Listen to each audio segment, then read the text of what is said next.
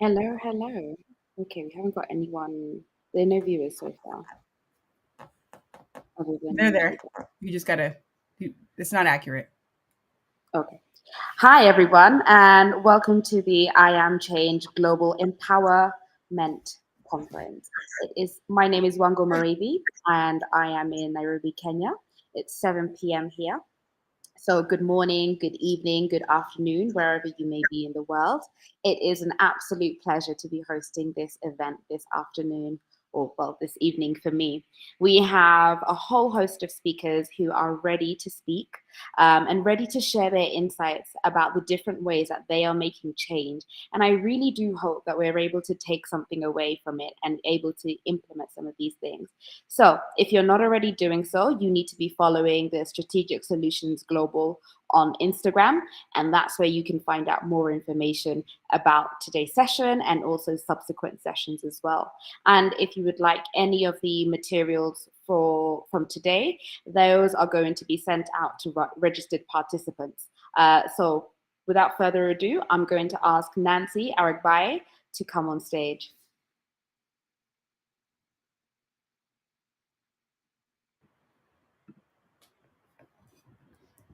Hello, hello. Happy Sunday, everyone. Super excited for today.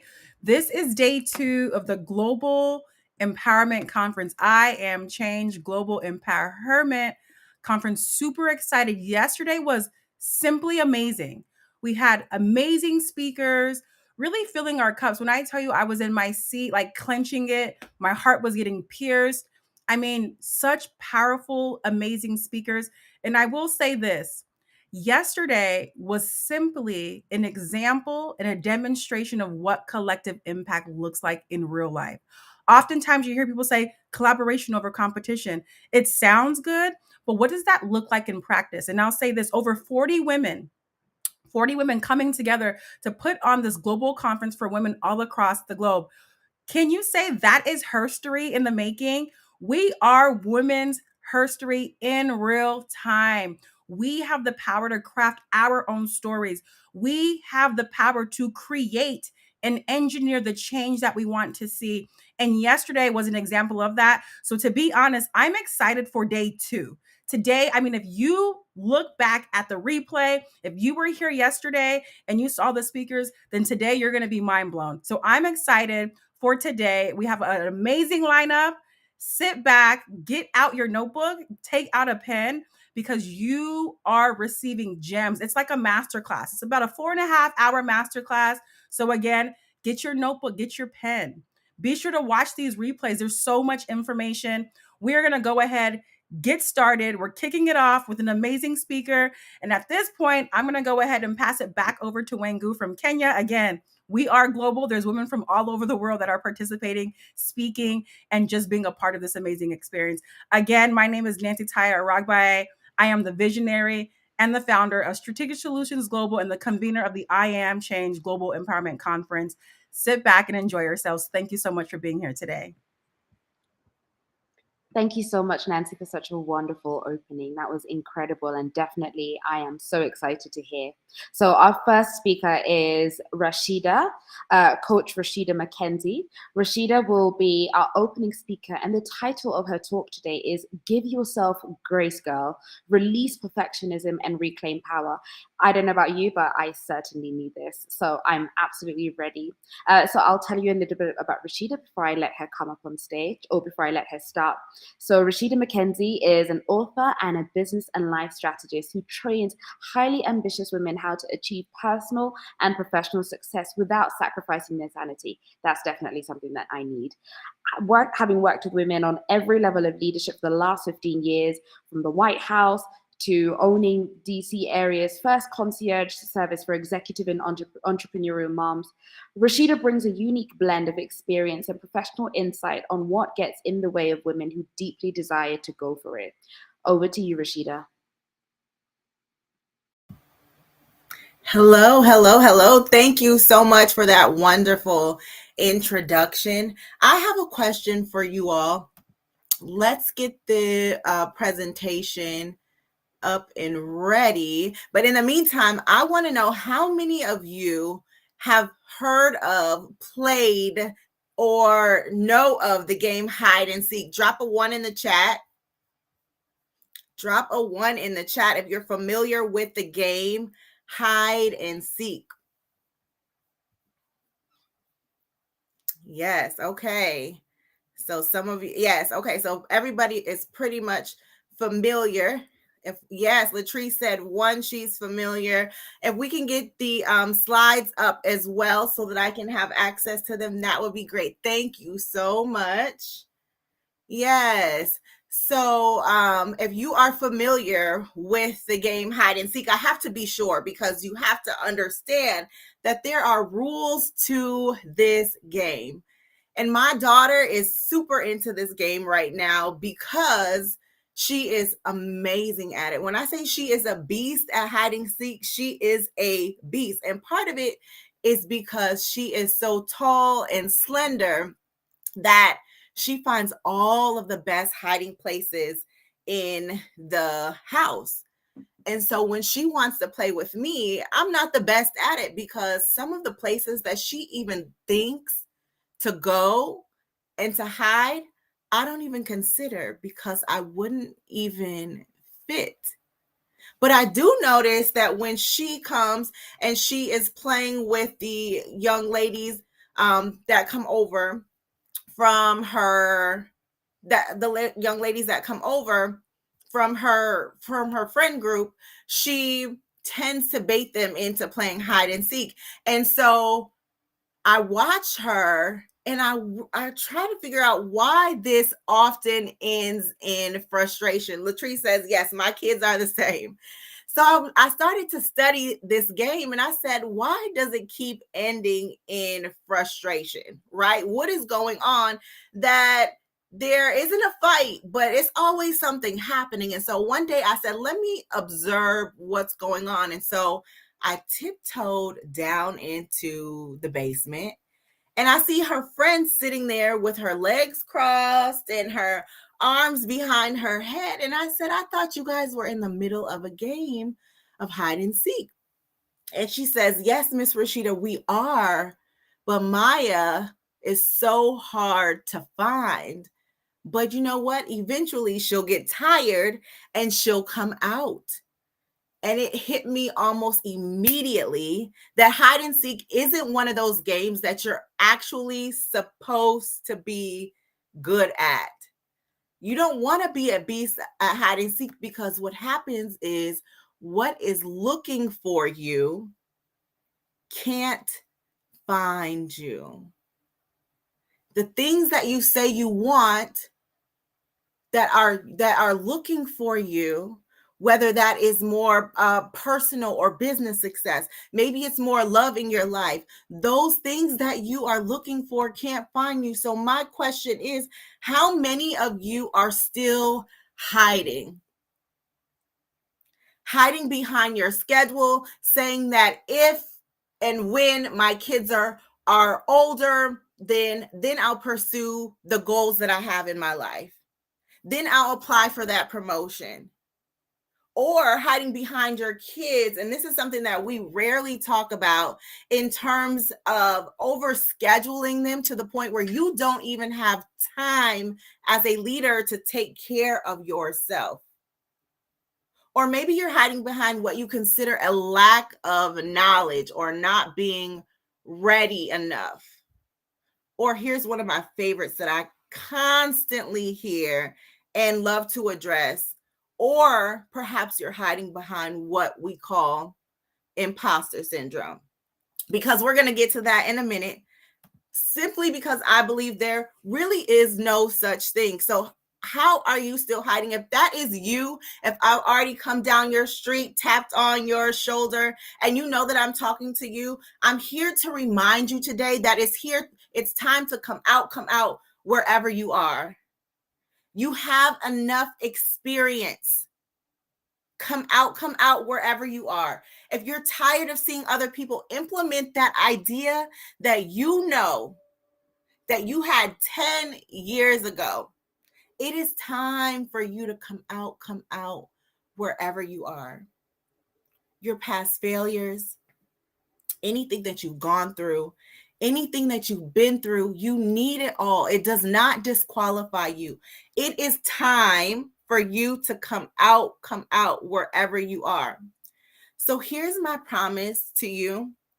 Today, I'm going to simply teach you 2 simple shifts that you're going to have to make in order to stop hiding and step into your shine. Because these concepts come from the book that I wrote. It's called Give Yourself Grace, Girl. And what helps me really get into this mindset and identify right how we hide is the fact that we are so hard on ourselves. We are so hard on ourselves, the way that we show up, the way that we speak to ourselves, the way that we discount who we are and don't show up in the fullness of ourselves. We have to ask ourselves why we continue to allow ourselves to show up, to hide. So today I want to talk to you about what it actually looks like. Like, it's one thing to say, give yourself grace. It's another thing for me to break down what that actually looks like. And so what that looks like is for you to stop hiding. So let's talk about those 2 simple shifts, because what happens is we want to show up, but the caveat is that you cannot hide and shine. Here's the thing. I believe right now that there is a renaissance happening. And I'm not just talking about Beyonce's latest album or you going out to get her concert tickets. I'm talking about the feeling that you have that what used to work for you is no longer serving you. Maybe you've entered into marriage or motherhood or taken a new job or put on more responsibilities. And you know that the way that you used to do things is not the way that you want to continue to do things. You've got the skills and the knowledge and professional credentials, but you also know that you have a calling on your life and you want to walk in your purpose. I'm talking about the feeling that you have a desire to increase your bottom line, but you also know that at the end of the day, what you really want is to live a better life, and you don't want it to come at the expense of burning out or feeling bad. Because here's the thing, we don't just decide to hide. It's all of these things that we're already feeling that has us questioning whether we want to stay where we are or whether we want to come out. And so it is up to you to make that decision. So if you feel that renaissance, if you know what I'm talking about, just put I feel it in the comments. Put I feel it in the comments. Let's see who we have. Latrice said, yes, come out wherever you are. You have the experience. Yes, if you're feeling that renaissance, if you're feeling that feeling that's causing you to say, hey, I know that there's something more for me. I know that there's more for me to do. I want you to put I feel that in the comments, because I don't believe in coincidences. The fact that you're here means that you are ready to be on the forefront of a movement of women who are ready to expand their reach, but on their own terms and have a bigger impact. And here's the thing, we don't just decide to show up. We just don't decide to show up. We don't decide that we're going to hide. We learn how to hide. Here's something that I already know about you and we haven't even met yet. You already know that you're brilliant. You already know that you've been called to something more and something greater. But maybe there are some things in your life, maybe you've been taught not to speak unless spoken to. Maybe you've had an idea or something that you put out into the world and then somebody said, oh, I don't know if that's a good idea. So what happens is you started second guessing yourself. But you already know deep down that you have what it takes. Which brings me to the first shift that you're going to have to make. Stop thinking that you're an imposter. Stop saying that you're an imposter. Stop accepting that that is something that even exists. Because you already know that you're set apart. But what happens is that we accept this definition when what I believe is actually happening is something that I call suppression syndrome. And suppression syndrome is when you know you're brilliant, but you start to conceal what you're capable of out of fear of being criticized. What are they going to say? How are they going to respond if I? And so what happens is all of those things over the years, we've learned to simply press down, put aside. And so we show up and we dampen, deny our quirks, those things that make us unique, the things that make us different. We press those down over our lifetime. But what happens is when we finally get that spark and when we decide that, okay, I'm going to go for it, then all of those things start to come up because we can't suppress who we are and what we want and not expect them to rise to the top. So what you often feel as a struggle or why it feels like we're showing up as an imposter is because you've been hiding those things for so long that you're not even sure what to do with them when you're in a safe space like this one or in a safe environment. But I liken it to being trained in CPR. If you were trained in CPR and you saw that somebody needed your help, right? They needed life. Breathe back into them. Would you stand by and wait for somebody else more qualified? Would you wait for the paramedics to show up on the scene? Or would you immediately administer what you knew how to do? You would take action because you know that inaction or continuing to hold on to what you know would lead to demise. And so many of us do that to our dreams. We're capable, but we stand on the sideline, sitting there, waiting for somebody else more qualified. But think of it as administering CPR to your life and to your dreams. You know exactly what you want. But sometimes we've settled for the safety and dissatisfaction for so long that we simply forget.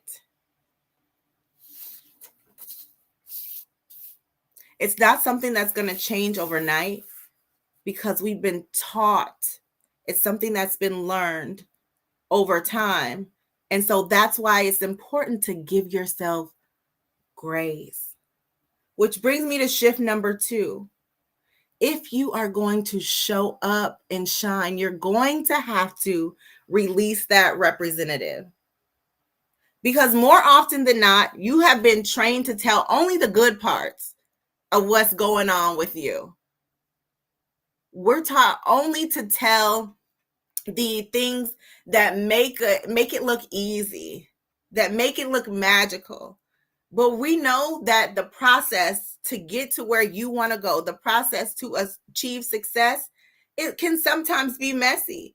And so what happens is you strive to always put your best foot forward. So you don't show up unless you're done up. You won't post a picture if your hair is out of place because you say that you want it to be just right. How many of you guys know exactly what I'm talking about? So what happens is when you show up in your leadership, it's really your representative that's showing up. Or you leave who you are altogether out of the equation.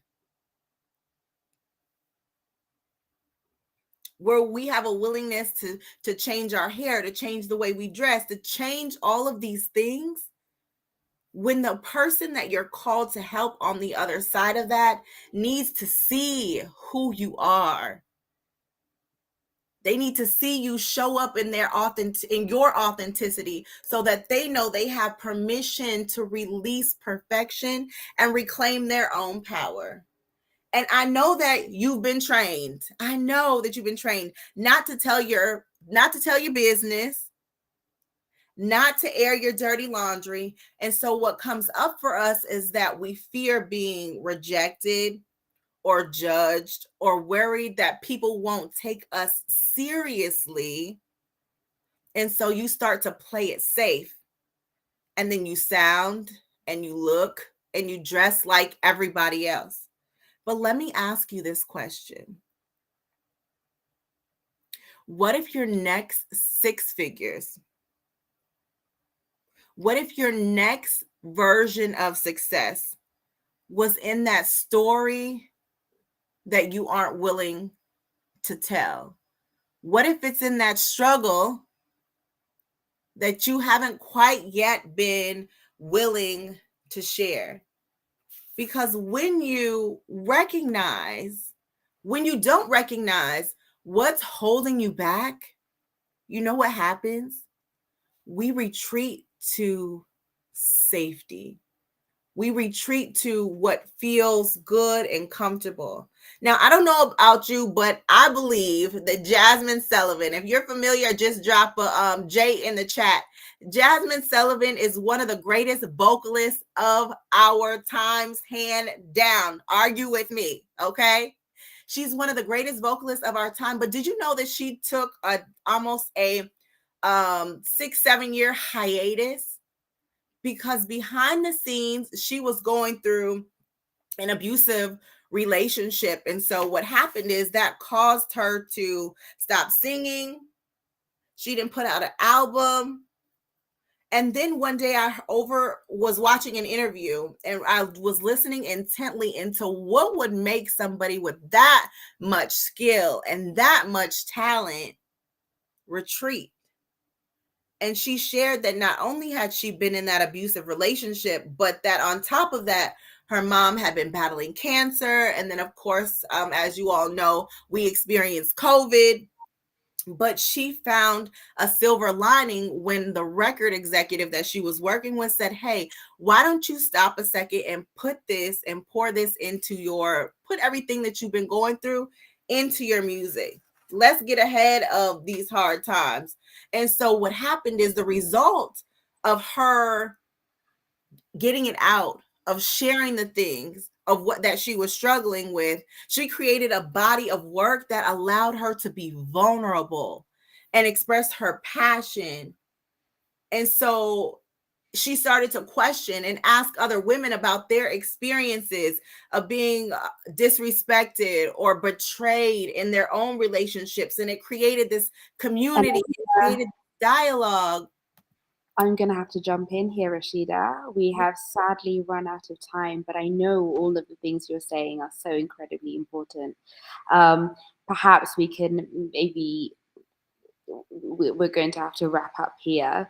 Sure. Sure.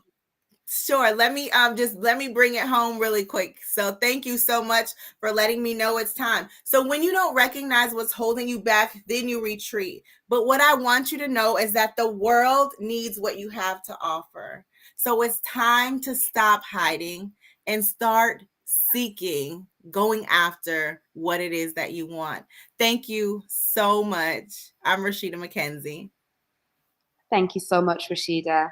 And I don't know about you, but I think for me, the biggest takeaway that I'm taking from everything that Rashida said was come out wherever you are. And that was probably one of the most incredible things. And that's definitely going to carry me through. So over to the next speaker. We have Tombra Nwosu. And I will just bring her up on stage. Here she is. Hi, Tombra. So Tombra today will be speaking on her leadership, and the title of her talk is the title is Making Identity-Based Decisions. Oh, I'm excited to hear about this. Tombra is a mom, she is a wife, and she's also a transformational coach. She has over 12 years of experience in program management consulting, and she's a speaker and has even got her own podcast as well, which I'm sure she'll definitely be sharing more with us about later on. So over to you, Tombra. We're so excited to have you speak. Hello, hello, hello. Can I check that you can all hear me? Can I check that you can hear me all right? Yes, we Yeah. can. Awesome. Thank you very much. Gosh, it is so incredible to be here. Thank you so much for this amazing conference. Thank you so much, Nancy, for creating such a platform. It has been inspiring to listen to some of the speakers. I haven't managed to catch everyone yet, but the ones that I've caught definitely have been so inspiring. And I'm so grateful for the opportunity to be a part of this movement, because that is exactly what it is. So today I'm going to be speaking about making identity-based decisions. And I want to hear from you guys because I like to be interactive. As you heard, as I was being introduced there by the lovely lady, I'm sorry I didn't get your name. I am Tombra. I am based in London, United Kingdom. I am a teacher at heart. So I love to teach. I think everything that comes out of everything that I do is all about just impacting lives and helping people glean a better perspective on their lives so that they can make shifts that help them win. And as part of that, I like to be really, really interactive in my sessions. So I want to ask, if I threw the question out there, it says, how many people really feel as if they really understand who they are? How many people feel like, you know what, I know my identity, I understand what it is? And before we start talking about even making decisions, how many people feel like they understand what the word identity means? How many people feel like they understand who they are and what they contribute to the world? Oh, I see Valentina. She's saying yes. Please feel free to just put in your comments. I would love to see it. This topic is so important because it is the core, it is the foundational and fundamental thing that every single person needs to grapple with, every single person needs to understand if they're going to be change makers, if they're going to make decisions that actually take them forward and help them build a collectively better world than we have now. Then it's something that you've got to understand. So first things first, I want to just kind of tell you what I like to just kind of put it out there. These are 5 truths that every single person needs to know about themselves. I want you to understand that you're a person of value. If you hear nothing else that I say today, I want you to know that you're a person of value. I want you to know that there's been something that has been so unique that has been placed on the inside of you that the world needs to partake of. I want you to know that what has been put inside you, you have the power to take it to the people that need to take it. And I want you to know that you have leverage. What you have, you can use to the very, very best of your ability. If you're resourceful, right? If you're resourceful, if there are opportunities, there might be opportunities around you that you're probably not using well to then be able to showcase the things that God has put on the inside of you. So I just want you to leave with that. So for me, every time I teach about identity, it's one of my favorite topics to teach on, because I think that a lot of times people get it. So there's so much misunderstanding about identity, particularly in this day and age. A lot of people say, you know what, who am I? There's just so many things. Am I this? Am I, that it's just going left these days. But when I teach about identity, I teach about it from what I call the 5 layers. So please, I'm going to be doing a little bit of, going a little bit, a little bit technical today. So I want you guys to really, really listen to me. The 5 things that you have to know about yourself. the first layer of your identity, I call it your layer of divinity. So the layer of divinity is the layer of the kind that you have been created out of. It's the layer of your power. It is the layer, when the scripture says, the Bible says, know that ye are gods, because we have been fashioned after a God that is so powerful. And it's out of that, our divinity, our divine nature, that shows that, we are like gods. So what is that? I want you to really, really think about it. What is that? How connected do you feel you are to your divinity? So that's the first layer. So if you think about it like a cake that is 5 layers being sliced from head to toe, the first layer, the thing that, that assures that you are a person of value, the thing that, that supports everything that you do here on earth, is that your divine nature. The second layer is what I call your layer of purpose. Yes, you have been rooted out of and grafted out, of a divine God, and you have been pulled out to go and do something here on earth. So that thing that you have been given, that assignment that you have been given, is what I call your divine purpose. So that is your divinity. So your purpose, so that's the layer of purpose. So you are divine and you have been created to do something, right?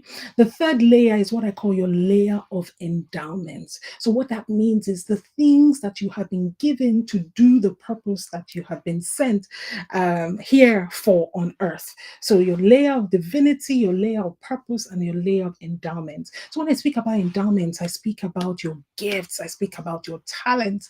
And it's a shame these days, sometimes people don't really understand that these are things that were, are given to us to use, and now it's our responsibility to steward them properly. It's not enough to have gifts if you're not using your gifts. People, guess what? If you're not using your gifts to fulfill your purpose, guess what? Because nature abhors vacuums. So what will happen is that these same gifts that you have been given to you to fulfill a purpose, which is your purpose, people will use those same gifts to fulfill a different purpose. So you want to ask yourself and make sure that you are aligned, right? You want to make sure that your gifts are being used first and foremost for the purposes for which it was given. The fourth layer is what I call the layer of influence. When I talk about the layer of influence, what I'm referring to here is, the influences that you have had since getting here on earth. So if you think about the first 3 layers as like a seed that's sprouting, and it's like there's an offshoot that is coming out of the ground. So the first 3 layers are underneath. They happened. You didn't have no contribution. No human being had a contribution to you having a purpose, or you being divine, or to you being endowed with the gifts and talents. Like some people speak well, some people just know how to, use their hands really well. Some people know how to paint. Those are all endowments that you were just given, right? Then you have the layer of influence, and these are the things that have influenced you since coming here. Some people have influences that have, helped make these endowments better. Some people have influences, sadly, that have, kind of capped them, and, I have let these things, kind of die down instead of coming up and being as rich as God intended it. So your influences, that's kind of like your beliefs, your deeply held convictions as a result of just your social or cultural context. Like you're living in a place and everybody in this area thinks this certain way, so you've been influenced. So at some point, the first time when you're a child, you can say, you know what, I don't know, this is just how we do it. But at some point, you have to sit down and take responsibility for your life and start to really, really question these things. Like, why do I do these things that I do the way that I do them? Are they really aligned to the person that I am on the inside, or could I be doing things better? Right? So that's your layer of influence. You have to remember that you are the master of your boat. I love the quote by, I think it's Invictus. I am the master of my ship. I'm the captain of my destiny. So you at the end of the day, you are accountable for your life. That's the end. The buck, the buck ends with you. As long as you're over 18 or you're over the age of accountability, it ends with you. So you have to really, really start to question and challenge a lot of things. And when we talk about decision making, this is really the layer that is most impacted by our decision making, because it's the influences that we have that then support the things that we say yes to, the things that we say, okay, I'm not going to do that. Your values, a lot of decisions that we make are rooted out of our deeply held convictions, our core values, the things that we believe. So you have to really, really start to think about them. What are my values? It is so, so important. If you're listening to me and you haven't done like a character, I think it's called a character strength assessment. You can do one at VIA character. I will send it. Maybe it's going to be sent out via email. It can be sent out to everyone. I'll make sure that the organizers have it. I've also popped it into the chat actually. But you go in and see what are the values, what are the things that you feel are your moral convictions. What are your moral convictions? Sit with them and think about it. For some people, what are the things that I will not make a decision unless it aligns with these 5 things. Some people need to really, really think about it. Or for some people, like when I think about my own self and the things that are my own top values, resilience is a top value thing for me. Like, so when I think about I come on a project, or I'm doing something and I'm working on something, and something happens and maybe it looks like we've been beat down and I'm tempted to give up. The first thing I think about is, like, am I going to make that decision to give up? Am I going to continue? And usually the character that I have around value, my value system, when I say to myself, you know what, I don't give up, because one of my topmost values is resilience. So that helps me continue. So this is how you link your value system and your influences to your decision-making process. The fifth and final layer, because I know there are some students that are listening, so don't stop there. Make sure you give us the fifth and final layer. Fifth and final layer is what I call your layer of manifestation. So like, hey, what does this actually mean? I will tell you. And layer of manifestation is so I love it so much, because unfortunately, a lot of people in the world, if I ask them, tell me who you are, tell me what your identity is, a lot of people, unfortunately, will they identify the most with their layer of manifestation, and they forget that they are made up of a lot more things. So what I mean by that is, if I said to you, hey, who are you? A lot of people will start by telling me, like, you know what, I am a wife, I am a mother, or I'm a teacher, and all these things all sit within our layer of manifestation. And remember, there are many more layers underneath of that. What your layer of manifestation is, it's essentially how you show up.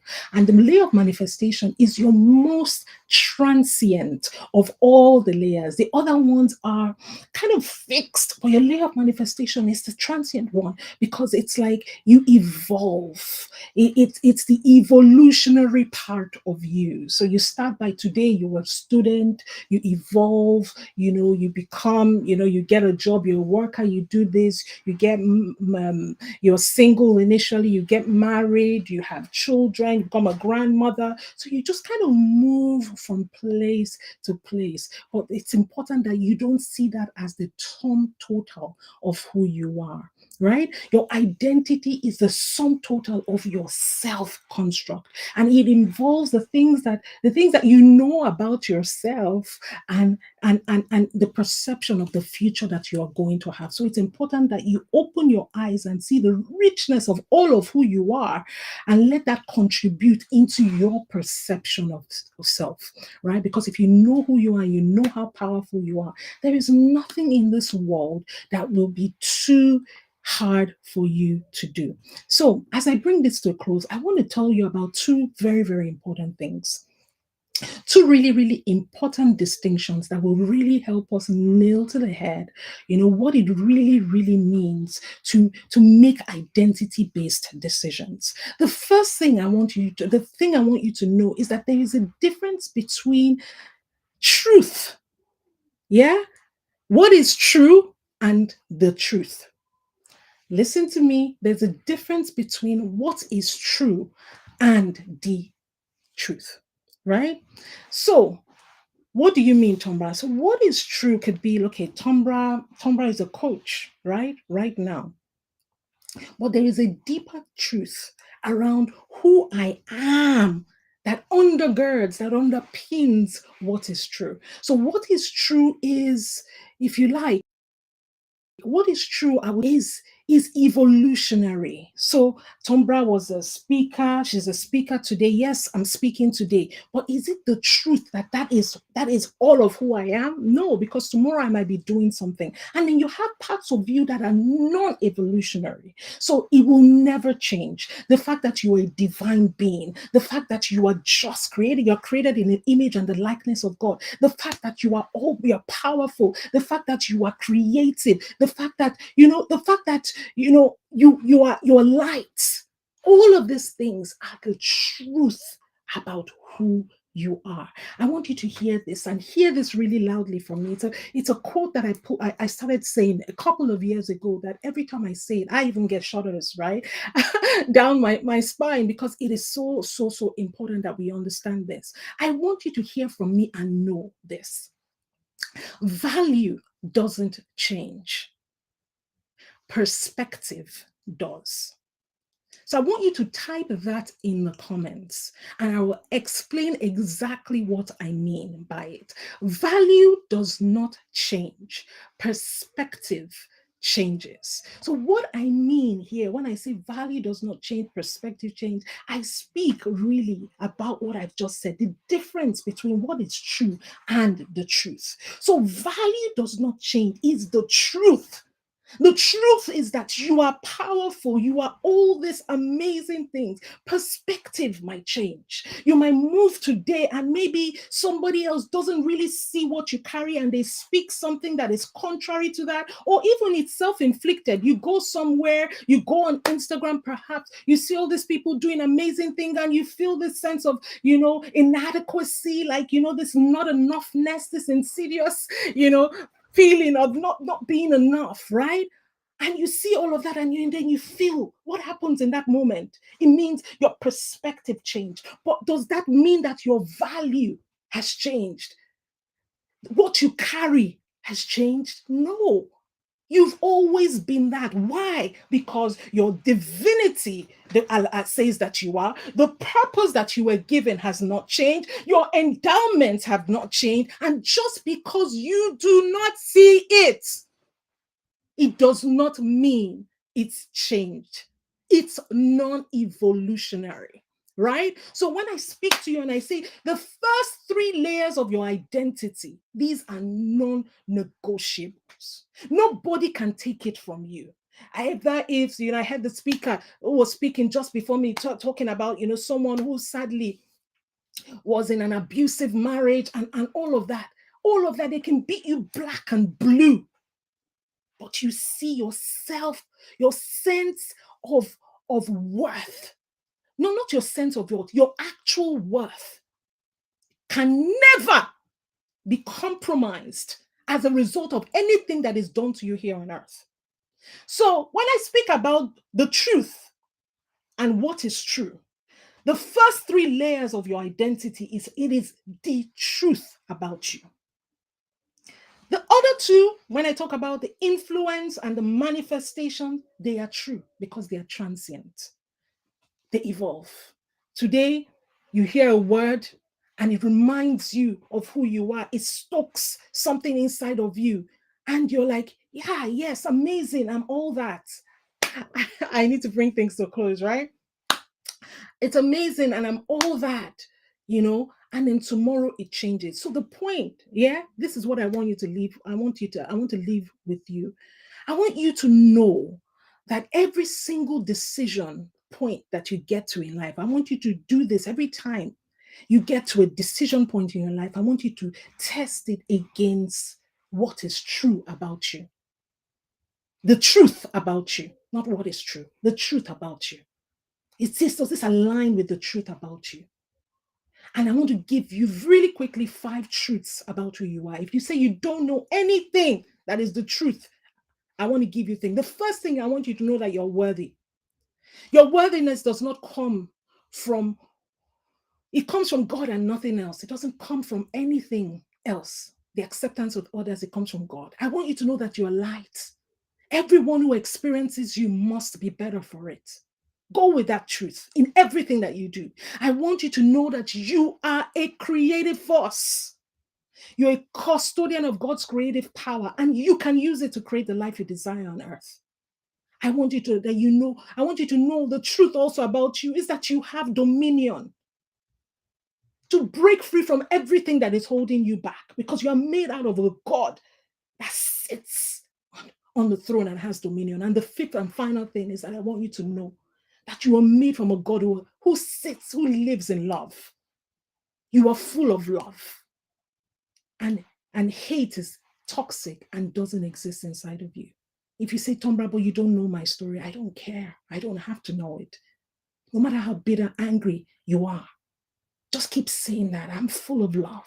Hate is toxic. It doesn't exist on the inside of me. I'm full of love. Hate is toxic and it doesn't exist in the inside of me. I have a gift for you guys. Anybody who would want to do, I have created this whole identity manifesto system. Anybody who wants to create, who doesn't know who they are, or even if you know who you are, I create this system of helping you define your identity according to these points that I have given. And I'm just typing it in the comments now as I hand over. It's tombra.com/. Let's go here, click on it, and you do a test, and it's all that. You follow the layout and create your personal identity manifesto that you can use as something, as a beginning of you standing and owning your true self. Thank you so much for listening to me today. Thank you so much, Tombra. That was so powerful, so powerful. I really liked what you said. You're worthy, and your worth comes from God.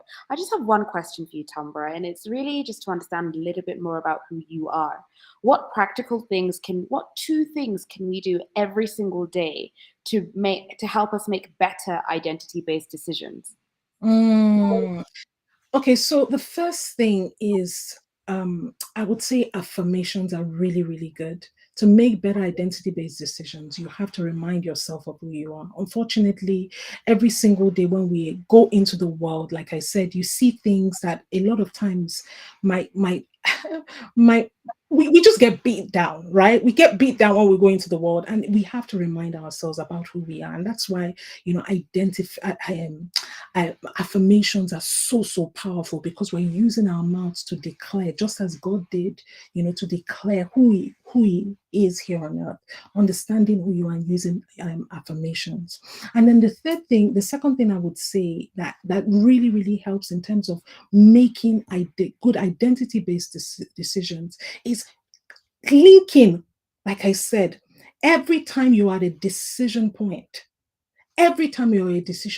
really, really asking yourself really, really powerful questions around the truth of who you are. Does this align with my core values and convictions?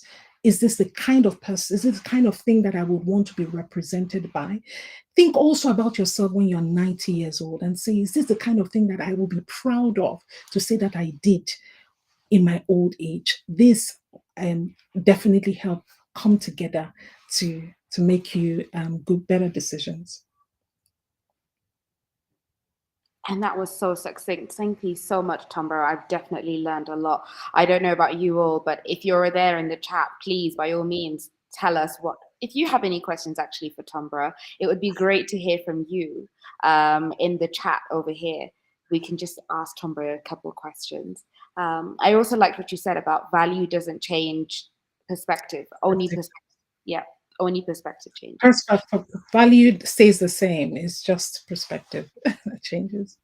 Thank you. So thank you so much, Tombra. We don't have any questions in the chat, so I will allow you to continue to join us Yes. this morning, this evening, wherever we are. Thanks, Thank Tombra. you so much. All right, take care. Bye.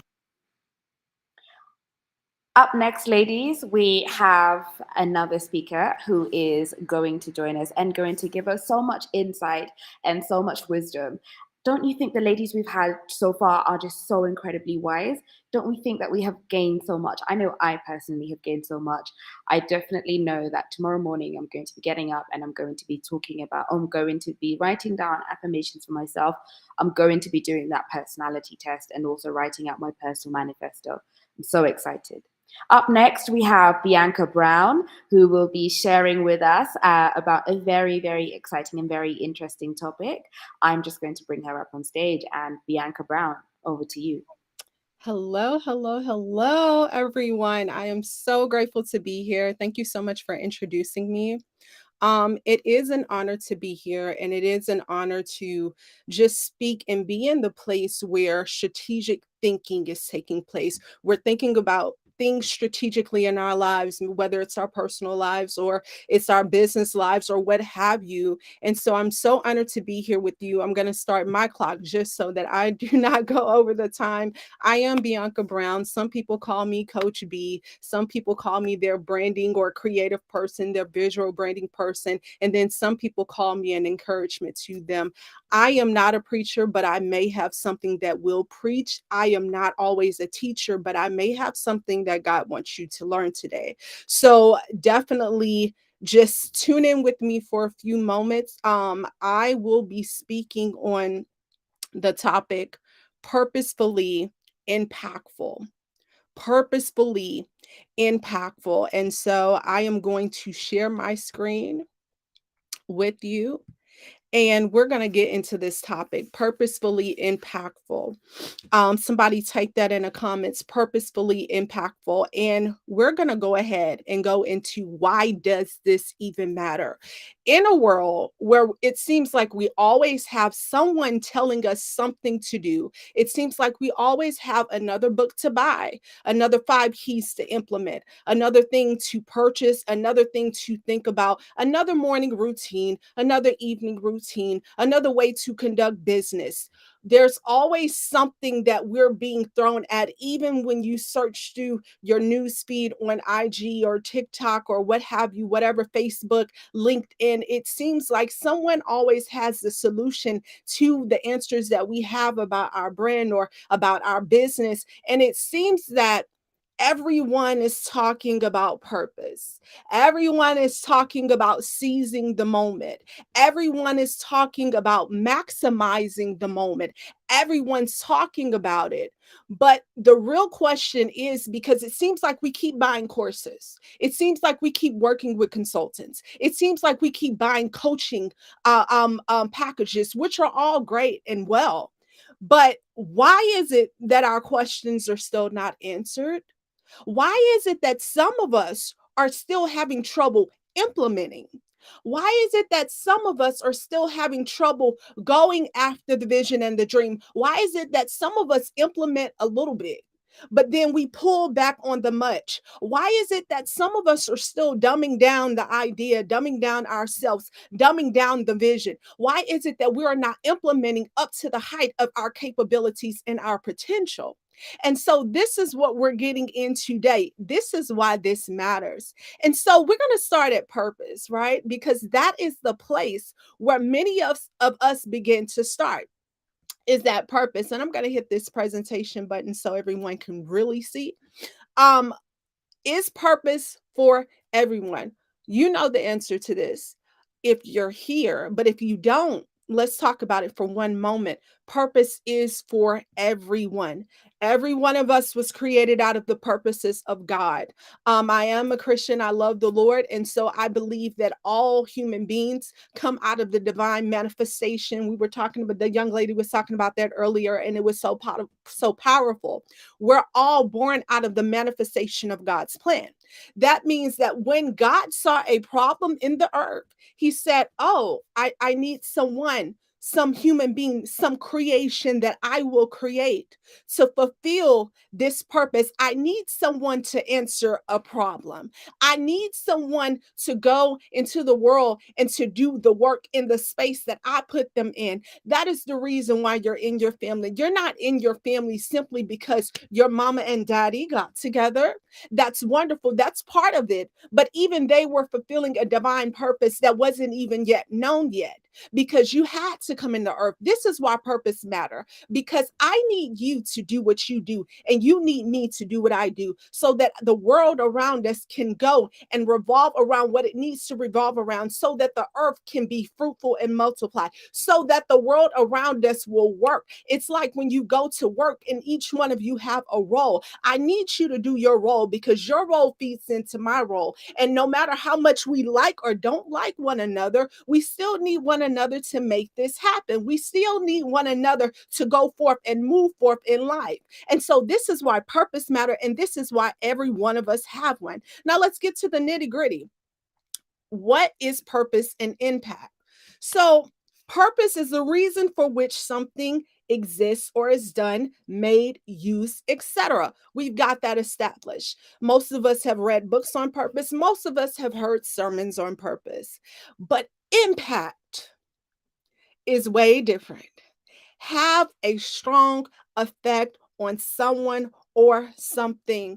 One of the things that I've noticed when I work with clients, or even when I'm doing encouragement or what have you, in which encouragement is really my real ministry, anytime that I'm working with someone, there's stuff that come out in sessions that I know is not just from me, it's definitely from God, because I would never know that about you. I didn't know you needed to hear that. I didn't know you needed that encouragement. I didn't know you needed that push to go into your business a little bit more, to write the book. It's definitely God. And so when it comes down to our purpose and our impact, what I'm seeing is a lot of people are not doing what they could do because they are trying to fulfill their purpose. When we don't realize that our purpose is just a part of our nature and who we are, we will consistently try to fulfill our purpose. We will try to fulfill the vision that God gave us about us speaking to millions. But if it, a lot of times, if it's not millions on the platform, some people won't even speak, because they will say, God said I will speak to millions, not realizing the millions don't start at millions. The millions start at two. Sometimes we're trying to fulfill purpose and trying to move into our purpose without realizing that your purpose will be achieved with impact. And so I would like us to move from being a just one purpose to being a leader in impact. And so, what that does is, even with your social media, it moves you from thinking that, oh, I only got a few views, I didn't accomplish my purpose. No, I made impact. I affected someone's life today. I did something today that's going to change the trajectory of someone's life. Therefore, it changes the trajectory of my life. Therefore, we move forward and we move ahead together. Therefore, the world around them is about to be shaken. They may be in Africa, but I'm in the United States, and their world is about to change forever because I chose impact over thinking that the only way that I could fulfill my purpose is by meeting thousands of people. But if you focus on impact a little bit more, the purposes will be fulfilled. Let's move on a little bit further. Let's talk about the formula and the relationship between purpose and impact. Let's figure out how we get from one place to the other place. Purpose births vision. Vision births alignment, and alignment births impact. Purpose is going to give you the vision. It's going to tell you what God decided when He created you. But that vision is going to birth an alignment in you, because in order for the vision to be achieved, you have to be aligned with the God who gave you the vision in the first place. You have to be in alignment with where He's telling you to be. You have to be in alignment. And sometimes your alignment means just starting somewhere. Sometimes your alignment means just being honed in and zoned in on the little thing He told you to do, the little moment He told you to seize. Sometimes being in alignment is not saying something on social media when you could have. Sometimes being in alignment is doing things behind the scenes when you're supposed to be in your vision, but in front of the scenes. But sometimes what happens with alignment is you get in alignment with God. You get in alignment with your purpose and your destiny. You get in alignment in places where it looks like it's downplaying you, downplaying your anointing, downplaying your business, downplaying every part of your life. Yet you're in the alignment of God and you know that you're supposed to be there. You know that you're supposed to be posting. You know that you're supposed to have that business. You don't even have your full product yet. You don't even have the products up to the level that you know you can have the products. You don't even have the business plan up to the level of you having the business plan, but you know you're supposed to be there. For some of you, just like you've gone for coaching, and I hope I can get through this, but I will not take more time than needed. But for some of you, you have coaching, you have done coaching, and you still feel like you haven't gotten where you wanted to get. But what if that was just your alignment season, trying to birth out your impact season? I believe that this is a season where we will be impactful, where we will not pay attention to the metrics, the numbers. Numbers and metrics are wonderful, but our attention shouldn't be laser focused on them. Let me move ahead. Plainly put, your purpose comes from God and his reason for putting you here, but your impact will come from how intensely you cooperate with the plan of God who gave you purpose. Impact versus influence. They are not the same. And so this is where many of us get stuck, because we think that influence is actually what makes impact, when impact is what gives you influence. Influence is the capacity or power to have an effect on the character, development, or behavior of someone or something, or the effect itself, the influence of television, violence. This is on and on. I was still under the influence of my parents. Therefore, their friends are having a bad influence on them. Those are examples. But it's capacity. Many of us are asking for influence. Many of us are posting for influence. Many of us are going after influence, but God wants us to go after impact. That word, the capacity or power to have an effect. An impact driven mind creates the capacity or power to have influence. So some of us want to get calls to go and speak around the globe. Some of us have books that need to be bestsellers because your life story is a bestseller. But before we can have influence, we have to be willing to just focus on impact, be willing to focus on the few so that God can bring the many. Plainly put, influence is having the capacity and potential power to do something, but impact is having the intentional force to make it happen. How intentional are you about your message? How intentional are you about doing what you know you should be doing and are called to do? Are you getting discouraged with what seems like it's not working? Are you getting discouraged in your career? Are you getting discouraged in the plans of God? Are you getting discouraged, feeling like it's not working? It looks like nobody's paying attention. It looks like I only get one like on my reel. It looks like I only have a couple of people to send me a message to say that actually really worked. It looks like my boss doesn't even care what I'm doing. It looks like, but here's the deal. You don't know who's watching you. And so when you begin to be impact focused, then that one person actually fulfills the purpose and the assignment on your life that day. I want us to go from seeing this thing that's so far out, so unattainable, to seeing the little impacts that are going to turn into big impacts one day.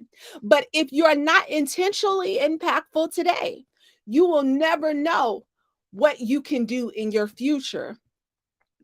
Let's 5 ways of being impact focused, because I want to be practical. And I only have a few more minutes left on this point until there's a Q&A. But how can we be impact focused, impact driven? Let's move on. Number one, as you operate, focus on the joy of being in your purpose or pursuing your purpose instead of the gains that you will receive as a result of operating in purpose. This is how you will stop yourself from being disappointed.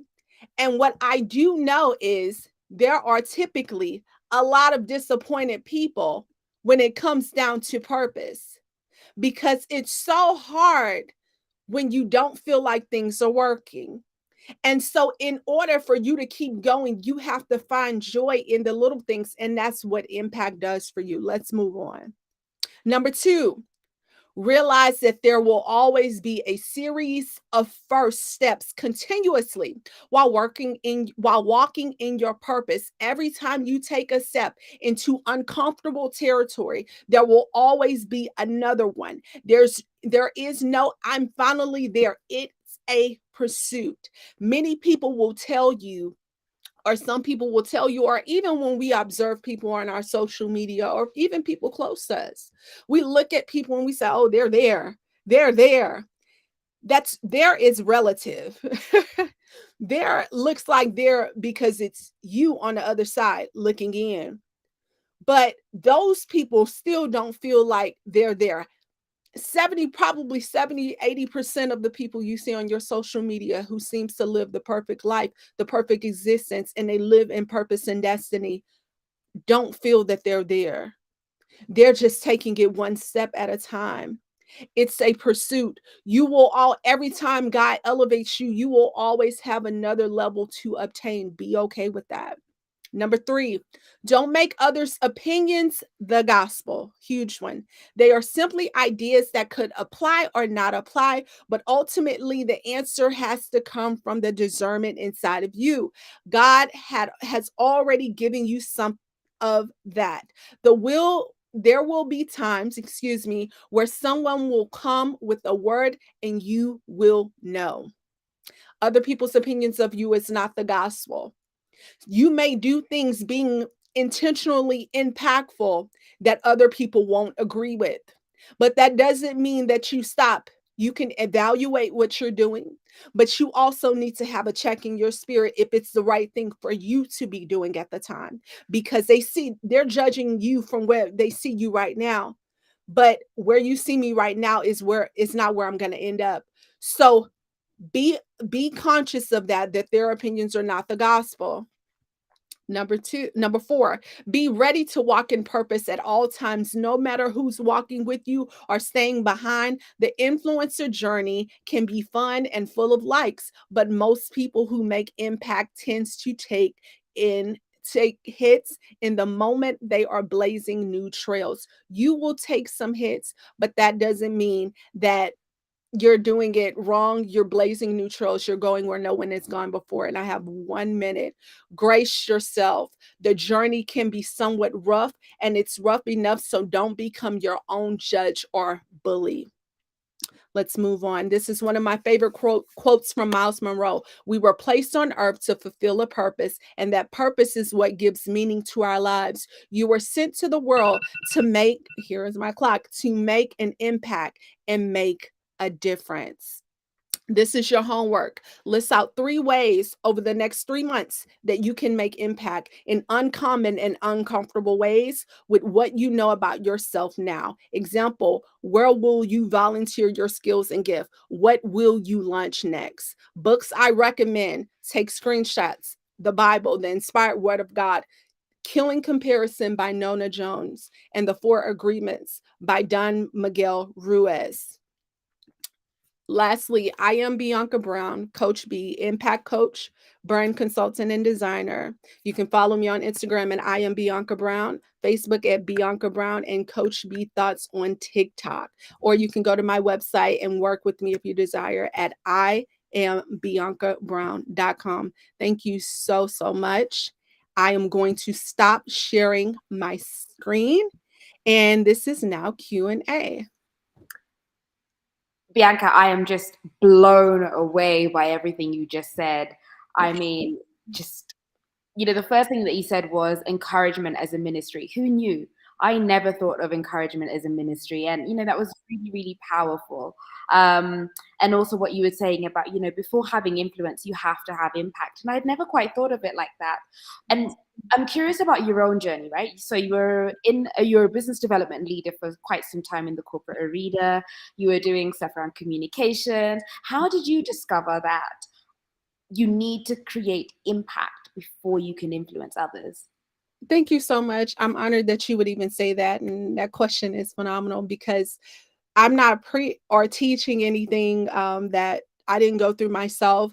I got into this field in visual branding, but also encouragement, and it was through impact. I was in the background. I was helping someone else who was a social media star, but also she was in ministry. And I knew God was like, you have to be a part of this team. And no one knew me. No one knew anything about I didn't have a business yet. I didn't have anything. I didn't even know I was going to be a business owner. But I just sought after God and I just wanted to have impact, not on her ministry, but I wanted her ministry to be impactful around the world. And so that brought out gifts in me that I never knew I had. And so I was impact focused. I just knew that the kingdom of God had to go forth. And out of that, he birthed a business and he began to birth influence. So I am so grateful and honored just to be here and share and answer that question. Yeah, and Yeah, I mean, the other go thing ahead. that I also ask you, the other thing that I wanted to ask you as well about your journey, it's really around obedience. Seems to be an underlying theme. You were just saying that you felt like you were called to do something and to be part of this person's journey. How have you managed to stay strong and to obey even when it doesn't seem like it's possible? We have to, I mean, it's really hard. There are times where you have to be honest and you have to cry and you have to allow yourself the space to cry out to God and ask God, like, send me mentors or send me people I can just talk to, take me to counseling. But there's also a moment to where God, when he's ready to elevate you, don't miss it because he will switch you over to being so you won't be able to live without being impactful. That's what I'm praying for people here, that you won't like it. You will have such a hunger to impact the world and to fulfill your kingdom assignment that you'll be I'm willing to suffer. I'm willing for them to not like me. I'm willing for looking silly online. I'm willing, God, and I just want to be impactful. And that is when God will be like, you're ready to be elevated. You're ready. That's what I wanted. I wanted you not to care about the way that you look. I wanted you to look good for me, and I will elevate you and give you the influence because he gave us the desire to have influence in the first place. So he will also give you the desire to be impactful and your life will change forever. And I speak that blessing over everyone. Yeah, can I add to that? That's so powerful, right? It's almost like the universe tests you, right? God's like, where's your heart posture in being impactful, right? So deep down in your heart, because you're like focused on impact, but some people may focus on impact for the wrong reasons because they want influence, because they want the fame. But if you're focusing on impact simply because I just want to make impact, then Preach. you get tested, right? And no matter what you're going through, it's just like this understanding that I have a call and people have been assigned to me, therefore I must. And when you have that state of mind, then the desires of your heart come in afterwards, right? When you've been tested enough to be like, okay, the impact is simply because of impact. And Yes. that's the place I'm hoping everyone can get to. It's so powerful what you were saying. You were just like kind of hitting me in my heart as you were speaking. I'm like, oh, yes, yes, yes. But it's Oh, such an amazing, powerful message. And I think I'm so happy it's early on in the day so people can really understand the heart posture is mm, important when you are serving. It's yes. not for you. It's not about you. No. Even the books we write, the things we do, it's really all for the kingdom and glorifying God and taking care of the world around us. Serving, servanthood, that will be introduced to you before you become the influencer that God wants to make you. And I've been through that, and God will put you through that, but it's also going to teach you. It's going to teach you to do what God wants you to do in this earth. Like it really will. And it'll birth everything it needs to birth in you. It will. And God knows the difference between your impact for your selfish gains versus your impact for Mhm. those around you. God can tell the difference even when the world can. So can you say it again? Okay. Because people be out here trying to fake it. Okay. Listen, sometimes we don't know, but then you look at their stuff and you're wondering, well, God, why are you not? What's going on? It seems like everything's working out perfect. And the one over here that's not doing it up to the height to where they could do it, or we think they could do it, they're getting elevated. It's the heart posture. It's the And heart. so We what I'm sorry, there's a question from the audience, and I want to make sure that she can answer it. How do you stay consistent? This is actually a really great question, and I'm glad you asked it, Bella. How do you stay consistent in making impact? Because she says she's struggling and she really wants to know like how. Well, Bella, I completely can identify with you. There's been so many times where God had to tell me, get back on your assignment. And a part of staying consistent is having your ear open, even in a moment where you're discouraged. When God says, get back to it, because there will be moments where you will veer off. And God, my pastor said it today, God is not looking for you to be, and I'm not going to do it verbatim, but God is not looking for you to be like perfect. He's looking for you to be purposeful and still working your assignment. There will be times where he understands that you are discouraged, but he's strong enough to pull you in those times to get back to your assignment. Don't leave your assignment for too long. Um, Ask God, Lord, give me the joy to do this assignment. Show me what's really happening, because a lot of times we think we're just doing something, and sometimes we need to recheck why we're doing it, because other people can influence us to start doing it for the wrong reasons. And I notice when I'm trying to do what they're telling me to do, that's when I become a little inconsistent. But when I ask God for the blueprint, God, how should I do it? I don't like writing a whole bunch of stuff, even though I'm a communication major. God said I should be talking. So the way that I'm consistent is by getting on camera and video and talking. Find the way that's going to work for you, number one. And two, just continue to understand that your servanthood will bring you to the places that you need to be in your life, and will birth the manifestations of God's promise. I hope that that Yeah. was practical. What I'm hearing too is there's this unwavering faith that's present because there's an understanding that the impact that you're supposed to make or the assignment that's on your life, like it's one, I like have to do it for these people, but also it's going to work itself out. Like I will be where I need to be. I will receive the resources that I need. I will meet the people that I need to meet. The door that I need to walk through will be open so I can walk through. Yes. So because of that, you're able to keep on going. And even if you get tired, then you might need like you're not stopping for too long because there's this understanding within Yeah. self. And it just sounds like there's this like next level faith that's Yeah. present in that. And that's what I'm hearing. So I hope Bella that was able to answer your question, or anyone else who may be struggling with uh continuing on this impact journey, this purpose journey, right? It is tough. Go ahead. If I can say this, because I heard it while you were speaking, impact will take care of your purpose. Hmm. So you won't, we get so worried about, am I fulfilling my purpose? Am I doing it? Am I going to get there? Am I going to do my destiny? Focus on impact, and you won't have to focus on purpose or destiny, because it's a place, and purpose is a place where you live. You live there. So it's like being in my house. I need to have an impact in my house. I'm fulfilling my purpose. I'm already in my purpose. I'm in here. So I need to be impactful while I'm here. It'll take care of your purpose if you focus on impact. It will. That's the first time. Everyone wants the purpose formula. Like mix that with that, blend it up, and then throw some strawberries in there, and then boom, there's purpose. But the way you've said it you've simplified it in the most easiest way that I've heard, which is Mm. just be impactful. Wherever you are present, be of impact. So if you're at the grocery store and you meet someone, how do you make an impact where you are? If you are in your home, if you have friends, if you're at church, if you're at school, like just be a beacon of impact and purpose will follow. Love that. And it will birth opportunities for you. You won't have to ask. It will ask you because they're like, oh, this person's doing something.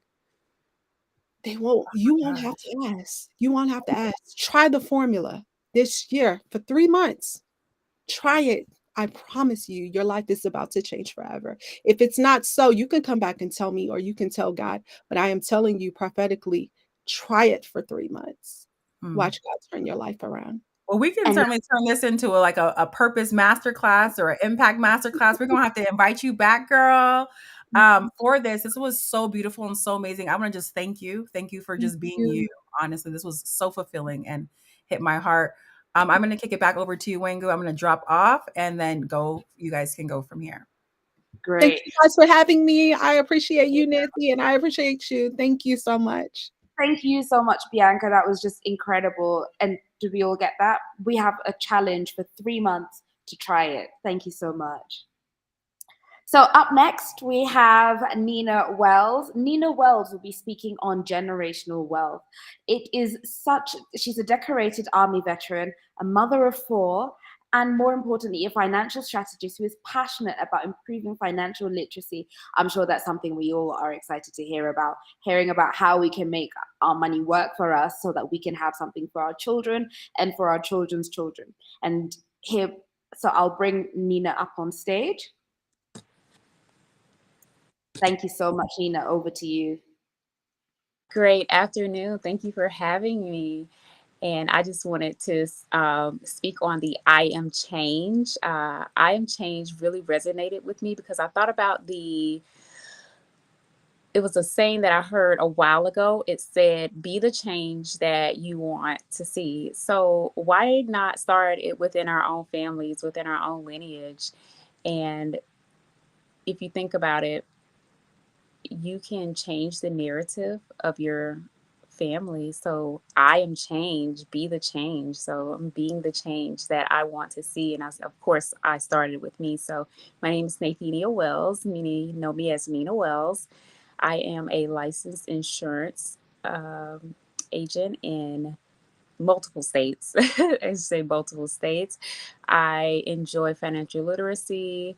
I love educating people because people perish because of lack of knowledge. So I like people to be knowledgeable, and I like to do and inform people with integrity.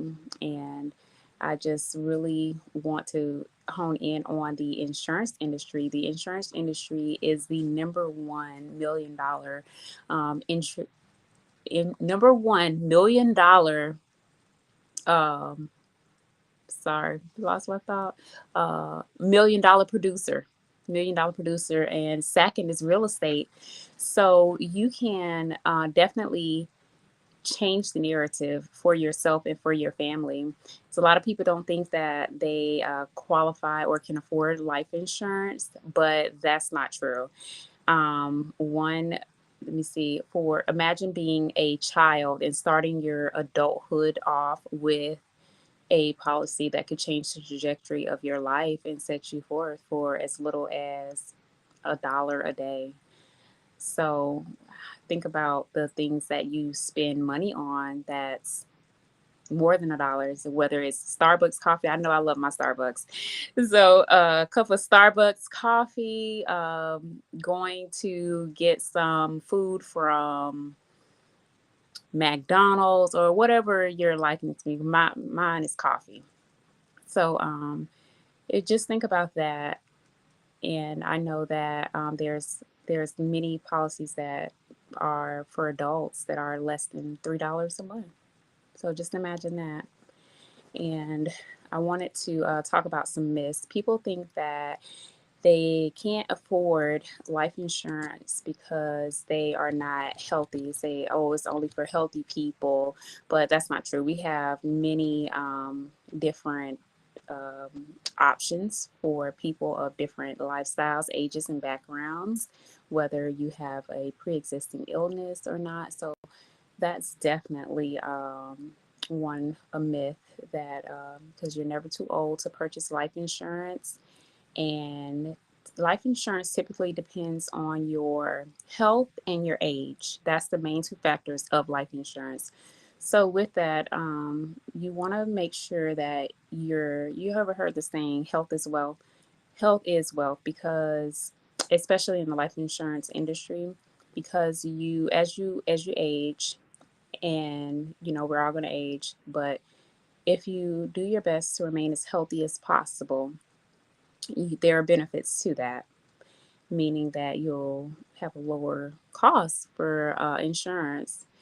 And then there is another myth said, "Oh, I'm single or married with no children. I don't see the need to have life insurance."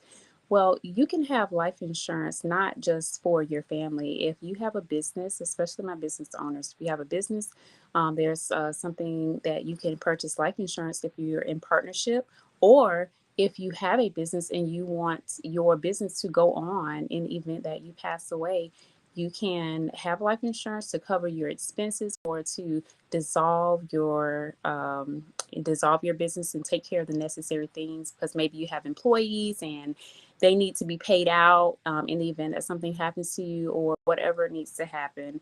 And of course, I always advise uh, speaking with an attorney to draft up a will for yourselves. That's important as well. So it's not just about, oh, I'm gonna just have a life insurance policy, because even though you have beneficiaries and you have where you want your money designated to, you definitely need to have other things in place too. And that's where an attorney and a will comes into place too. And then you have the myth that beneficiaries have to pay taxes on life insurance. That's absolutely not true. That is one of the main tax-free incomes that a person could receive that they don't have to pay tax for. So, yay. And then you have the myth that I know it's kind of new. It's new to the general public, and it's called an IUL. An IUL, people are misguided on that, and I like to keep people informed on what an IUL and how to properly use it. So that's one of my specialties in informing people on how to use the IUL. But just imagine being 18 years old and you don't have to worry about debt, um, because life insurance is not only, you don't have to only have life insurance in the event that you die, because there's living benefits to insurance as well. So for instance, my grandchildren, my children and my grandchildren have a $50,000 whole life policy that it is less, it's about $25 a month is what I spend for them. And it is when they turn 18, what they can do with that life insurance policy is either keep it as a whole life policy, or they can change it into a different type of policy, which has other living benefits as well. So I love to um, help people explore their options and understand what you can do with a life insurance. But I also like to do an education piece, um, because I don't like people to be misinformed. I don't like people to be misguided, and I want people to know that there are options. And yes, you can have life insurance with your with your company that you work for. But say they do a layoff, and there you are, 1 week you're insured, you say, oh, I'm covered because I have insurance with my job. The next week they say, hey, we're going bankrupt and we need insurance. We're going bankrupt and you don't have insurance anymore. What are you going to do? And you may have been on that job for, say, 20 years. And if you're on that job for 20 years, and that means that you have aged, that means that your health may have changed. And so getting a new insurance policy after 20 years from starting from scratch, that might be a little challenging. And you can have policies with your come with the job that you work, but you can also have your own just in case something like that ever happens. So I just want to encourage you all that you can change the narrative in your family, starting with you, starting with your children, grandchildren, and there. I see. I definitely encourage everyone to do their own research because different there's a lot of information out there. It's a lot of information out there, and everything, it's not a cookie cutter thing. One doesn't fit all. There's different aspects to each person's life, to eat what each person may be dealing with, even children, because a lot of people say, "Oh, my child is just a child; they don't need life insurance." But how many news breaks have we seen on the news where we're seeing children being killed, having dying from accidents? It's no age limit on um how old you may be if something were to happen to you. So I just want to encourage you to do your research and feel free to reach out to me with any questions that you may have, because I know that I wish that I had been informed growing up about insurance. And I just want to give you a little backstory. It's the reason why I got into life insurance. There was an incident where my grandmother, she had had life insurance on herself and my grandfather, well, my great grandfather, which is her father, and some other people for several years. Well, there was a not so honest life insurance agent who took advantage of her and was stealing from the policy. So I had it set in my heart and mind. I said, I don't want these things to happen to anyone like this. And, my grandmother being a senior citizen, I just didn't feel that that was right. And I wanted to find out, how did this happen? How was this insurance agent able to do this? So if you ever have, and this is in any industry, if you ever have anyone that gives you information but does not give you access to your information, that's a huge red flag. You should have complete disclosure, full disclosure, to all, and full access to all of your information. You should be getting statements. You should be knowing, getting reports on your accounts, and that's with any account. So we also have to play a part in our education as well, and knowing that, hey, if it sounds a little funny, it might be a little funny. So just take that into consideration, and if I could be of any assistance to anyone, I would definitely help. Thank you so much, Nina. That was really, really informative. So, as I said at the beginning, my name is Wango Maravi, and before I currently live in Nairobi, Kenya, and before that, I lived in the UK, which is where I grew up and spent the rest of my life, or the vast majority of my life. So, insurance was never really something that I thought about. Just because of the way that both of these countries work. But you've educated me so much, and I'm actually, and I know I have some policy on something, but actually you've inspired me to go and look into it a little bit more and just find out exactly what the terms and conditions are and what it is I'm paying for. We have a question in the chat from Bella. What is an IUL? It was something you mentioned. We just wanted to know a little bit more about that. So an IUL, it's an acronym for Index Universal Life Insurance, and that's a policy where it takes insurance and term life and combine them so you could enjoy the benefits of the living benefits of the insurance policy. So I'm gonna just give an example. You say, I want a $100,000 life insurance policy. You get that insurance policy in an IUL, and after a certain amount of time, depending on how you set up your policy, and you contribute to it, you build up what they call a face value. And then it could take a couple of months, it could take a year, it just depends on your situation and how you set it up. And you say, hey, um, I want to borrow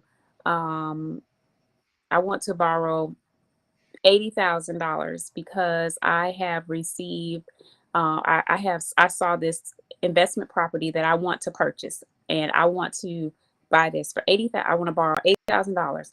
Well, when you borrow it, you don't need to do what do you call a credit application, because it's your money. So it's not like going to the bank and saying, hey, can I borrow this money that's mine, because it's already yours.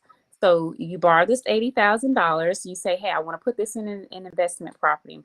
You get that, and you also earn interest on your IUL. So on an IUL, it stays between 7 to 10% as of now. It ranges. You never receive you never experience the decline of it, but you always will benefit from the interest on it, gain the interest. You'll never experience the loss, but you'll always experience the gain on it. And if you take that $80,000 out of that $100,000, it'll be receiving that interest on a $20,000 policy. You'll still be receiving it on the $100,000, because they're expecting you to put that money back into your account at some point. Now, I know we all heard of the Rockefellers, and that's essentially how they got rich. They would take out a life insurance policy on one another, say, your child, and they say, okay, and they would just rinse and repeat, and they would buy assets, and they would still be gaining interest on this income, on this insurance policy that they have, while they are also making money off the assets that they have. And the assets, once say a grandmother passed away, well, that $80,000 that she borrowed to replace, she doesn't have to replace it back, because the life insurance policy, the death benefits, took care of that. So now whoever her beneficiary is, they have a life insurance policy that is passed down, and they have an asset that they don't have to pay back.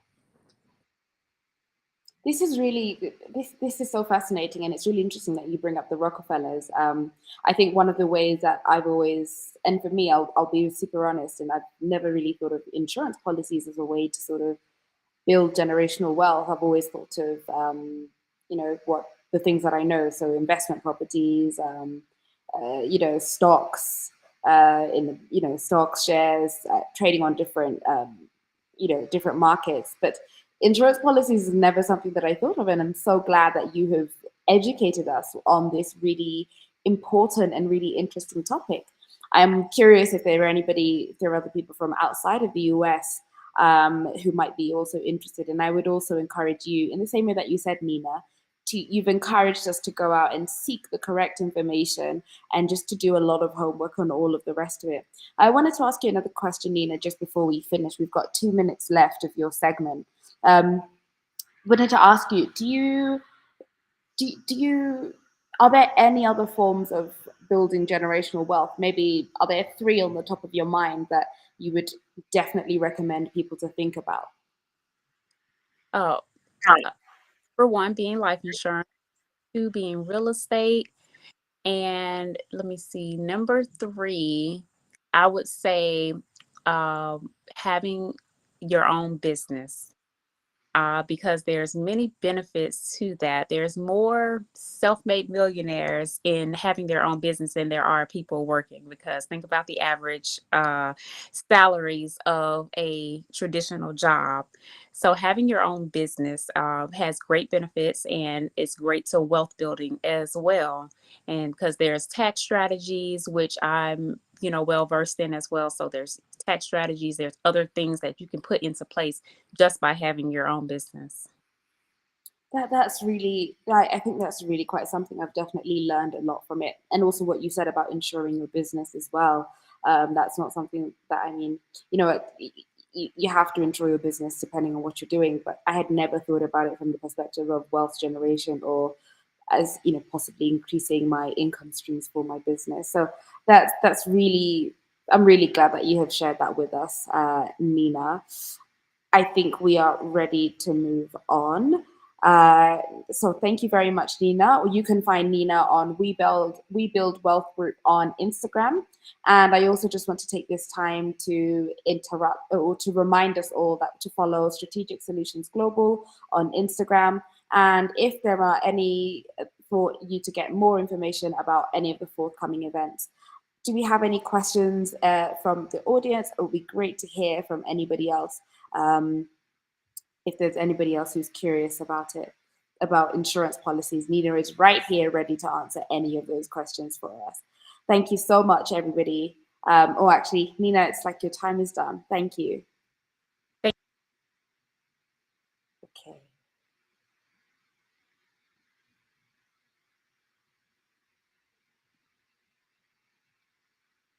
I'm going to bring on. Yeah, this conference has been so great. Super excited, super excited to have had all the speakers on thus far. Super excited to have our next host join us. Hello, Nicole. Hi, everybody. Hi, Wangu. Hi, Nancy. Hey, super excited to be here. The conference has been so informative so far. One of the takeaways I know I'm going to pull, or I've received, I should say, is to show up to be the change. Like, it's important for us to take the actions that we need to take in order for us to be the change that we actually are. It's in us. We just need to really show up and bring it out. So it's been good so far. Yeah, I think also something else that I definitely took away from this was encouragement being a ministry. A few months ago, there was a family event that I had attended, and I remember one of my aunts just saying, ministry of presence, just being there sometimes is enough.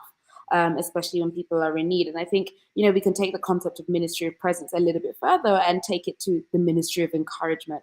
Sometimes just saying an encouraging word and building impact in that way. I'm definitely looking forward to hearing the other ladies speak. Have you had any favorites, Nicole? So far, I had a couple favorites from yesterday, but definitely, I forgot her name now. Bianca. Bianca was very powerful, actually, but all the women are phenomenal. All the women are phenomenal, but Bianca her presentation resonated a lot with me. Yeah, I mean, I think also what I'm really taking away from this conference is the encouragement to actually go off and to do. And instead of, I remember, I think it was Rashida who was talking at the beginning about how sometimes we'll be playing hide and seek with ourselves. So we're hiding behind ourselves and telling ourselves that we can't do something or we're not ready to do something. But actually, we should just go forth and do it. And going back to what Bianca was saying, it was really, really enlightening. So yeah, it's been an absolute pleasure to host you all. My name is Wango Marivi. I am in Nairobi, Kenya. I am on Instagram and you can find me there. I'm going to hand it over to Nicole. Nicole, over to you. Thank you, Wango. All right. Okay, ladies, so we're moving on to our next phenomenal guest. Her name is Shatea. I hope I'm pronouncing her name well. She'll tell me when she comes on. Shatea Baker. She's a licensed clinical social worker with 15 years of experience, and she's also a CEO of Peaceful Therapy Services.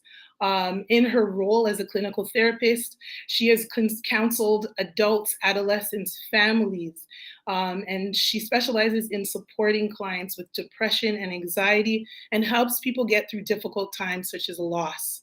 She's also a proud veteran from the United States Air Force. She's traveled across the United States, also Japan during her time in service. Shatea is a published contributing author in Life Lessons, My Choice to Live. And with no further ado, I'm going to add her on right now.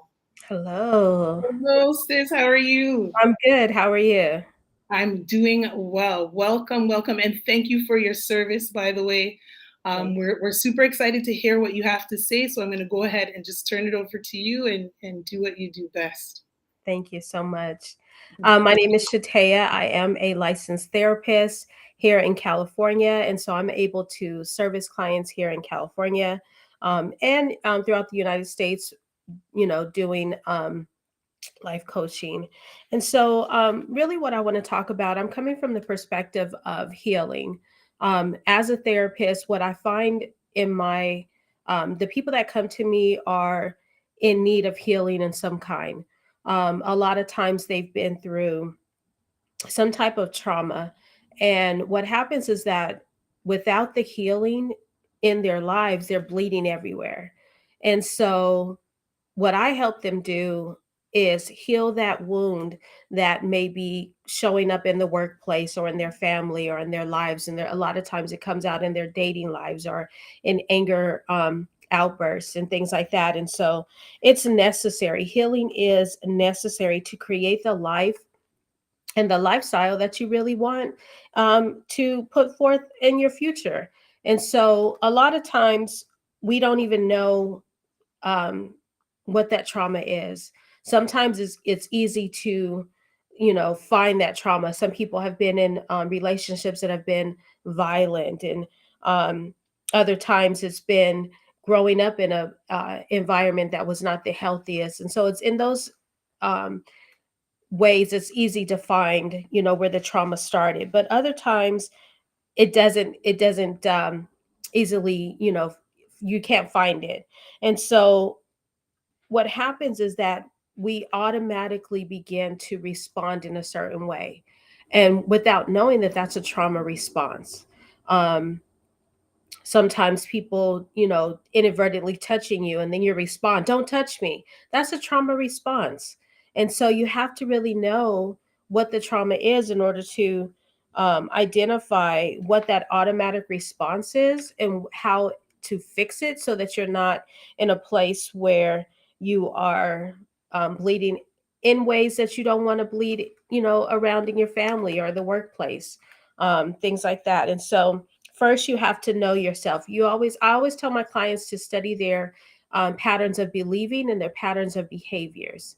And so know your patterns of believing. What do you automatically believe? What do you automatically say when people say certain things to you or they act a certain way towards you?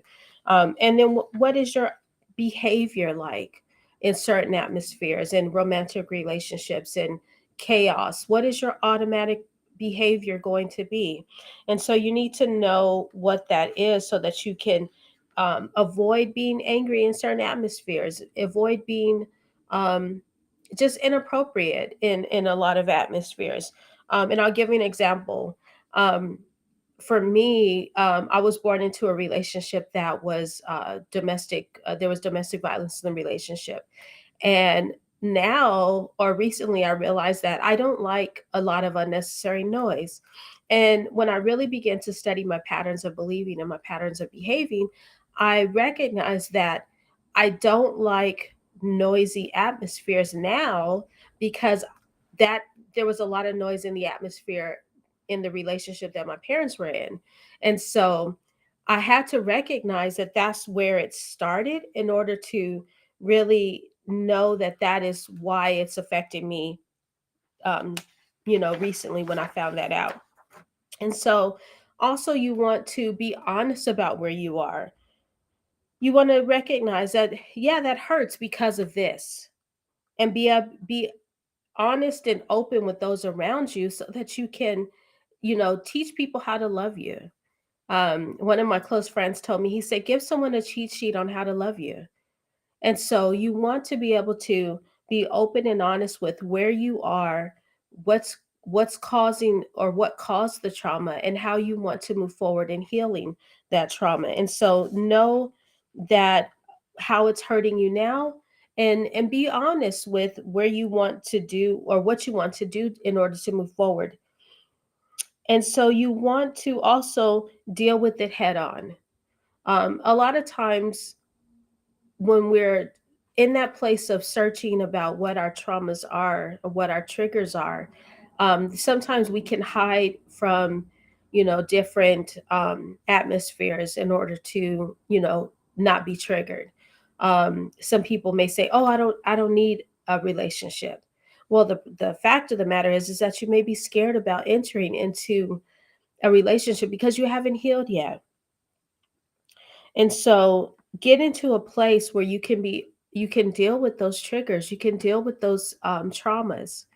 And so that may entail going to therapy, that may entail going to um, your doctor to say, hey, I'm in a point of crisis, I need help. And that's okay. That's okay. And so a lot of times you need to um sometimes you may need to ask for help in different areas. It's okay to say, to your significant other, I need to take a break so that I can do some healing. The next thing you may want to do is you want to get on a maintenance plan, I call it. And so you want to learn necessary skills that are going to help you along your journey. So in the therapy world, we call that coping skills. And so what is it that you're able to do to help you feel better? Is that listening to music? Is that um, exercising? Is that going on a trip? Whatever that is, you want to do some things that are fun on a daily basis, some things that are healthy for you on a weekly basis, on a monthly basis. Some people enjoy the manicures and the pedicures. And so whatever it is, you want to write it down is really helpful. And so that you're able to pick and choose what you need to do in your life on a daily, on a weekly, on a monthly basis. And then if you can only afford to go on a trip once a year, then do that. That's okay. But also incorporate some things that you're able to do. Spend time with family, whatever it is. You want to write that down, put it on your wall. I'm going to give you a cheat sheet. If you There's a method of therapy, I guess, that we use is called DBT. And one of the things that they really put forth is a concept called pleasurable activities. And so if you Google pleasurable activities, you're able to find a list of I found lists that are over 180 things, over 300 things that you can just print out, put on your wall, and you can just go one by one to see what resonates with you. And that concept of pleasurable activities is proven to help. It's proven to help that if you're able to engage in these things, you're able to feel better about yourself, feel better about your circumstances. Okay. And so that term is pleasurable activities. And there's a number of lists out there that are really, really helpful. And so a lot of things that we need to begin to do to bring forth that healing that's necessary in our lives is we're going to need to study ourselves. As I mentioned, when you want to study your patterns of believing, your patterns of behaving.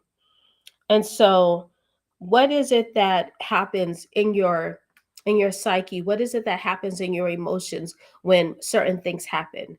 Okay? You need to know that about yourself. Okay? And a lot of times we won't have time to gossip about other people if we're studying ourselves. Okay? And so what pisses you off the most?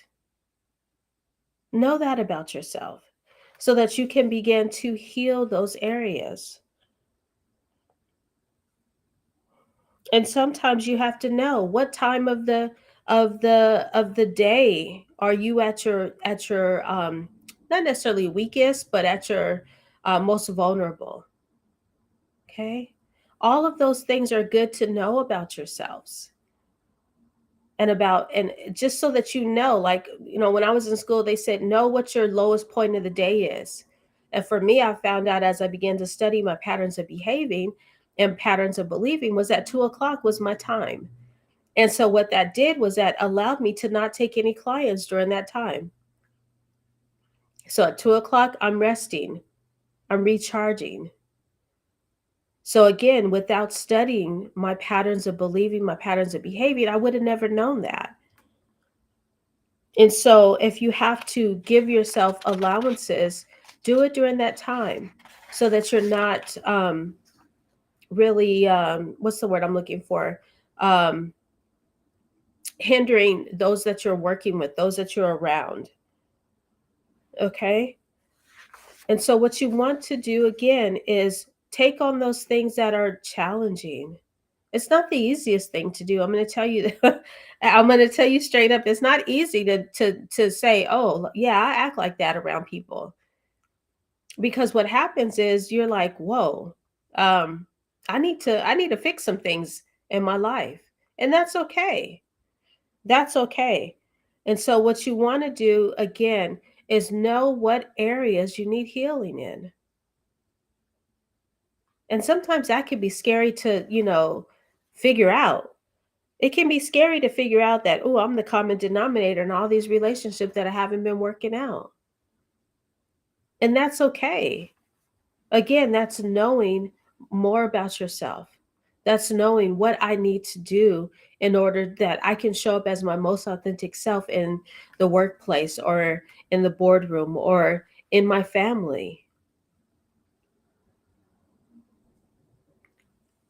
And so what that does is that allows you to even teach your kids, if you have kids or those young people around you, what it is that you need to do in order to be the most authentic self, to be the most strongest person that you can be, right? And again, that's not easy to do, but it's necessary. It's very necessary. Tell me why it's necessary. Thanks for asking. It's necessary because we want to show up in the world as powerful. We want to show up in the world as healed. We want to show up in the world as all of these great things, but without doing the work, we can't do that. Right? And so we have to do the work. And a lot of times doing that work is not easy. A lot of times doing that work is not is not pleasant. I have a lot of people coming to my office and there's a lot of tears shed because they're like, whoa, I didn't realize that me behaving in this way was impacting my relationship.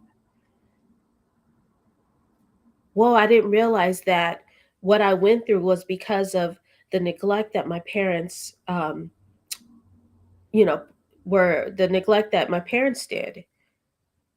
And it's like, whoa, do I need to go and confront some things in my past? Sometimes, yes. Sometimes, yes. And sometimes it's a way of learning to forgive the people that hurt you and the process that happened thereafter. And that forgiveness thing, that's a whole nother that's a whole nother thing, right? I've heard people say, oh, I forgave this person, and I went and told that person and they said, I don't need your forgiveness. And so what do we do in those times? We forgive anyway. You forgive anyway. And so you have to walk in that place where you're like, whoa, I'm going to heal from the inside out so that I can show my kids healing is possible. So I can show my nieces and my nephews and sometimes the older generation and that's around me that healing is possible. And it's quite necessary. It's necessary. Because how can I show up in the world as the most authentic self if I haven't done the work? And I'm going to tell you it's not easy. But you can do it. You can do it. And so sometimes people have to look, well, all the time you have to look inward. But for those who have spiritual beliefs, sometimes that includes their spiritual beliefs, their prayer, so that I've heard clients say that, hey, I had to pray in order for God to show me what areas I need to heal in. And that's okay. That's okay. Whatever it is that you need to do. And so what happens if you don't do that is those people around you becomes the casualties of the war that's going on within you. And so you don't want to drive under the influence of your own impulses, your own mistakes. And so bring forth that healing so that you can move forward and be the person that you need to be. Thank you so much, Shatia. I don't want you to leave without answering some questions. I have two for you. What you've said so far, I feel like you've brought in a new element of that introspection that is needed sometimes in order for us to be the change. And so, what I wanted to ask you is, how do we confront people who have hurt us and even ourselves for hurting ourselves? Because sometimes we are, like you said, the common denominator. What are the Yeah. steps that we should, Well, if there's no safety issues, because that's the first thing that we have to um, always be mindful of, is if there's no safety issues and you feel comfortable talking with that person, you can go forth and talk to that person and say, hey, during the time that we were engaging in a friendship or a relationship, there were some things that were hurtful. Are you in a place that we can talk about it? Now, asking that question is important, because if they're not in a place where they want to converse about it, then you don't want to move forward and have that conversation.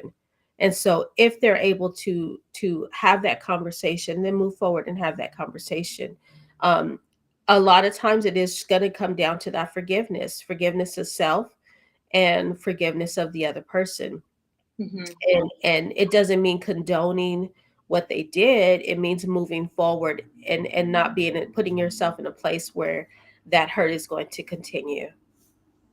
Got you. Thank you for that. And my last question is about the trauma triggers. Sometimes we are so used to the dysfunction of whether it's our households, our relationships, that we don't even really identify what is a trauma trigger in my life. Where am I going wrong? How can we kind of identify some patterns of dysfunction in our lives? Whatever causes those big emotions to come forth, that could be a indication that there's a trauma trigger there. Mm-hmm. And so what is making you the most angriest? What's making you the most saddest? What's making you the most any of, like, again, those anger, sadness, those type of outbursts, then you can that can kind of pinpoint and lead you to what needs to be healed. Okay. All right. Thank you so much. Thank You you. so much. We appreciate you. Thank you so much. All right, everyone.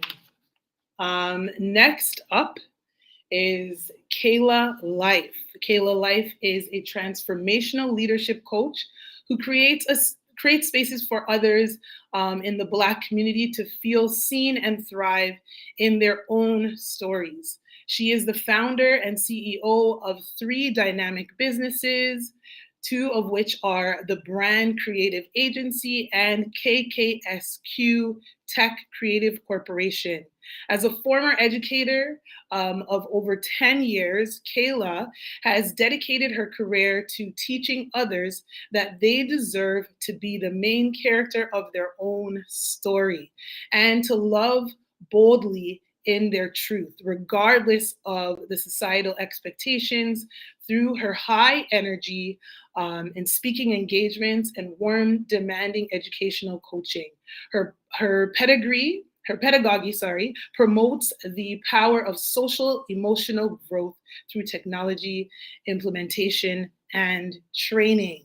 So welcome, Kayla Life, the platform, to the I Am Change conference. Thank you so much for being here.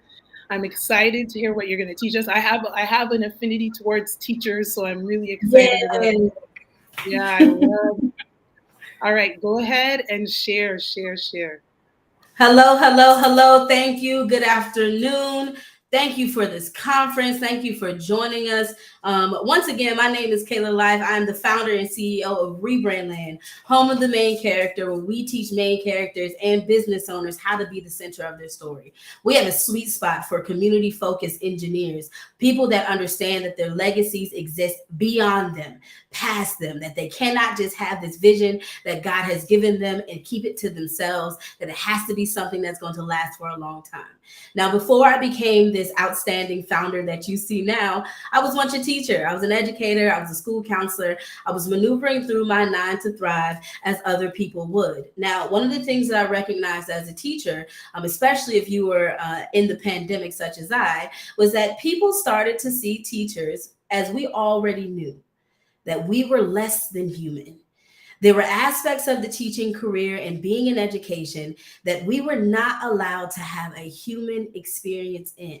So while others were going through a pandemic and stressed and tired, teachers were not allowed to feel that way. We still had to show up. We still had to perform. We still had to engage while still having that very same human experience that everyone else was having.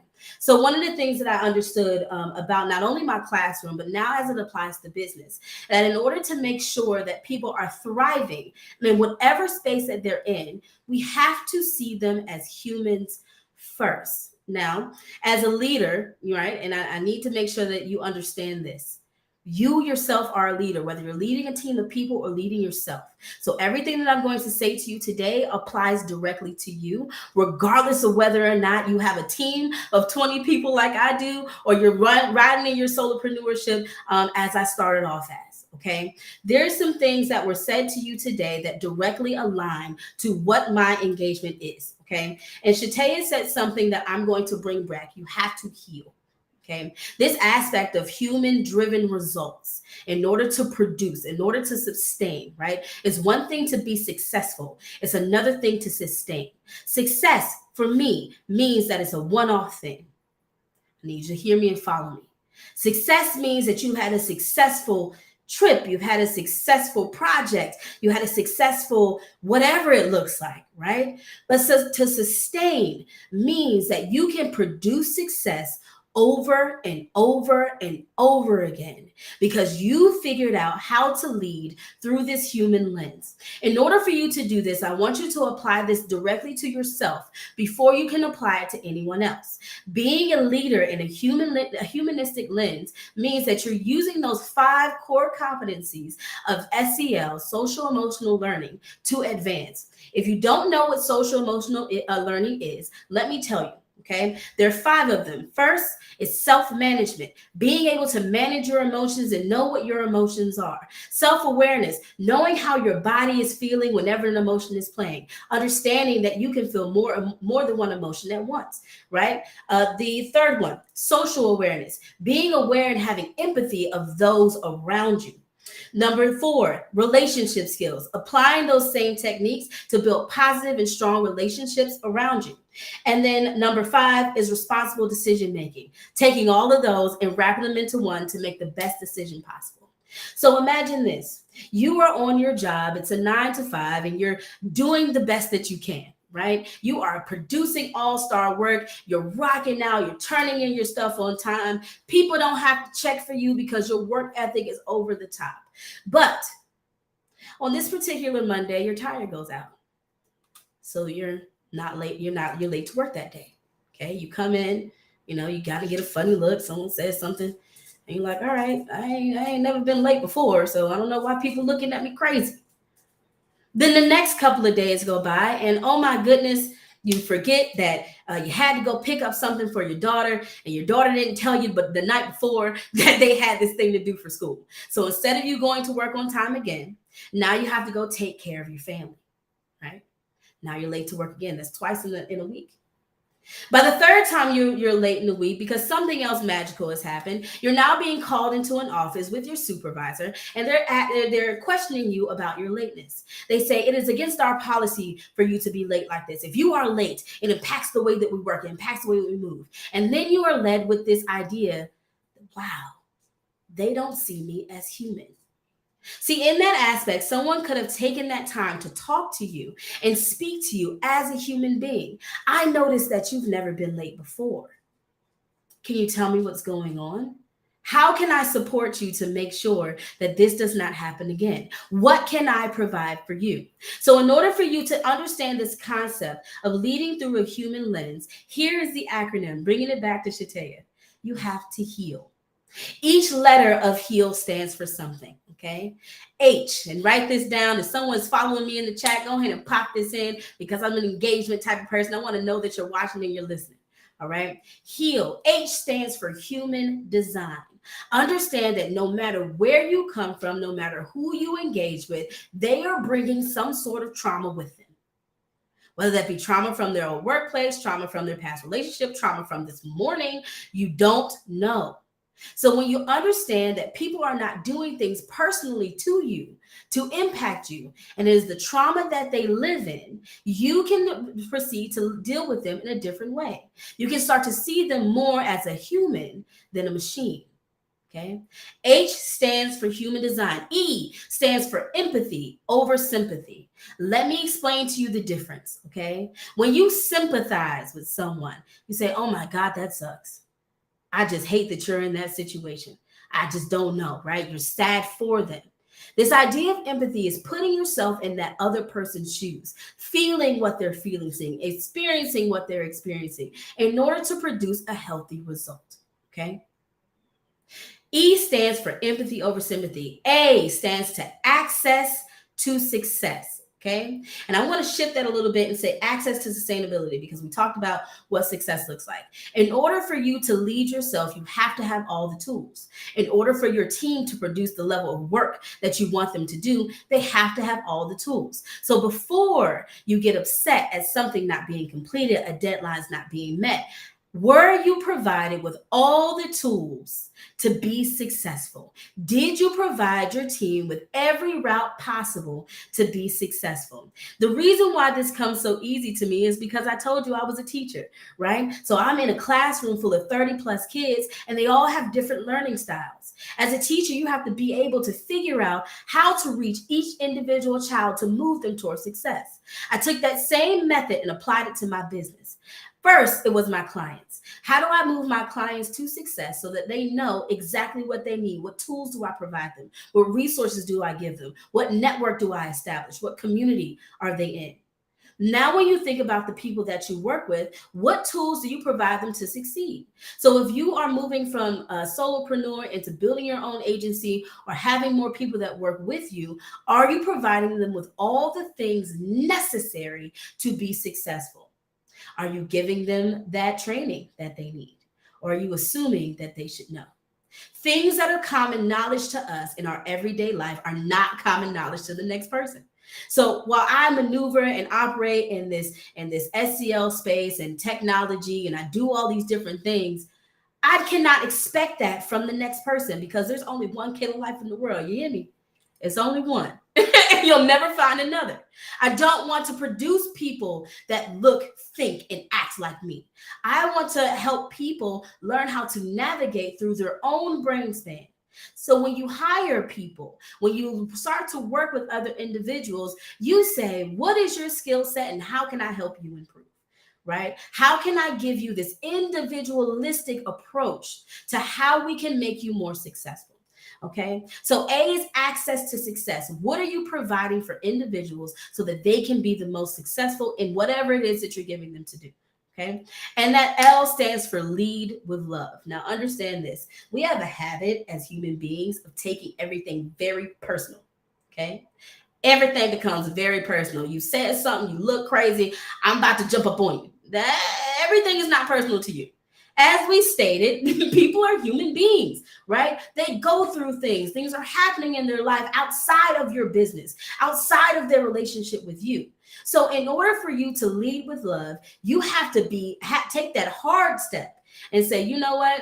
Even though you just snapped on me, even though you just did all of these different things, I'm going to love you first. I'm going to love you through this. And I know we have had this mindset on leadership that you cannot love the people that you're around. Oh, I just work here. Oh, I just do this. But if you want to produce sustainable results, I challenge you to start seeing the people you work around and yourself as a human being. How can I step forward and make sure that everyone around me is operating in this main character mindset, that I am the main character of this story? I'm not anyone else's supporting character. So if I'm going to be the main character of this story in whatever section that I'm existing in, how can I be the most successful and what support do I need? You have to be able to communicate your needs effectively. Okay, not just communicate them, because I can sit here and talk at you all day, but if other people are not reaching that mark that you want them to reach, if you are not coming across clear, then you're going to have a hard time producing sustainable results. Okay, being able to communicate effectively means that when you're feeling something, you say something. My team knows if I don't like it, it's already there. And they have to understand that the mindset that I'm moving in is we want results. Okay. We want to make sure we're solutions oriented, we're results driven. However, if I cannot get the results that I need right now, what human took place for it to happen? It's not because someone just didn't want to do it. It's not because someone just didn't care. It's because something very human took place. And in order for me to be the most successful, in order for my team to be the most successful, I have to see them as that first. So if you're thinking about how can I maneuver in this mindset, I'm going to tell you the first thing you need to do is look at self. The only reason I'm able to maneuver this way and see people and lead with love and be this individual is because I had to first do the work internally. I used to be very angry. I used to be very aggressive. I did take everything personally. You looked at me wrong, it was off with your head. That is how I felt. But because there were things happening inside of me from my childhood, from my past, from work, from career, from all these different things that presented themselves in the way that I communicated with people, with the way that I operated with people. It affected my relationships, growing into those, right? I had to look at myself first. So yes, I went to go see a therapist. Then I became one. I had to get a better understanding of how my brain worked in order to produce sustainable results. So now, as you look, Rebrandland has an agency full of 20 people, 6 departments, and I'm only 30 years old. We only been in business for 3 years. Okay, it's phenomenal. But how are we pushing people to these results? It's because not only do we see our clients as individuals, I see my team as one too. We're a unit. We work, we move, we're cohesive together. But we also spend time together. We talk to one another. When things are not happening, this aspect of warm demanding means that I'm warm with you, I'm in love with you, but there is a spirit of excellence that exists here, right? And so in order for us to be excellent, what do I need to provide you? And the best tip that I can give you as a leader, as you're growing into your leadership, as you're becoming this individual you've always meant to be, okay, is to understand that it starts from within. Bianca talked about impact. In order for you to have impact, you have to realize that impact is your only responsibility on this planet. No one is your assignment, okay? You're responsible for whatever impact you leave the next person. So be responsible not only with the people that you are influencing, but be responsible with yourself. Understand what boundaries look like. Understand what your triggers are. Understand when things like this happen, I'm not feeling okay, so that you can communicate that with other people, okay? So once again, my name is Kayla Life. I'm the founder and CEO of Rebrandland, home of the main character, and I hope you become the center of your story. I knew I was going to love your presentation. I knew it, and I was right. Thank you so much. Those gems that you dropped, looking into sustaining success, continued success, then starting with changing who we are, working on who we are. I have a question. I have 2 questions. I don't want to tarry too long. So the first question is, what do you do when you're stuck? Because as you mentioned, like, I'm the pop-off person, right? So somebody looks at you wrong, you want to like jump to your own defense or whatever the case may be. I've been that in my life, and that is something that I've struggled with. But what do you do with that? Because sometimes it's so deflating when you've done really well for some time and then you mess up as a leader, especially because other people are watching. So what do we do in times when those triggers or those negative personality traits that we want to get over stick with us? What do we do? I'm going to challenge our thoughts and our words, right? I don't think that any part of your personality is negative. I feel like it's a piece of who you are. This aggressive nature that people wanted to place on me makes me passionate about my clients. I am aggressive. That is who I am. I demand excellence. So that's what I'm going to do. But when we start to place these negative emotions on us and we start to formulate that in our head. So whenever you become stuck, here's what you do. You take a breath and you pause. Being able to have that self-awareness, like we talked about before, and that self-management means that you understand exactly what your triggers are. I know before someone even starts to do something, I am not going to like this conversation because I'm that aware of my emotions. I'm that aware of myself. And then when you become stuck, you need to figure out who you can lean on. Okay. I don't know who told us that we can do this thing on our own through entrepreneurship, through life, but you can't. So you should have a support team, people that are loving on you, that will tell you the truth, that you can go and you can call, that you can vent to, you can air it out. But you also need to have that person in your life that is solution driven. You know, the individual that's going to let you chat, let you vent, all that good stuff. But then afterwards, they're going to be like, all right, so what are we going to do? What's our next step? What's our next move? So make sure that when you are feeling stuck, when you are getting those riled up emotions, that you take a breath, you take a pause, and you recognize what's going on inside of you. That's a great time for you to become your own case study. Oftentimes when I start to get angry, I have to take a pause and say, what just happened that made me feel angry? Anger is a natural part of life. Anger is not a negative emotion. It's an emotion that you feel. You get angry when something happens to you. You get angry when things don't go your way. You get angry when something in the world takes place. Anger is an emotion. And the more that we become comfortable in the emotions that we feel, the better off we'll be. Kayla, that was absolutely, absolutely, absolutely phenomenal. As you were speaking, I'm like, yes, yes, yes, and yes. And really understanding how humans are people, and it's people first. And one quote that also stuck with me is that impact is our only responsibility on this planet. It's not about anything else but impact. Absolutely Yep. phenomenal. Honestly, I could have you keep going and going and going. But we want to definitely keep to time. I thank you for being here today. Thank you for being a part of this movement. And just reiterating the importance of leading, being an impactful leader. Let me say that. It's about the impact that you make, and that will be felt even after we are gone. So thank you so much for being here today. Please enjoy the rest of your day. If you have not already, follow Kayla on Instagram, The Real Kayla Life. She's also on Facebook and LinkedIn. So this is someone you definitely want to be sure that you're following, be a part of their community. There's so much more in store. You just heard like a fraction of what she's able to deliver, what the value. This is literally a smidget of what she has inside of her. So thank you so much, Kayla, for being here today. Appreciate you. Love you guys. Love you too. Bye-bye. All right, so I'm really excited. Again, I don't know if you're anything like me, you are hyped. I mean, this has been phenomenal. Now, I've been here for 2 days in a row. I've been listening to all the speakers. And when I tell you, each speaker has been absolutely phenomenal. I'm really excited for this next speaker that is coming on today, that will be speaking in just a brief moment.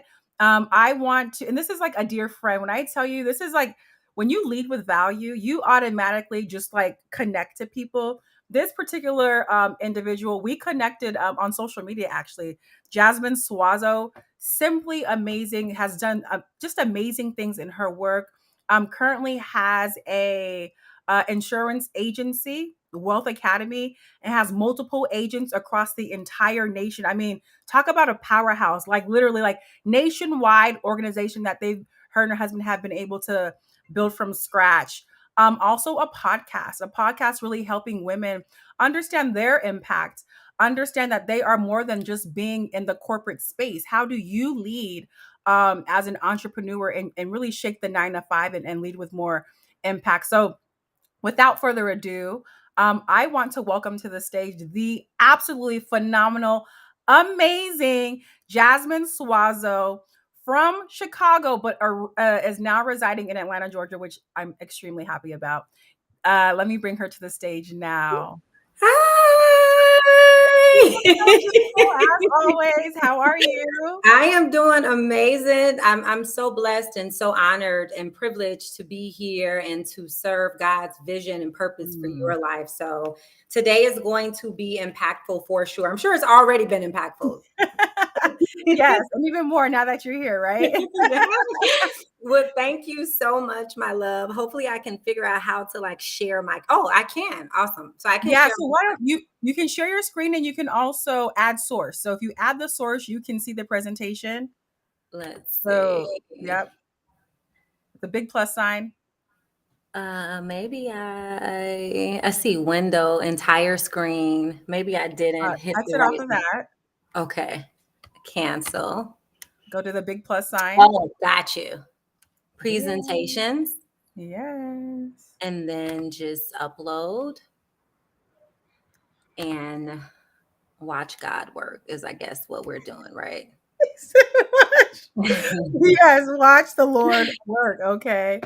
But yes, as we are waiting for technology, when I tell you, whenever there's impact being made, you can ensure that you will be tested. I'll tell you that some real interesting tech challenges have happened from yesterday up until today, from computers shutting off to people getting kicked out of the Really? network. I mean, it's really been insane. But even through all of that, the impact is still being felt globally. So we're super excited for that.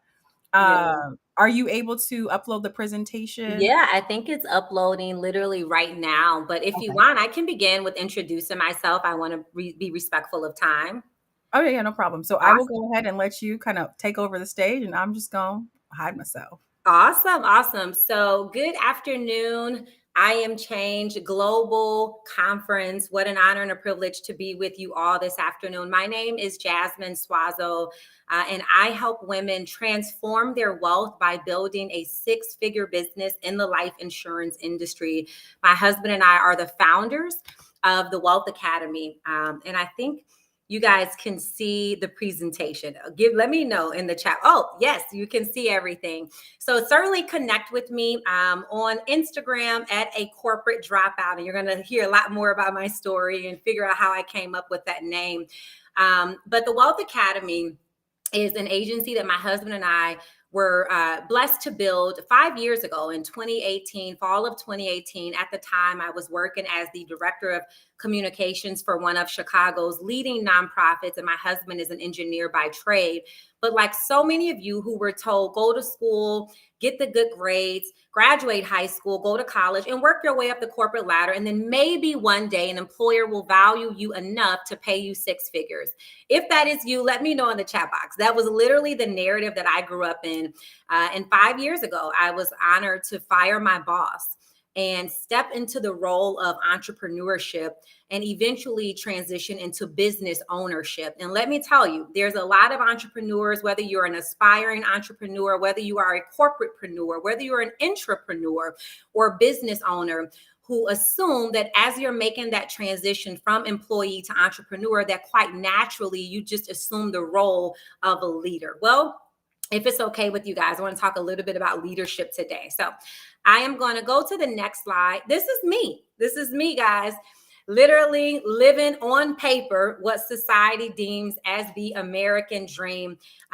Obviously, without having my own form of adversity. I became a mom at the age of 17. You see me and my beautiful daughter, Ayana, in the bottom right-hand corner of the screen. And I remember at the time, having so many dreams of post-secondary success. And at the time I wanted to be an attorney, and I don't know why, but I wanted to have an all-female law firm and have men be the secretaries and janitors. I have no idea why. Okay. Obviously you cannot, that would be illegal, but that's what I wanted to do. I have always been attracted to ambitious women on the move, women with a sincere heart to serve God's people and to give him the glory. And when I became a mom, everyone's aspirations of what they thought I would achieve completely diminished. I literally was told by a high school guidance counselor to trade in any hopes of going to college for a minimum wage job at Walmart. She told me she would no longer meet with me to go over college scholarship applications because I would be blessed and privileged to go to a 2-year vocational school. Well, at that time, she didn't realize it, and maybe you all can relate, but there was a catalyst that each of us go through. There was a turning point. And that conversation was my turning point. She built a fire inside of me where if I'm going to prove you wrong was a person, I was 12 feet tall. You have no idea. I walked out of there, ended up securing my own scholarship, full ride scholarship. I'm a graduate of Howard University. So if we have any HBCU alum, shout out your HBCU in the chat box. I want to know. But that was me. I went on to Howard. I worked on Capitol Hill. I've done some amazing things in corporate America. And I finally, guys, I remember moving back to Chicago from Washington, D.C. And my very first corporate job was paying me $43,000 a year. And I just remember thinking, oh, wow, like I cannot live off of this. I'm going to be poor. And, you know, my mom told me sometimes well-meaning people can give you bad advice. Meaning they mean you well, but they're only giving you advice from their experience. And I remember my mom saying, well, maybe you just need another degree. And so what did I do? I listened to her. I went back and I obtained a master's in public policy, and my salary went up from $43,000 a year to $50,000 a year. I went back to my mom and said, what do I do now? And she said, well, now you got to prove your value to the company. And so I invested 11 years of my life in corporate America to finally amass an annual salary of 6 figures, only to be miserable. In the process, this is me, guys, traveling the country, traveling the world. You see me and my mom, who's my idol, my hero. I love my mom so much. And then you see me starting a nonprofit organization called Generation Moms, where we partnered with high schools and community-based organizations to help teen moms go to college. So that was me on paper, living the American dream. And if we can be honest, as I am change agents, because all of us are change agents, and we, over the next 20 minutes, if you can just have an honest conversation with me about the dreams and hopes that you had for your life when you were a little girl, because we all have them. And by the way, we still have them. You should still be having dreams that kind of scare you a little bit. And so on paper, I looked like I had it all together. I had met my husband at this point, and we were married and blended our families. But internally, I wanted to become a leader. And I wanted to work for myself. And so I fired my boss, and we built a business. And I'm going to tell you toward the end of today's presentation, the result of us making that investment. So today I want to talk to everyone about 10 laws of leadership. We're really going to unpack this word. If you are a John Maxwell fan, and I mean fan like I am, put it into the chat box, because I am a huge John Maxwell fan. 10 laws of leadership. So I want to dive into the very first one. There's 21 though. There's 21 that he has. These are the 10 that mean a great deal to me. Number 1 is the law of the lid. Leadership, your leadership level determines your level of effectiveness. The law of the lid, meaning as a leader, that would mean you have people following you. Whether they are paid employees, whether they are volunteers or interns, you must have a following. And that means the following that you have amassed, their level of success will only grow to the level of your leadership lid. They can never outgrow you as a leader. And so when we as leaders, as business owners, as entrepreneurs, as wives, as moms, as community agents, when we refuse to grow our leadership lid, we unintentionally and directly impact and restrict the leadership growth of those following us. So I want to dissect this law of the lid. Let's talk about it. Let me go back. Leadership is the lid for your potential, right? We talked about that. How well you lead will determine how well you succeed. The higher you want to climb, the more you will need leadership. This is important because I think we live in a day and age where leadership and entrepreneurship is truly glorified. You see it on social media. It has become trendy. If ever there was a TikTok dance for starting a business, entering into leadership, guys, it's trendy. Let me tell you, leadership is hard. If you really studied what it required, you may second guess becoming a leader. You have a responsibility to grow your leadership lid. If you don't, you will, again, directly impact how high those following you are able to climb. Whatever you want to accomplish in life is restricted by your level of leadership. Let me repeat that again. You want to be a great mom, restricted by your level of leadership. Incredible wife, restricted by your level of leadership. Servant of Christ, community agent, restricted by your level of leadership. How often do you read leadership books? Attend leadership conferences? Who's holding you accountable to expose blind spots in your business? Your success hand can never go higher than your leadership hand. So I use this analogy with our agents in our business.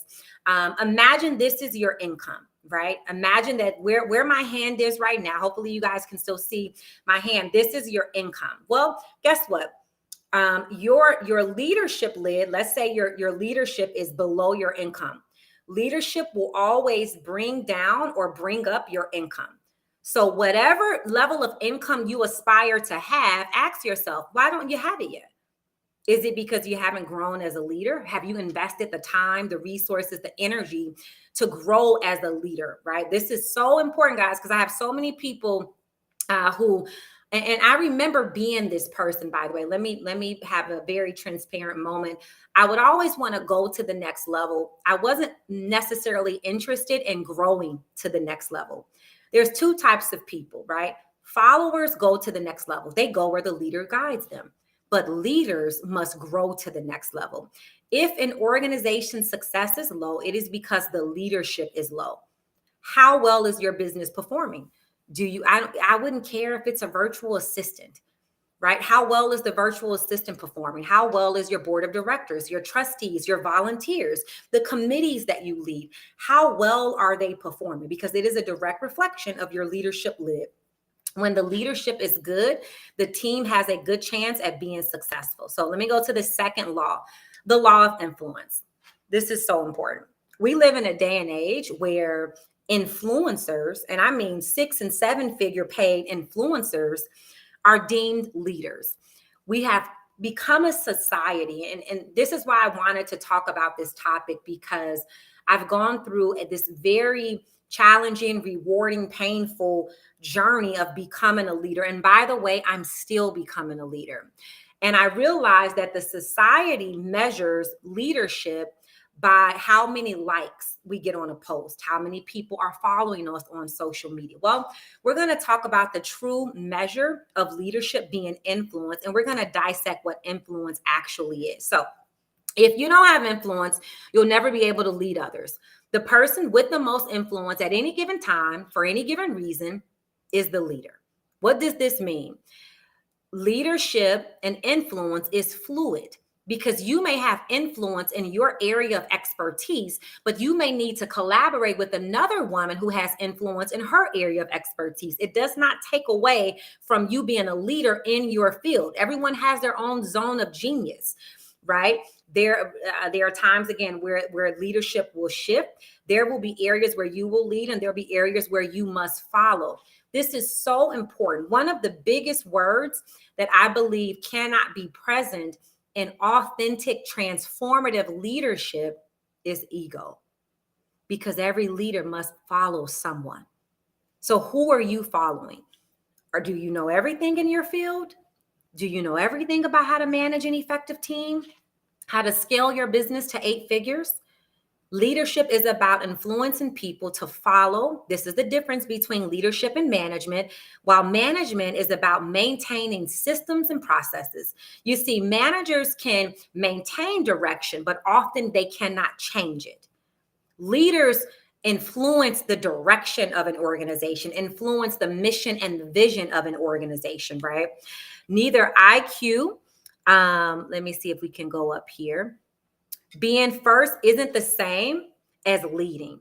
This is so important. Being first. So many people are like, but I was the first to do this, or I'm the first in my field to do that. I'm the first in my family to do this. Being first is not the same thing as leading.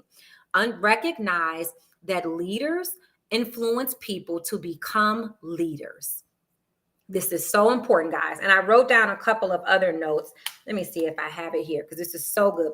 Yeah, neither IQ nor education equates to leadership, right?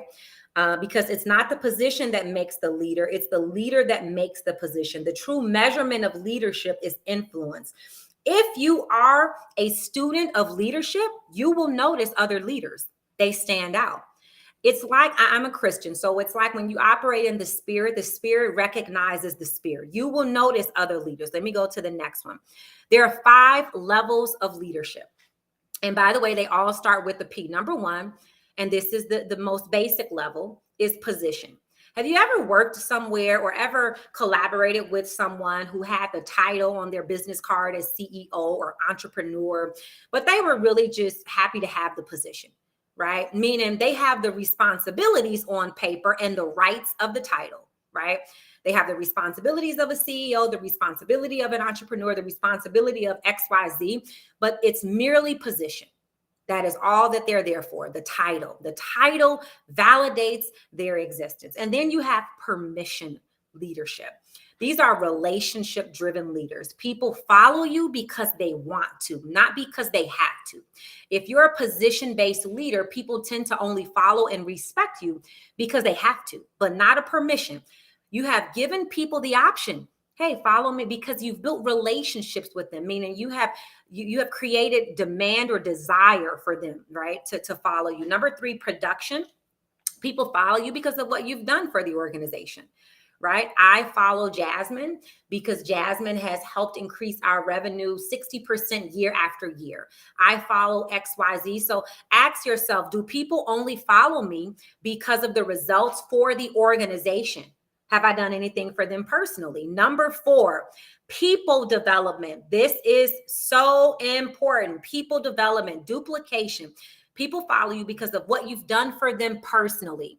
Now we're getting to the heart of what leadership truly is. Look at number 4.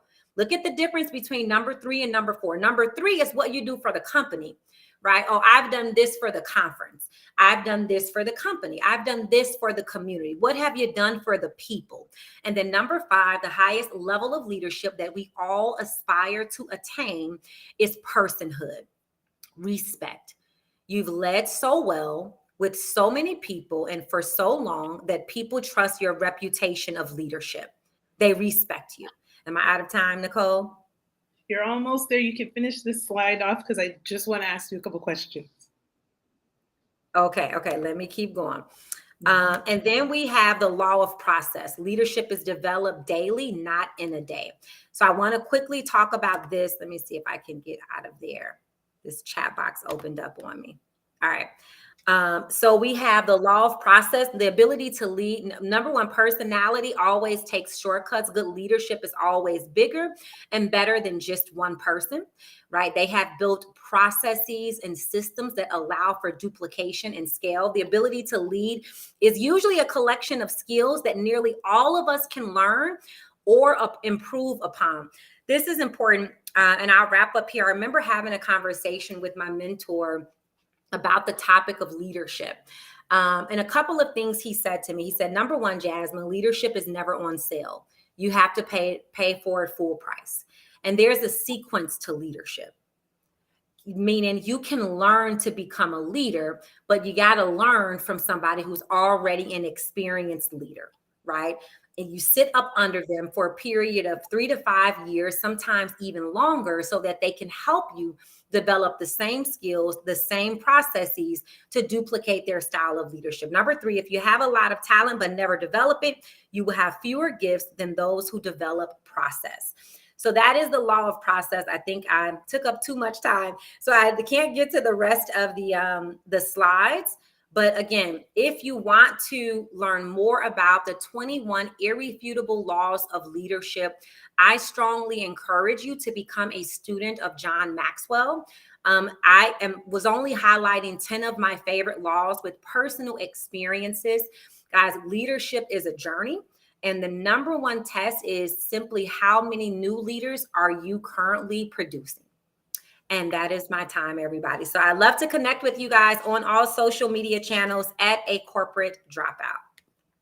Thank you so much. That was great, Jasmine. Quickly, I'm going to get to one question for you. You've overcome what maybe not many of us, because I can relate to getting pregnant early. but what many people say would be a destiny killer, right? You've overcome that, and now here you are on the other side of it, making phenomenal accomplishments in your life. How would you say that overcoming obstacles has defined you as a leader? Yeah, I think it's in order to become an effective leader, for me, two things are required. It's wisdom and discernment. And the only way that you gain wisdom and discernment is through experience. It's through adversities.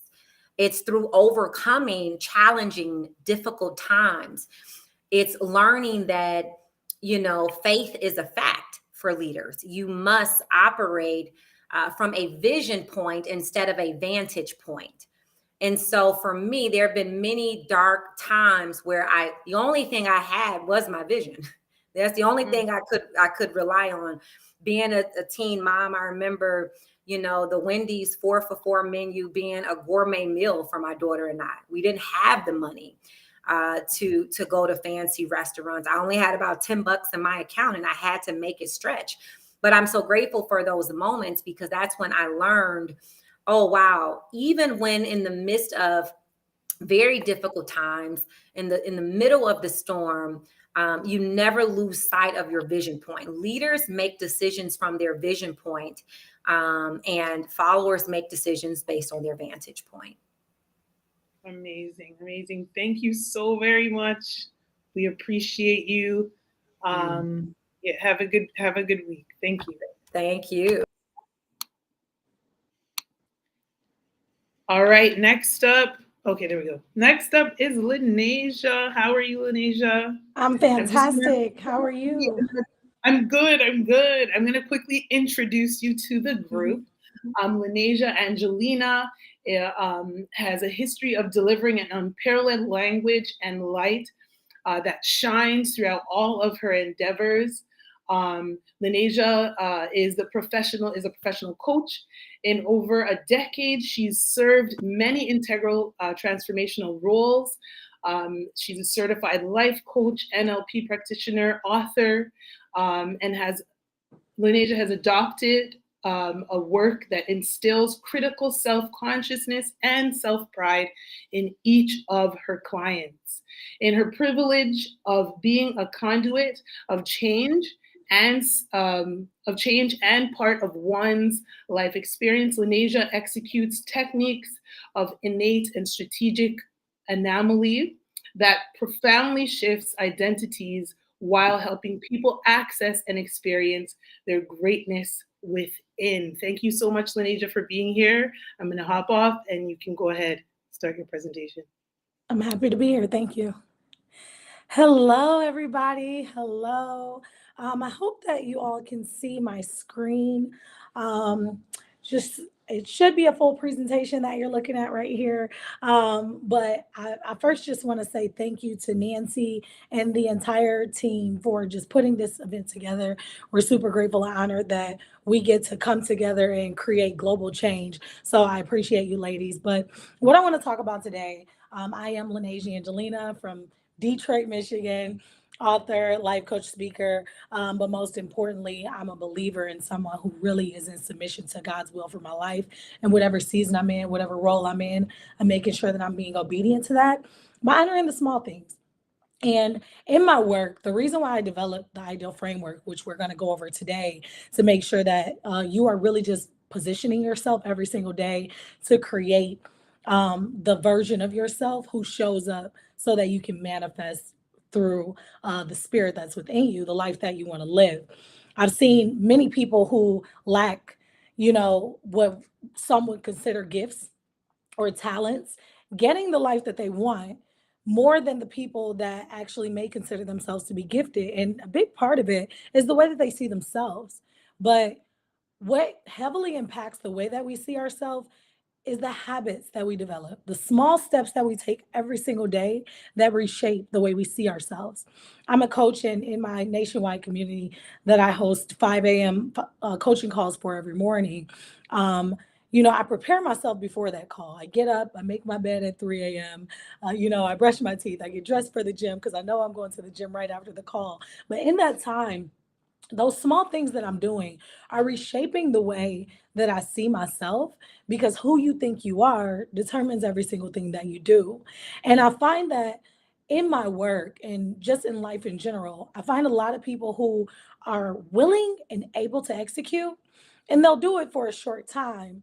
But the difficulty is in sustaining that practice and sustaining that change and sustaining those habits. And what I've found is that it's because most people, although they may be willing, eager, able, they don't have a system of sustainability. And when we think about creating success for our businesses, success in our relationships, there is a foundation established that helps us to embody who we need to be so that we can execute at the level we need to execute as in that particular role in our lives. So that's what we're going to go over today is the ideal framework that's going to help you to become your ideal self so that ultimately you can create your ideal life. So, how does one create an ideal life? Well, they must create an ideal system that establishes a foundation for how they run their lives from day to day. My philosophy that I adopted from Eric Thomas, one of my favorite motivational speakers, is small steps lead you to great distances. It's not the big leaps and bounds that you make in your life, but it's those small, meticulous things that you do that compound over time. What I've discovered in my 10 years in the personal development space is that most people are eager to learn and grow and succeed, as I shared with you all. The only problem is that they have no system to sustain them in the face of the inevitable challenges that they'll experience. So, although I can show up and perform when it's championship time, if I face a challenge and I haven't established a firm foundation that anchors me, it's going to be very easy to be knocked off my square. So, with this transformative system of imagination, disruption, embodiment, assessment, and love, I'm going to help you to really, implement some practical steps into your life that help you to stay the course every single day. Because one thing that is extremely significant to your growth process is that you understand that there is not a day off from it.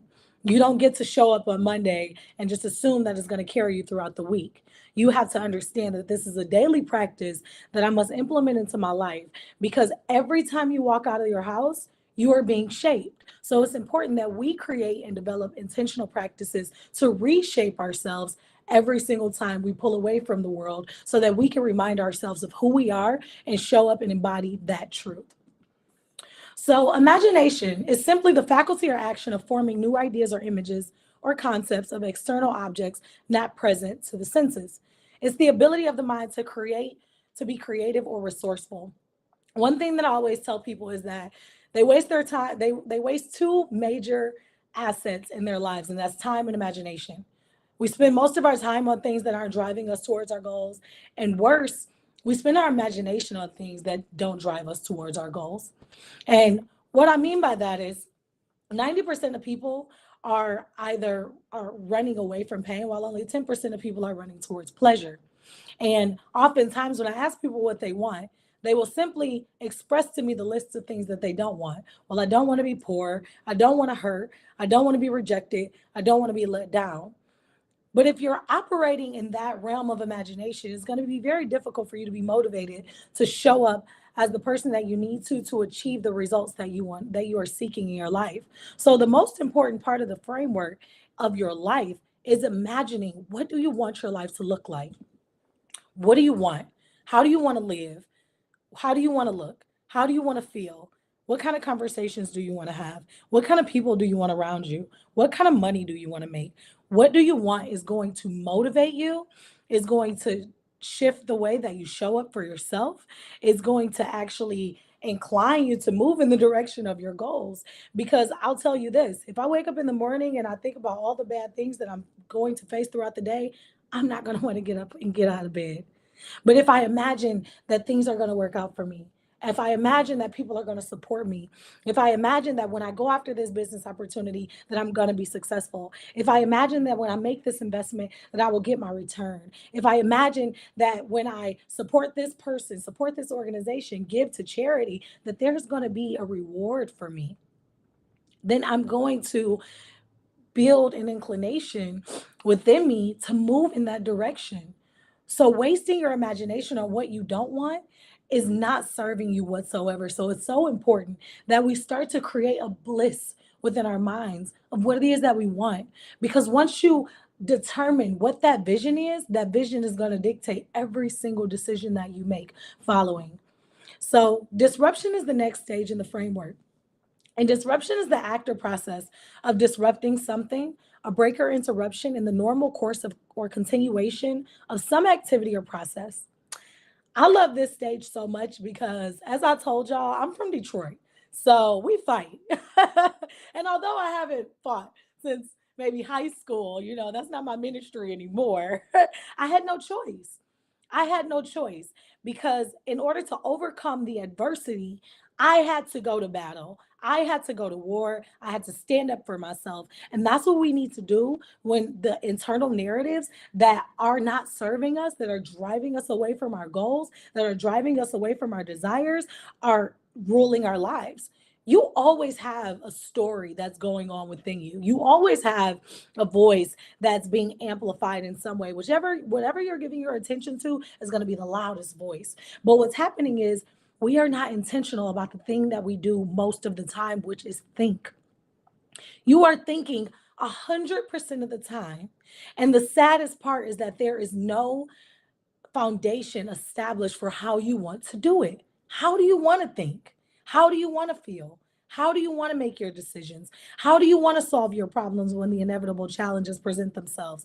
We must start to really be intentional about that conversation so that when the adversity presents itself, we can actually fight against it. We can actually disrupt it. We can actually go to war and say, you can't stay here. I'm sorry, you've been here long enough. You haven't served me. You've kept me stuck. You've kept me stagnant. You've kept me hurt. You kept me doubting myself. You kept me comparing myself to everybody else. And I got to disrupt these narratives because they are not driving me to the vision that I have for myself. So the first step is imagining, what do I want?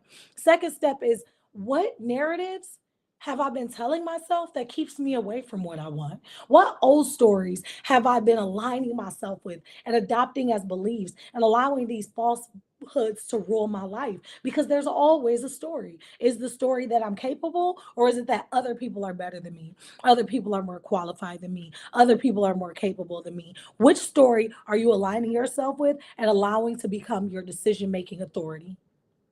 We must become disruptors. We must get in there, identify what stories are ruling my life, and start to go to war, start to go to battle, start to understand that I am an enemy of the thing that fights against the purpose and the plan that God has for my life. Every single one of us has a purpose and a plan. We were designed for a specific assignment here on this earth. And the biggest problem, we call it the devil. And one thing that I like to be clear about is, yes, the enemy exists, but I like to call the devil the lies in my mind that I'm telling myself. Because once I understand that I have dominion over this devil, then I can fight against it and do whatever it takes to get me to the other side of this illusion of a barrier, illusion of a limitation that has been stopping me, when it's really just the conversation in my mind that I need to shift and disrupt. And then after understanding what stories need to be disrupted, what new story am I going to tell myself? We have to get into a new story. Everything about our lives is going to tell a story. It's going to leave a legacy. And I know that people always ask you, like, are you leaving a legacy? Yes, the answer is yes. Everyone is leaving a legacy. You have to just be clear about, what kind of legacy am I leaving? Am I leaving a legacy that fear should stop you, fear should stifle you? Or am I leaving one that says, because of her, I didn't quit. Because of her, I felt like I was capable. Because of her, I felt like I was unstoppable. Because of her story, her journey, her tenacity, her will, her resilience, I stepped up and I fought against every single story that the enemy tried to tell me, that life tried to tell me, that mama told me, daddy told me, school told me, the system told me that was not true. And I stood up against it. I created a new story for myself. I established a new foundation, and I was able to create a life and a story that other people were inspired by, to create the lives that are fit for them. I don't want to be held back. I don't want to be stagnant. I don't want to be stuck. I don't want to be stifled. And once you make that commitment within yourself, you will start to understand that I got to tell a new story. And that new story has to start to rule my life. Next is embodiment. I was torn between embodiment and execution, but I think they're one and the same, because once you start to see yourself and operate in that new identity, you will execute differently. Embodiment is a tangible or visible form of an idea, quality, or feeling. The representation or expression of something in a tangible or visible form. What am I doing? Henry Ford has a quote that says, I believe it's Henry Ford, forgive me if I'm wrong, but Henry Ford has a quote that says, no one ever built a reputation off what they were going to do. So I can think about it all day. I can imagine it all day. I can disrupt the narratives. But if I don't start to embody this change in my actions and the decisions that I make, nothing's going to change. This is the I Am Change Global Conference. And change does not happen by having an idea. Change happens by doing something, by moving a mission forward through action, through embodying this new identity and allowing that identity to make decisions that align you with this new story that you're telling yourself, that aligns you with this vision that you've established once you got clear about what you wanted. So what decisions are important to make right now?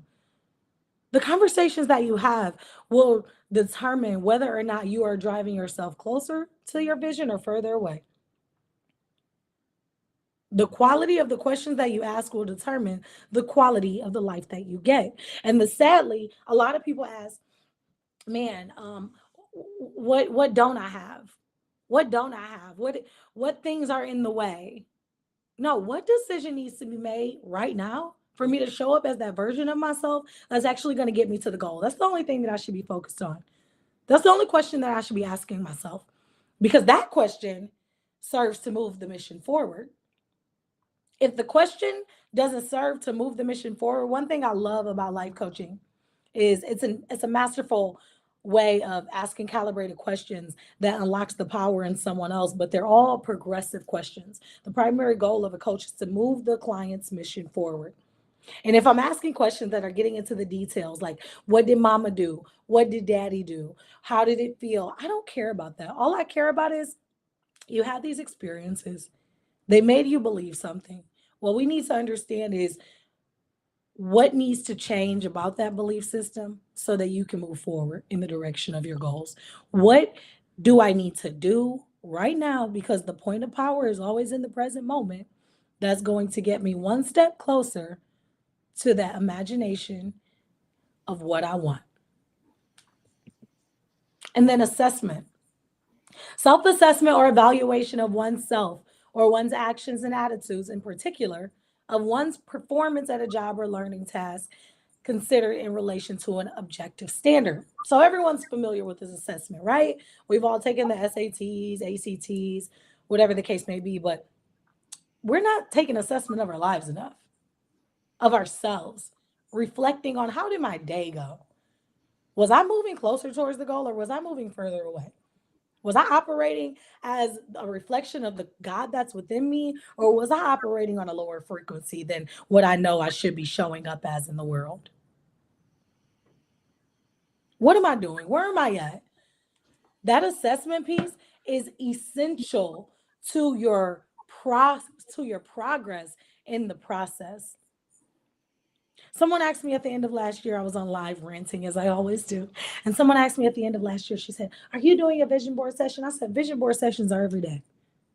Every single day, I have intentional time where I reflect and say, how do I feel? You need to check in with you. How do I feel? Do I feel proud of me? Did I show up for myself? Did I do what I was supposed to do? Or did I fall short? Or did I not honor my commitments? Are you going the right way? This is an extremely important question that you can ask yourself simply every single day. What I always tell people, the steps that we just went through are extremely simple.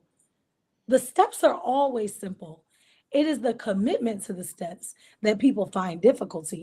You see, I didn't say that it was difficult. I said people find difficulty. The reason why they find difficulty in it is because they're looking for the difficulty.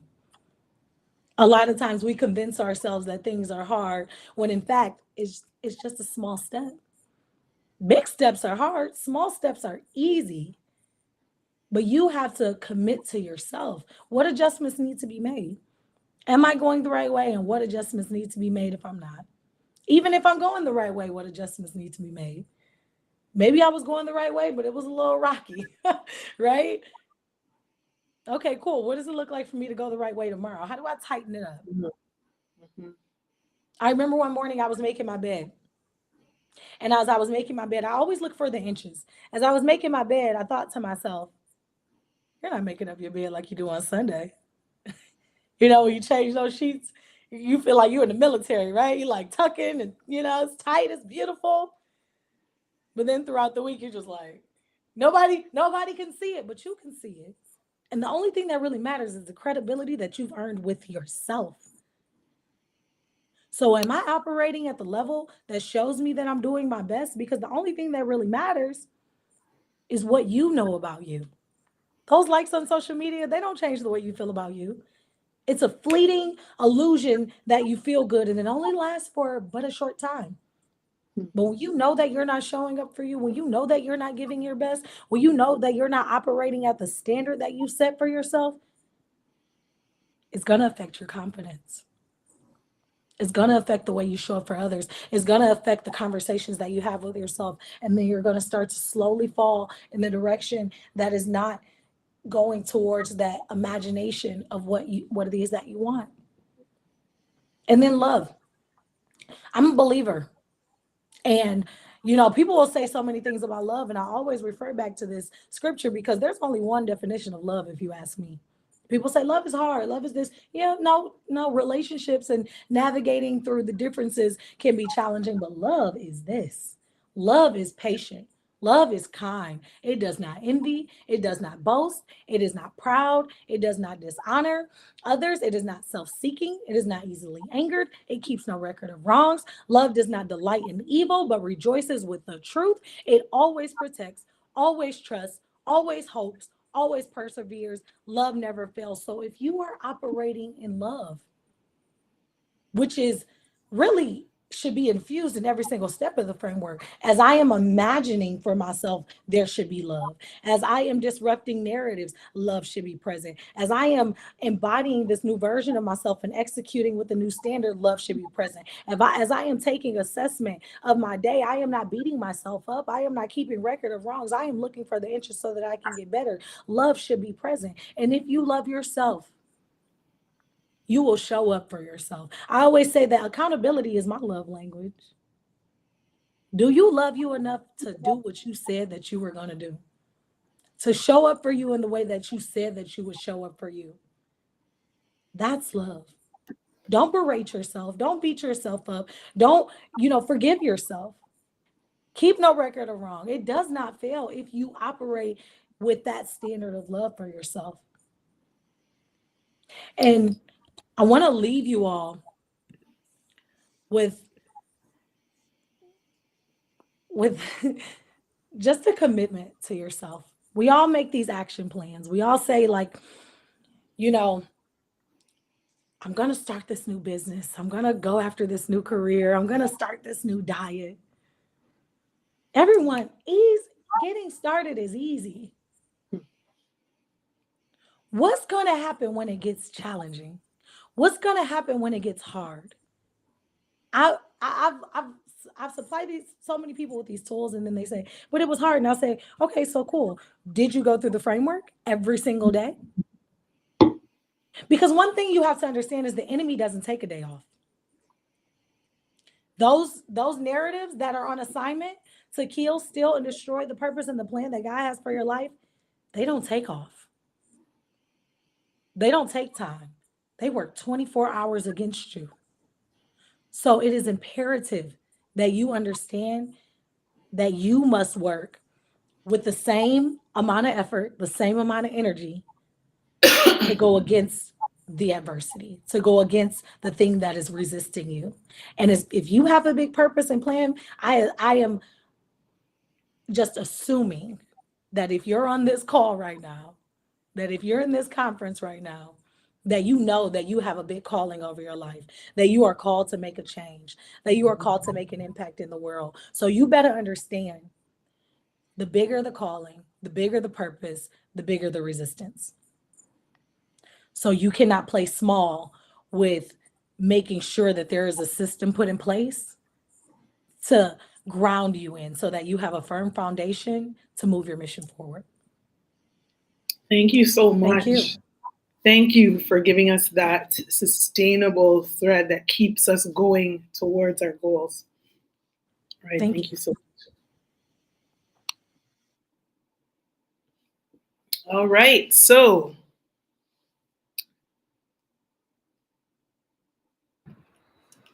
I am so super excited to continue on this conference. Excited because we have a new host joining us all the way from Los Angeles, California. Allie, we welcome you to the stage. Hello, Allie. How are you? Hello, guys. I am so honored to be here. It's been such a privilege. I didn't go to church this morning, but I feel like I was at church this morning. you did. I received God's word. It was just so affirming. I have all these notes because I've been just moving around. So I have notes on my phone. I'm writing them down. I have affirmations. This is just I have confirmation, new information. So I'm just really excited about this conference, and even more so that it's on YouTube so that I can go back and watch it again. Yeah, that was definitely insightful. Laneja's her segment, I just literally, it was like quote after quote after quote, that literally like just affirmation, confirmation. Yes. I didn't know if she was a preacher or a life coach. I was like, I don't know which one, but either way, I'm taking it all in and I'm writing it down. So it was definitely lovely. Thank you, Nicole. I mean, I'm so happy that you were here. You were able to join us, our Canadian host, who is actually currently in Nigeria. So Yeah. I mean, she's all across the globe. When we say global impact, that's Nicole in real life. So thank you so much for being with us, Nicole. You were wonderful. Allie is in Los Angeles. Super excited to have you be a part. And I am going to let you take it away and go mind my business and get my notebook back out. I know that's right. Get your notes ready. Hello, everyone. My name is Alicia Rivers, also known as Allie X. I am a community activist, and I am so excited to be here with you guys, especially in terms of the speakers that we have lined up. We've been, you guys have been getting hit over the head with all kinds of information, and it's not going to stop. We're going to now go into our very next speaker, Miss Rashida Omladi Sule. I hope I said that right. She is going to be taking us into the spiritual realm. The title of her message is Perpetual Transmutation of Spirit. Miss Omladi Sule is an author, a coach, a wife, a mother of 3 little Tasmanian angels, an international speaker, TV personality. She's the founder and CEO of Married Let's Talk, a forum for married women who love the Lord, knows the power she's carried by knowing her identity in Him, and understands her assignment as a wife. She has a podcast called Happy Wife, Happy Life that consists of prayers and her seeds. So without further ado, we're going to bring you Rashida to the stage so she can give us more of that knowledge.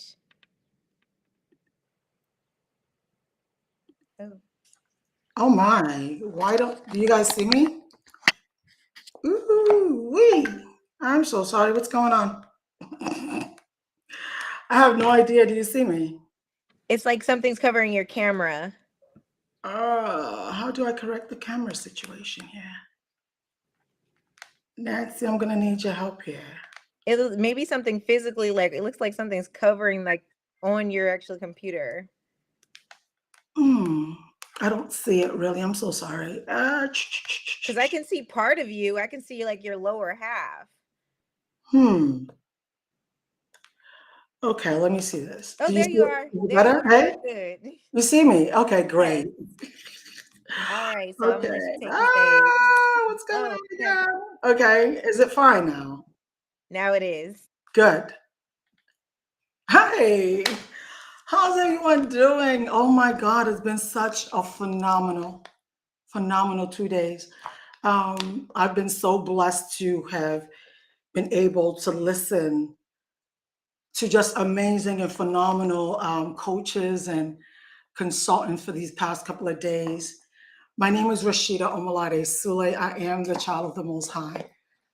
Having a human experience on earth, I bring awareness of who you are and all that you are able and capable of doing on earth as a peculiar person. I'm so forever grateful for this opportunity. Nancy, thank you. The heavens rejoice concerning what you've been doing.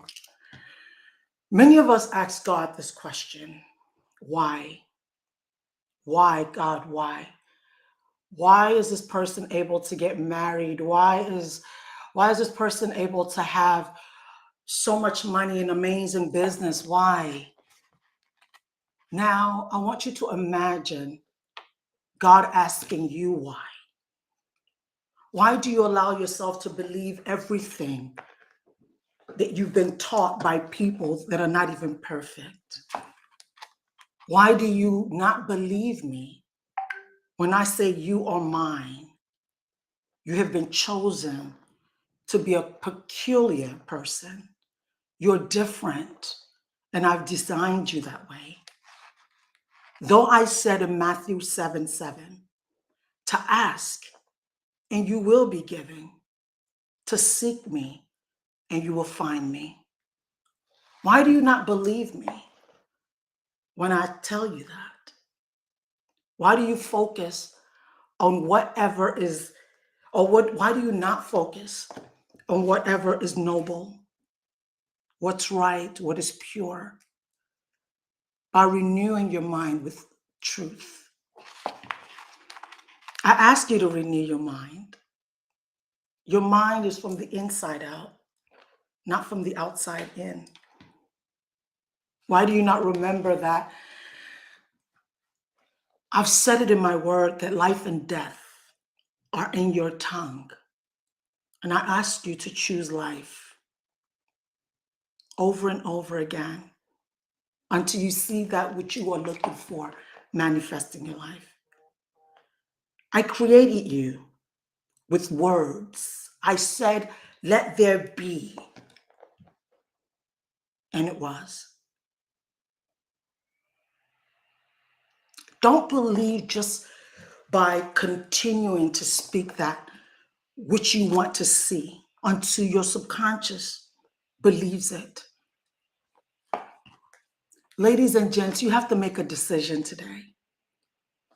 Our Heavenly Father is speaking every day through us, but we allow the things on the outside of us, the things that we experience on the outside, what we are seeing on the outside, to take absolute control of who we are on the inside.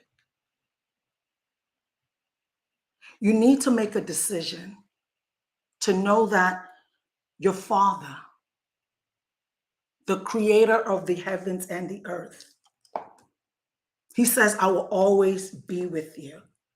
I will never leave you nor forsake you. When did he become a liar in your book? Do you know that when you live from the outside in and not creating your life from the outside out, from the inside out, you will continue to experience delay. You will continue to believe that hard work is the way to go. You'll continue to burn the midnight oil. You continue to toil. The way to be blessed and to be fully rich is to know who you are and to know who I am in you. In the world, I've already told you, there's going to be a lot of the ups and downs. But if you continue and know that I am always with you and my promise to never leave you nor forsake you, when you continue to believe that wholeheartedly, will you begin to not experience the things that are happening around you, but you'll be able to create the life that you want to see. When you look at someone and you say, oh my God, they have this and they have that, and I don't have it, you are living from a place of lack. Lack comes from you waiting for wealth to feel abundant. Lack comes from you waiting for success to feel empowered. Lack comes from you waiting for healing before you begin to feel gratitude. Lack comes from you expecting a new relationship before you can feel loved.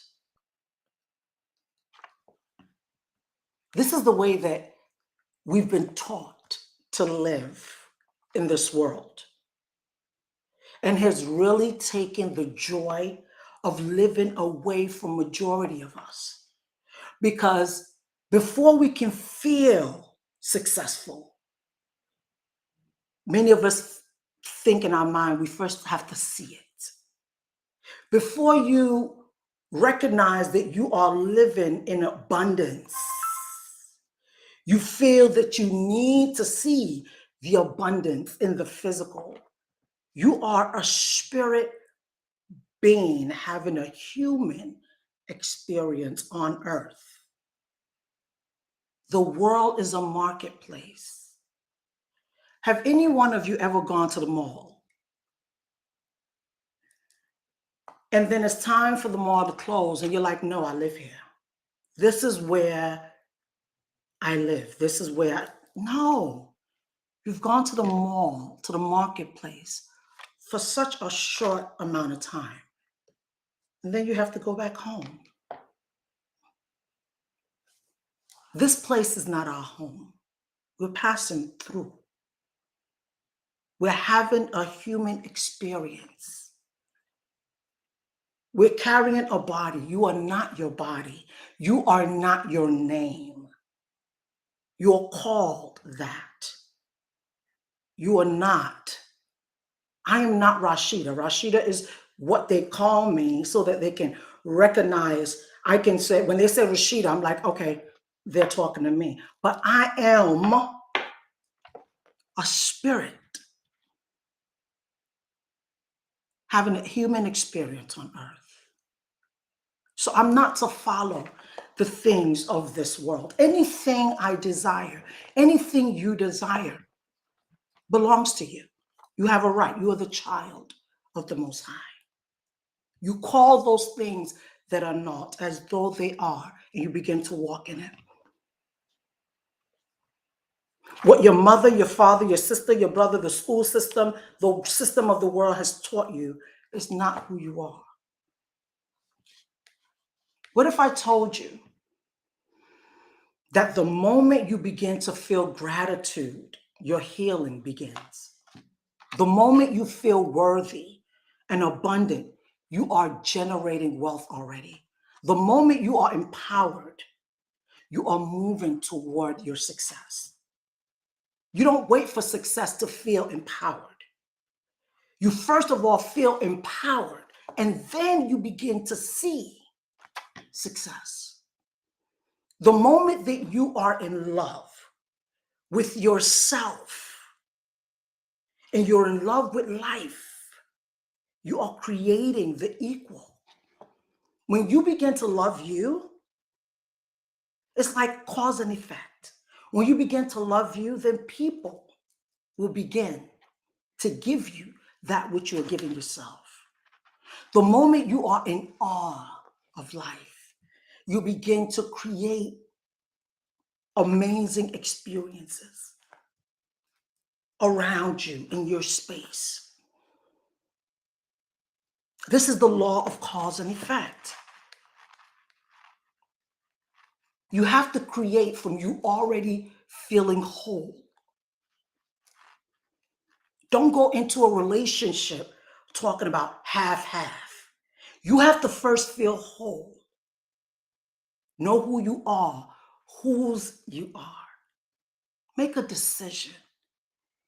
I love majority of the speakers that spoke yesterday spoke on they did not want to pass on generational curses. And they did what? They made a decision. Because they renewed their mind, made a decision, they began to walk in that decision and change the trajectory of what their next generation will be. They made a what? A decision. Make a decision of what you want your life to be. Your life is your business. Your life is your business. You are responsible for what happened in your life. Not your mother, your father, your teacher, not the government. It's your life. It's your life. It's your life. Whatever may have been said to you in praise of poverty, majority of the people that come into my program, 80% of them, they want more money.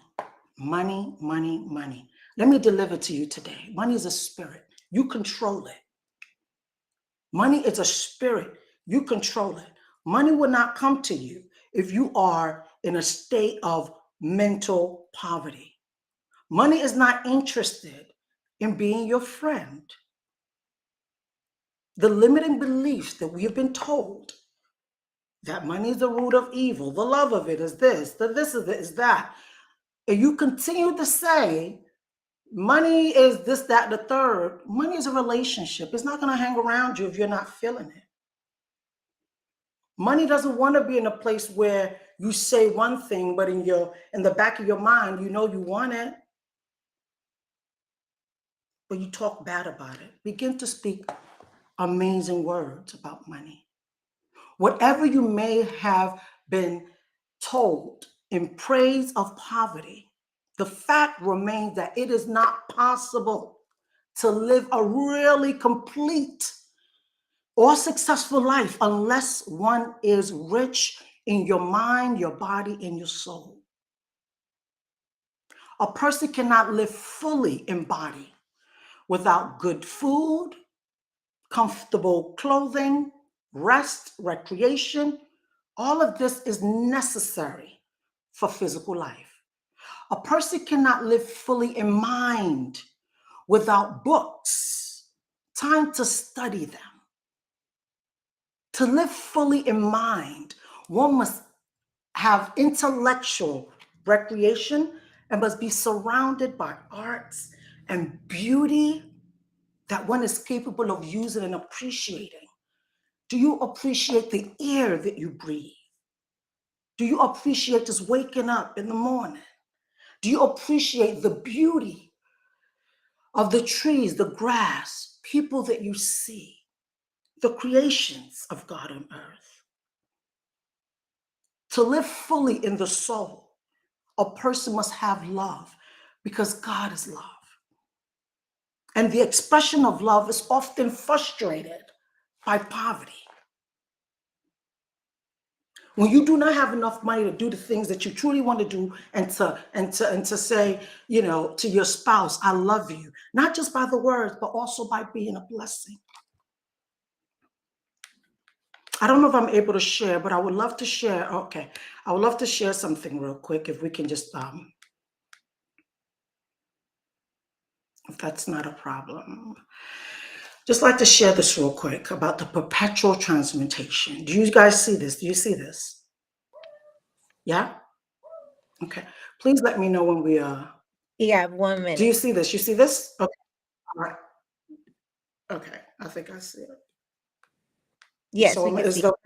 We just Okay. got to wrap it up in 1 minute. Okay, sure. So the law of perpetual transmutation says that whatever you think, when you stir that thought with emotions, it causes action and brings out the results that you're getting. So if you see that the result that you're receiving in your life right now is not the result that you really want in your life, but you're not sure, how am I able to get rid of what I am seeing right now? Stop thinking about it so deeply. Your thoughts with emotions are causing the physical results that you're getting. Okay? Prayers. Prayer is the movement that takes place between spirit and form and with and through you. So you need to understand that in order for you to begin to see the beauty that you desire and create the world that you desire, you have to first see it, be emotional with it, walk in it, believe it, expect it. And only then would you align with the things of the Father and begin to see the results that you desire out from inside of you into your physical presence. Okay?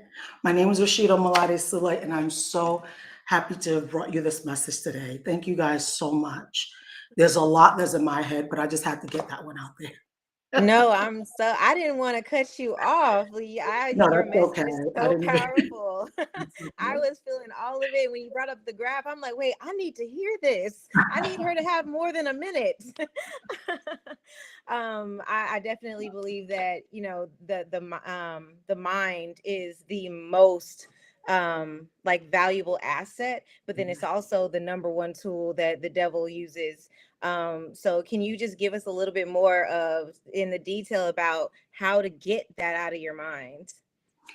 The thing is, the only way, it's not getting it out, it's actually replacing it. You see, fear, which is the false evidence appearing real, will always come to you. You have to find a place. Like for me, twice minimum, 3 times a day, I would give myself 20 to 30 minutes of just being silent and just thinking of, you know, what do I want? What do I desire? The noise in our heads is so much because of technology, phone, not having time. We don't give ourselves and the spirit within us time to create. We have to learn to shut the world out and just sit down and begin to imagine, what do I want for my life? You can take a pen, take a piece of paper, begin to write down things that you desire.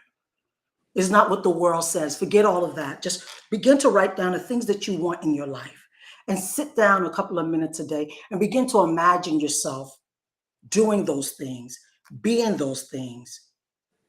And once you do that often enough, the heavens will begin to align what you desire and begin to allow circumstances, places, things, people to form and begin to bring that which you are looking for to you.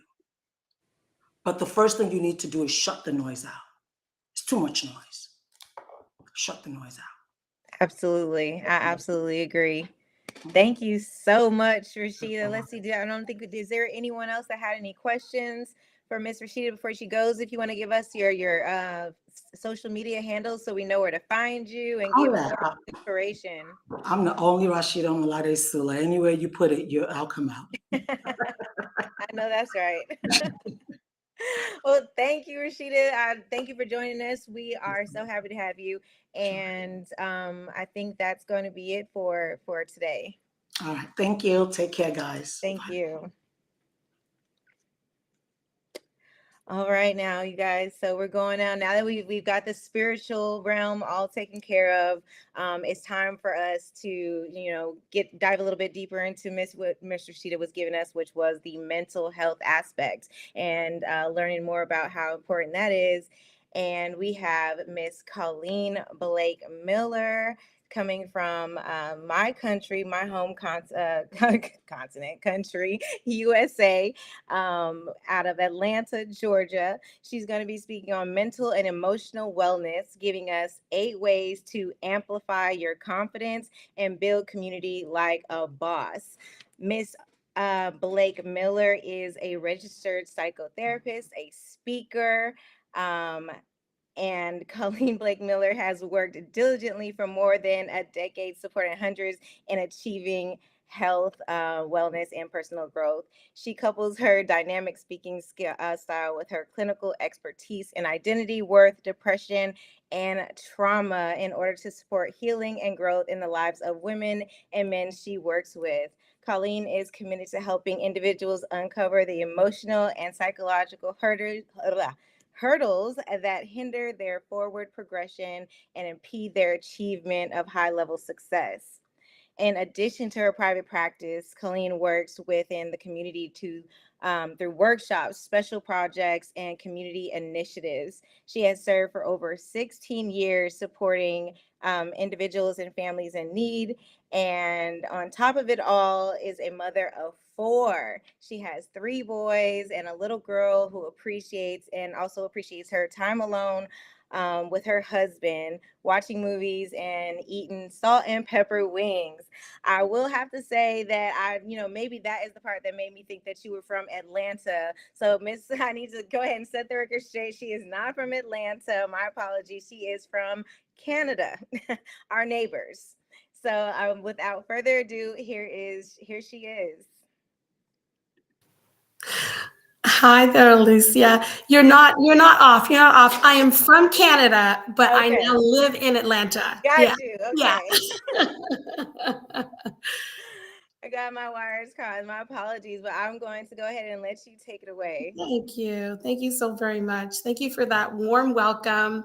Good afternoon, everyone. Good afternoon. I'm so happy to be here. It has been an absolute blessing following along with all of the speakers over this past 2 days.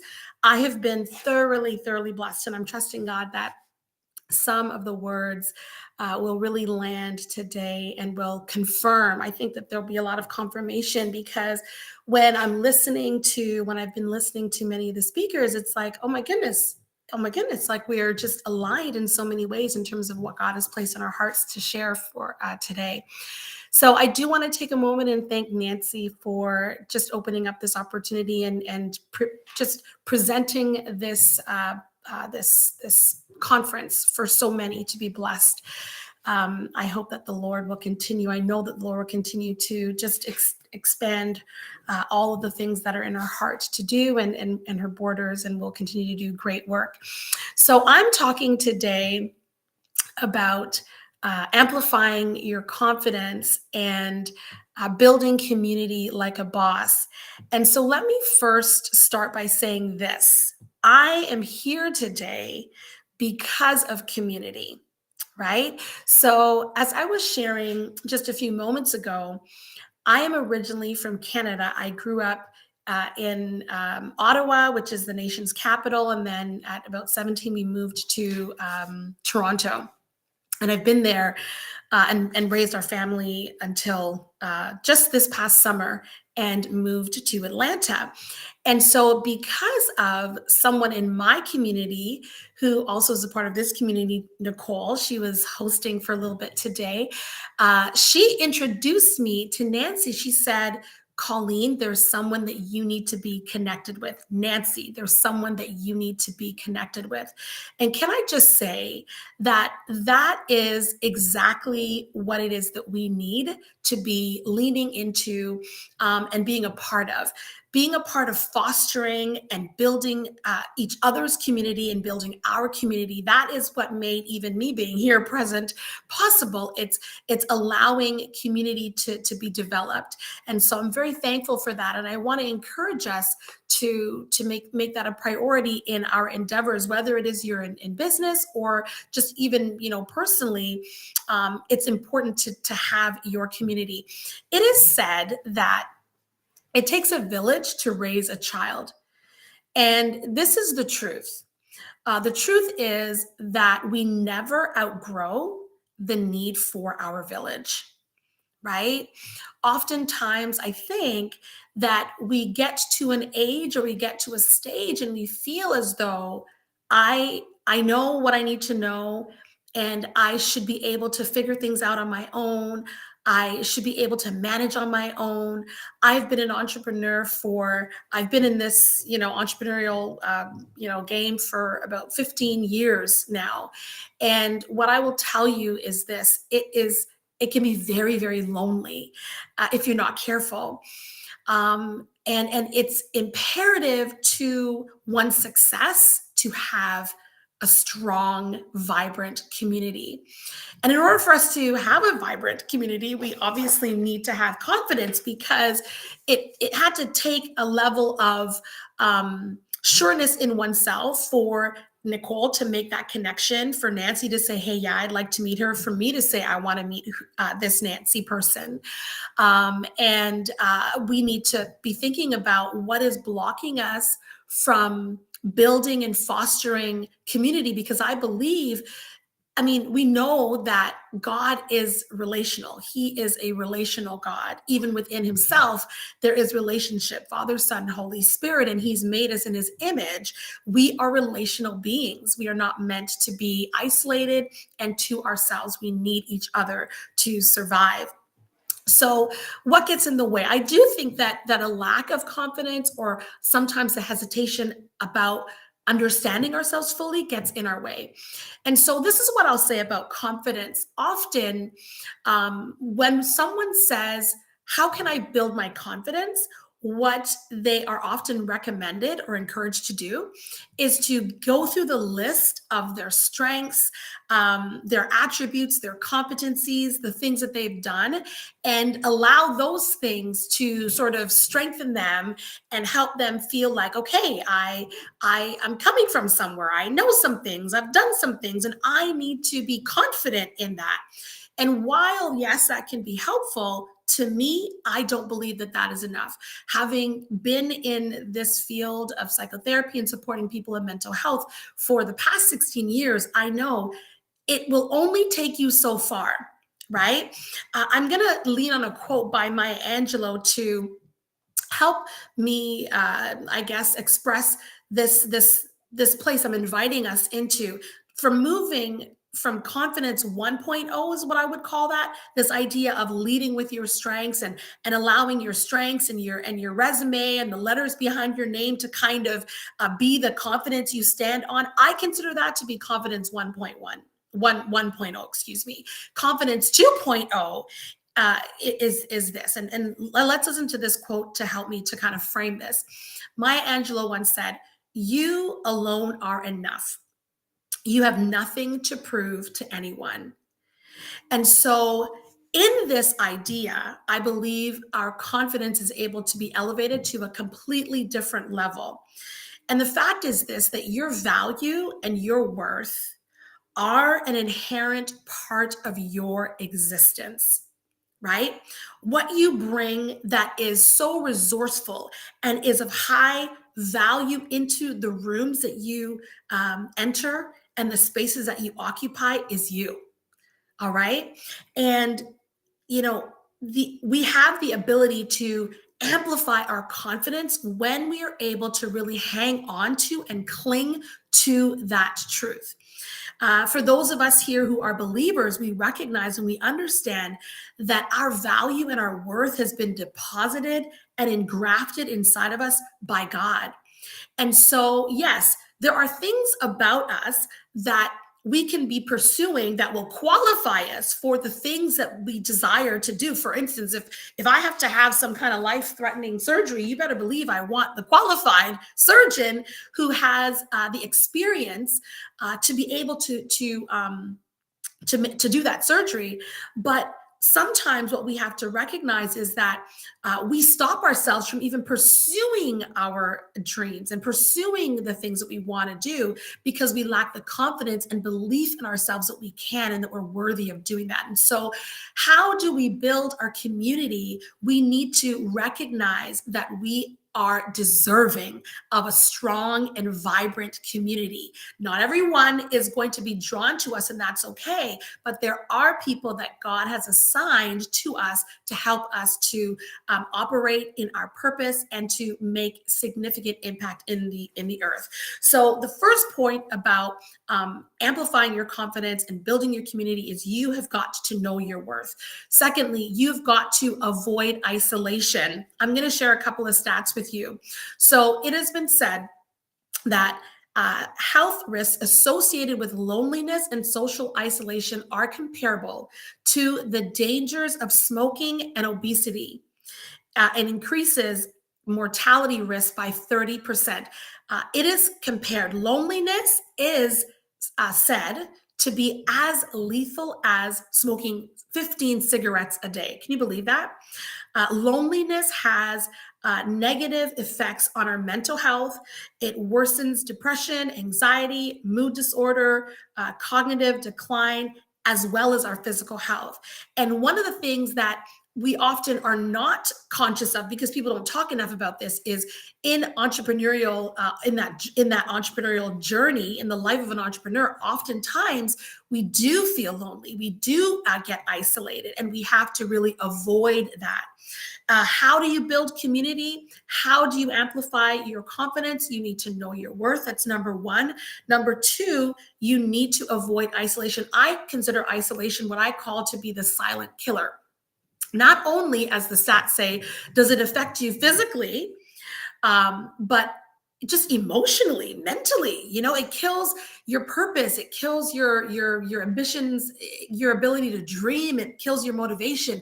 We have to be very, very mindful. And I know sometimes, if you're like me, we can say to ourselves, I know how to do what I need to do on my own, but we can go further together than you can go individually on your own. So number one, remember and hang on to, cling to the truth about your worth. Number two, avoid isolation. Number three, how do we build strong community? We have got to stop the comparison games. This day and age that we're in right now, it's easy to get stuck in the comparison trap. Social media makes it so easy for us to be looking into other people's lives. And I do air quotes because you have no clue, right, what's actually and factually happening in the lives that you are sometimes peering over and comparing yourself to. Each heart knows its own sorrow.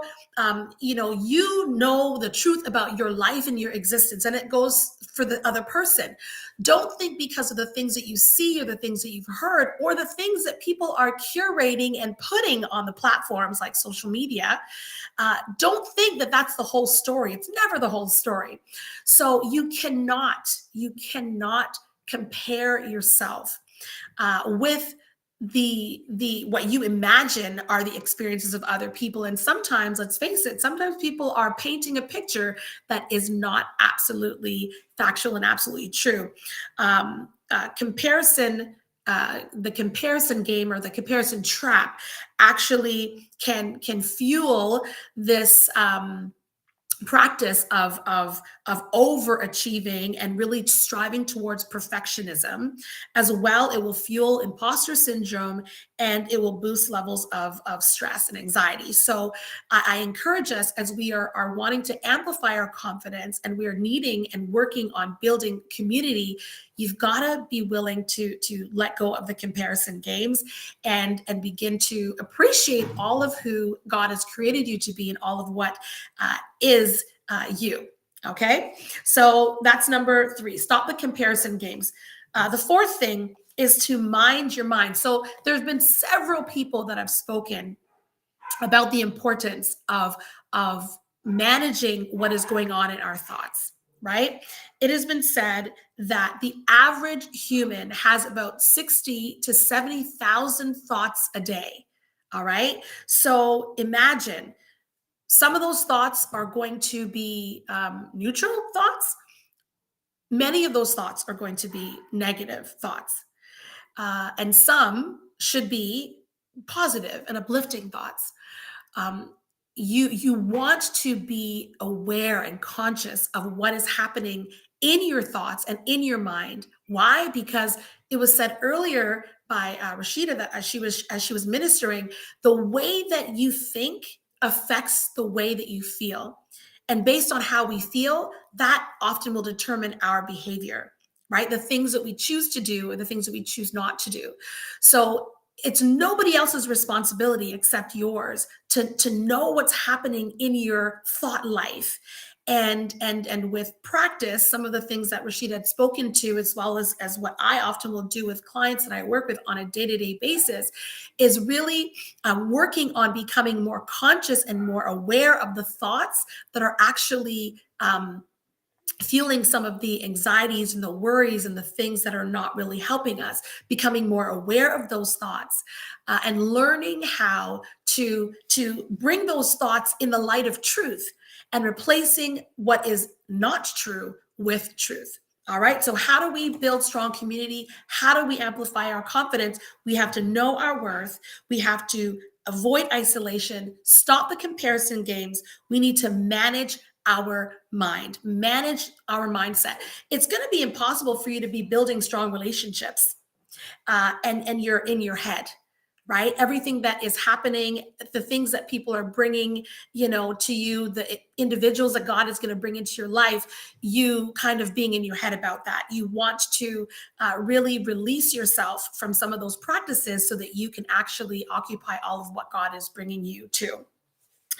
Next, number 5, know your goal. Why do you need to have connections with the individuals that you are drawn to? What are the things that are in this season of your life that you sense and know that God is leading you towards?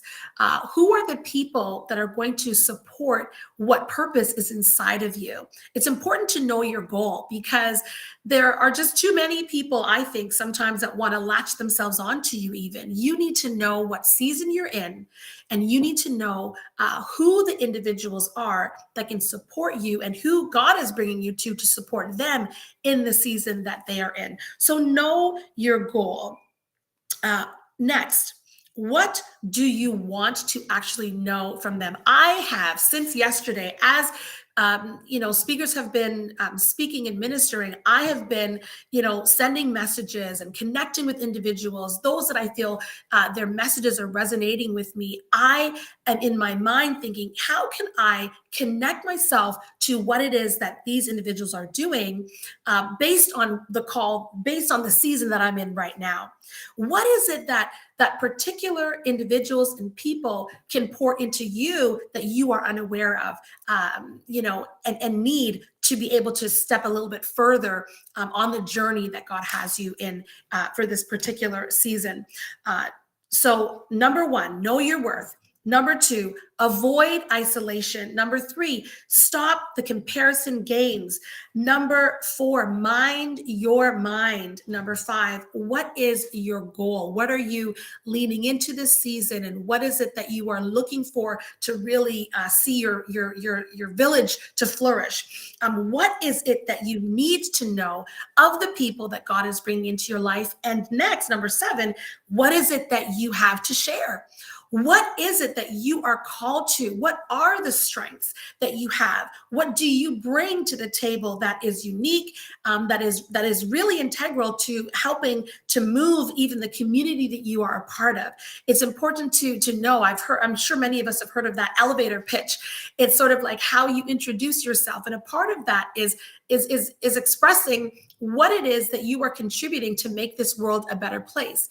Perhaps it's something that, if you haven't already secured and understood what that elevator pitch is and what it is that you offer to say quickly, maybe it is a time for you to go and spend some time to kind of rehearse that and research that, kind of study what is it that I am bringing to the communities that I occupy and that I am going to be a part of. And finally, what I will say is this: you need to get up and go. So oftentimes we have thoughts and we have ideas of things that we want to pursue, but what do? We sit on it. We don't act. And so Mel Robbins, who's an author, she's written a book called 5 the 5-second rule. And what that book speaks to is that if you have an instinct to act on a goal, you must physically move within 5 seconds or your brain will kill it, right? So the moment that you have a thought to do something, the moment I would say that God deposits a thought or an idea into your heart, how can you move? How is it that you can move? Think about what you have been receiving, what's been deposited in you over these past 2 days. How have you felt impressed by God to move? How can you act on that today? All right. So these are some of the thoughts that I have in terms of how we can amplify our confidence, right? Stand firmly on the truth about who we are and build and foster strong and meaningful communities. Now, before we go, I would love to just read a few affirmations with you. I can't hear you speaking back to me, but I'm going to encourage you, even in your space where you are, to repeat after me as I say these affirmations over you. All right. Number 1, I don't need to prove myself to anyone to be worthy. Number 2, my value and worth are an inherent part of my existence. Affirmation number 3, I am enough and I reject every limiting belief that conflicts with this truth. Number 4, I have the capacity to learn, grow, and evolve into the woman God has called me to be. Number 5, I hold myself in high esteem, and I am drawn to people who align with this truth. And finally, my life is not a race. It is a beautiful story that is unfolding with every breath and step I make. Thank you. Oh my goodness, Colleen, that was beautiful. Those affirmations to close that out, that is exactly what we needed. Thank you so much for that. I do have one question for you. As a therapist, and as a person who like I'm you're the therapist, I'm the person in therapy. Okay. Yeah. I love therapy, has completely changed my life. Yes. But I do know that all the things that you said that we need to do as far as knowing our goals and, our worth and all of that, I find that some traumas make that harder to deal with. And I think that a lot of us in colored communities just naturally have traumas. So do you have any tips on how to actually put what you said in practice when you are also dealing with various forms of trauma? Absolutely. That's such a wonderful question. I think that one, we need to be acknowledging the things that are getting in our way and being able to even name some of the experiences that we've had as traumas. One of the things that I do in my first appointment with clients after they filled out their intake form is to ask what's your history with trauma? What does that look like? And it's unbelievable how many times people leave that aspect of the intake blank, but then as they're telling their story, I'm like, whoa, wait a second. That event, that thing that you endured, that thing that was done to you, that's considered trauma. And sometimes it is that awareness of oh my goodness, that was a trauma that has shaped me and continues to impact the way that I do my life. The easy answer is this: you have to take time with yourself. Okay. So knowing that there have been aspects of your story that's still unfolding that have shaped you and sometimes can feel like a barrier is the first step. Getting support to navigate and process through that is, of course, what I would recommend. So talking to a professional about how to process and heal from the traumas that you've been through. And then third, be patient. Be patient with yourself. The last affirmation is, my life is not a race. It's not a race. We're not in a race to heal. We're not in a race to, get to the goal. I know sometimes we do that to ourselves, but we need to cut that out. My life is a beautiful story, and it's unfolding with every breath and with every step. So that's my encouragement. You have no idea what you did with just that last statement, because that is so I live by that. Like, I feel like I'm like in a rush. Like, I always feel like I'm behind, and I'm in just, and someone spoke earlier about leaders like grow into the next level. They don't just go to the next level. That's So, right. I love that. That was good. so that just speaks to like your whole message of going to therapy, getting the help, sitting down. And I think the hard part is the first step of sitting down with ourselves to actually deal and like kind of work those things out. Cause like, or what they call shadow work, it's the ugly part of it all, right? That's right. But we can do it, with the help of God.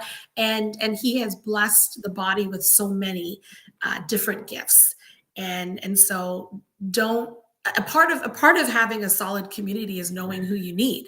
And so having those individuals in your life, whether it be your therapist, a mentor, the friends that I think I heard somebody say earlier, like they're going to be honest with you and tell you, hey, you know what, I think you need to talk to somebody about this. That's a part of what we need to be well. Mm-hmm. Absolutely. I'm gonna have to look you up and book a session, because we need to continue these conversations. So let us know, how can we find you? Are you have a private practice? Are you accepting clients? So yes, I do have a private practice. Unfortunately, my practice is, well, I shouldn't say unfortunately, because this is global. So I work with Canadian clients. I work solely in my practice with Canadian clients, but I also have other services. Like, so I facilitate a wellness community. I teach courses. We're doing a course actually launches tomorrow on confidence. And then also on Instagram, that's where you can find me, Colleen Blake Miller. You just put that in and you'll find me there. I think I see in the chat, I would love to have those affirmations. I have a reel that has those affirmations listed off. So go ahead and engage with the content that I have there. I put a lot of content on social media that I believe my intention is to really help us through our journeys as we are navigating and really pursuing mental health. So. Okay, you guys. So see right there, she has a ton of resources, and we've been here for about 4 hours today, and there was 4 hours yesterday. So if you guys want to make sure that you're getting all these resources, you want to make sure you're getting in touch with Colleen and every other speaker that you've seen today, and everything that they have to offer, and all of their social media handles. Make sure you are registered. That's all you have to do, is make sure that you register for this conference so that you can get the digital copy of it all. And thank you so much for joining us, Colleen. And I'm sure you're going to stick around for the last bit of it, right? Yes. Thanks so much. Okay, guys, we are almost here. So we've got the mental and emotional, wellness all together. And now it's time to take it over to the emotional wellness and learn what it means to be gracefully broken. Miss Terica Wright is from Atlanta, Georgia, and she is a graduate of Frederick Douglass High School. That is only going to be somewhere in Atlanta, and Tuskegee University. Since a very young age, Terica's personality can be described as a light that illuminates spaces and the people around her. At the age of 25, she left the corporate world and decided to become an entrepreneur, where she thrived for over a decade. Continues to thrive. She's successfully founded and managed several brands, from the Reading and Writing Advisory, Terica Wright Real Estate, The Look by Terica Wright, and the High Esteem Society, and the CEO Sermon Series podcast, Homegirl is Busy. Okay. Through her experience as an entrepreneur, wife, and mother, Terica has gained a profound set of skills and has developed a unique heart set, especially for women in these spaces. Terica truly believes that successfully navigating our way through life's transition is the key to success and gaining all that God has for you in this lifetime. Terica has now committed her life's work to sharing godlike gems of wisdom with the world through her writing and teachings. So know and behold, now I'm bringing you to the stage, Miss Terica Wright. Hello. I'm on. Can you hear me? Okay, I can hear you now. Hey, girl. So much. Hey, girl. Thank you for that introduction. Absolutely. Can I go ahead and get started now? Yes, it's all you. Okay, thank you all so much for having me. And I just want to give my classmate and my colleague Nancy, girl, let me tell you, you are the one. Okay, the way you have pulled this off, nothing but the grace of God all over your life. So thank you so much for having me. I'm really, really excited. And before I get started, y'all, before I do anything, I like to just pray. I've been listening in on the conference all day, and I know that the Holy Spirit is already here. But I always like to give the Holy Spirit free reign whenever I'm about to talk, because I don't want to get over into self. I want the Holy Spirit to say whatever he needs to say to penetrate the hearts and the minds of whoever listens. So if you will, really quickly join me in prayer. Father God, in the name of Jesus, we thank you for this time. God, while it's a short time, I thank you that it'll be a impactful time. I thank you that it'll be a powerful time in the name of Jesus. God, you know the topic of our emotions. I thank you that you use me as a vessel this day and you speak through me and your message becomes plain and it becomes clear. God, I thank you that your word will break yokes in the minds and in the hearts of every woman listening in the name of Jesus. And I thank you that because of this time and because of this message, God, the women will leave from this segment free. In the name of Jesus, we pray. Amen. Okay, y'all. So this subject is really, I mean, as of late, it has become very clear and very passionate. It's a passionate subject of mine, because recently, I tell my story all the time. In 2020, I went through a divorce and the death of my mother all at the same time. Can you imagine? Can you imagine? End of February, I found out some things that I knew I was going to have to make a decision about my personal life, which ended in divorce. And then 10 days later, my mother took her last breath. That's a lot for someone. You all heard my resume. You all heard my biography. I run several businesses. And with that being said, when my mental and emotional state was at stake, then everything else behind it started to take a turn as well. So my businesses took a turn, my personal life took a turn, my relationships took a turn. And what I love about this testimony is it sounds like a lot of disaster, but how many of you know whenever disaster and things like that happen in your life, so we would like to categorize it as disaster, the Holy Spirit is really up to something, because one of my favorite scriptures is Romans 8:28. All things work together for the good. So even though it seems like hell is breaking loose around you, I'd like to say, and what I know is that God is at work in your life. Okay, so that was my 2020, which made me really passionate about the subject of your emotions. So we're talking about commanding your spirit. Commanding your spirit. There are some things that are going to happen in your life a lot like mine. It may not be death of a mother, and it may not be divorce, but there are some things that are going to happen in your life that your looks won't be able to carry you through. Your talent won't be able to carry you through. None of those things. Who cares how skilled you are? None of those things will carry you through that season and allow you to still be a success, right? The only thing that will carry you through those tough seasons in life, those tough transitions, is your spirit. In a tight crunch and in a difficult situation in your life, the spirit of who you are is who will begin to rise to the surface. I tell people all the time, if you squeeze me, exactly who I am will come out. A lot of times in tough situations, you'll hear me still talk about the word of God. It reminds me of the story of Job. There was a part in Job's story where his friends, they saw him suffering and they said, why don't you just curse God and die? Because you are sitting here, you're still being loyal, you're still being faithful to God, and God apparently has forgotten about you. But the spirit of who Job was rose up in those situations, and it allowed him. One of my favorite parts in the book of Job was, although he slay me, yet still I praise him. And so how do we get our spirits to a place like that as leaders? and as business owners and as wives and as mothers and as sisters, that even in an unfavorable situation, we could have the heart posture of Job, and we could command our spirit to still give God praise. Now, this isn't just all about giving God praise, but in a tough situation, how can you still have the spirit to command your business to be a successful and to be a success and to produce fruit? And in betrayal, how can you still command your spirit not to function from a place of brokenness? Although you may be broken, you can still produce good fruit. How many of you know that broken crayons still color? How can you command the spirit, your spirit, to still color even when you are feeling betrayed, even when you're feeling left out, even when you're feeling lonely, even when you're feeling forgot about?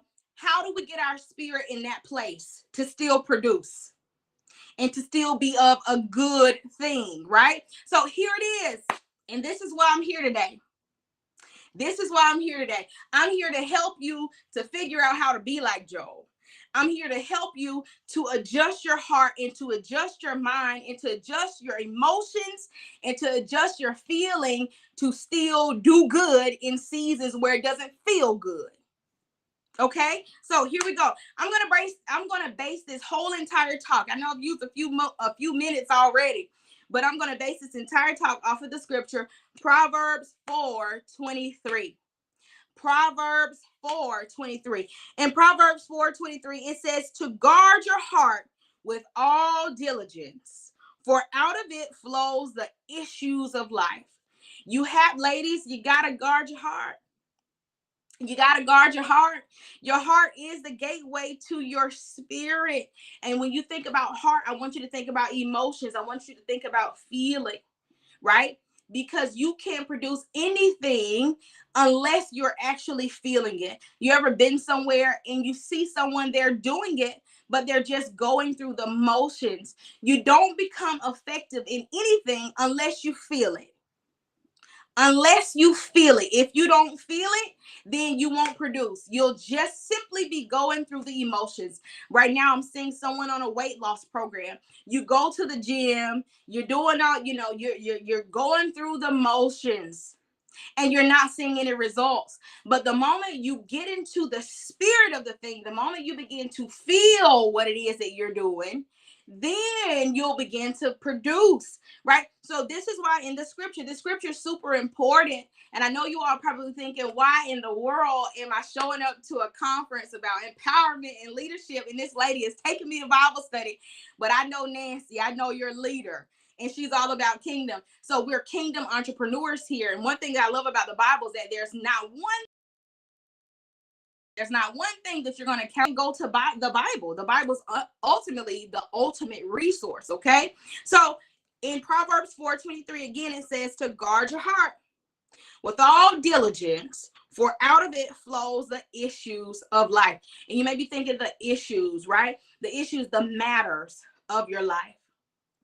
Right now, key one, and there are two key things I want you to keep here as it pertains to this scripture. And again, commanding your spirit. The first thing here is, and I wrote down, I scribbled some notes in my notepad here. It says everything that you or your business or your home life, everything that you are right now, it flows from your spirit.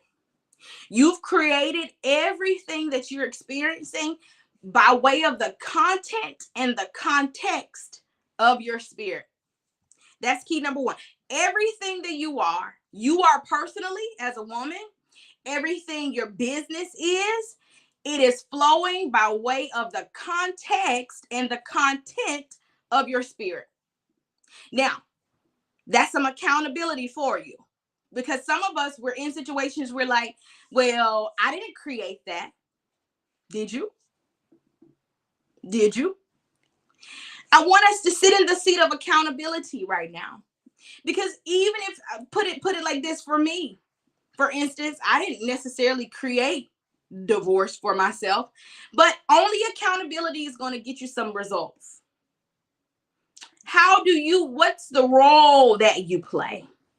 Really, if you begin to unpack, and this is where therapy will really help you, when you begin to really unpack that bag, unpack that emotional bag, you'll find that somewhere in there you were a character in that play. You played a role in that play. Everything that's happening, because here's the thing, and here's what I love about God. Let me tell you, you're created in the image and likeness of God. So even in situations where you don't feel that you had much control, let me empower her today. Let me empower you today to let you know that you are more in control than what you think you are. So with that being said, that's the positive side of things, but you're also in control in situations that are not as favorable either. Okay. So I'm moving on to point number two. Point number two, you may be thinking, how do I guard my heart? Well, point number two simply says to guard your heart or your spirit by filling up on the good stuff. I used the example earlier that if you squeeze me in unfavorable situations and favorable situations, only a few things will come out.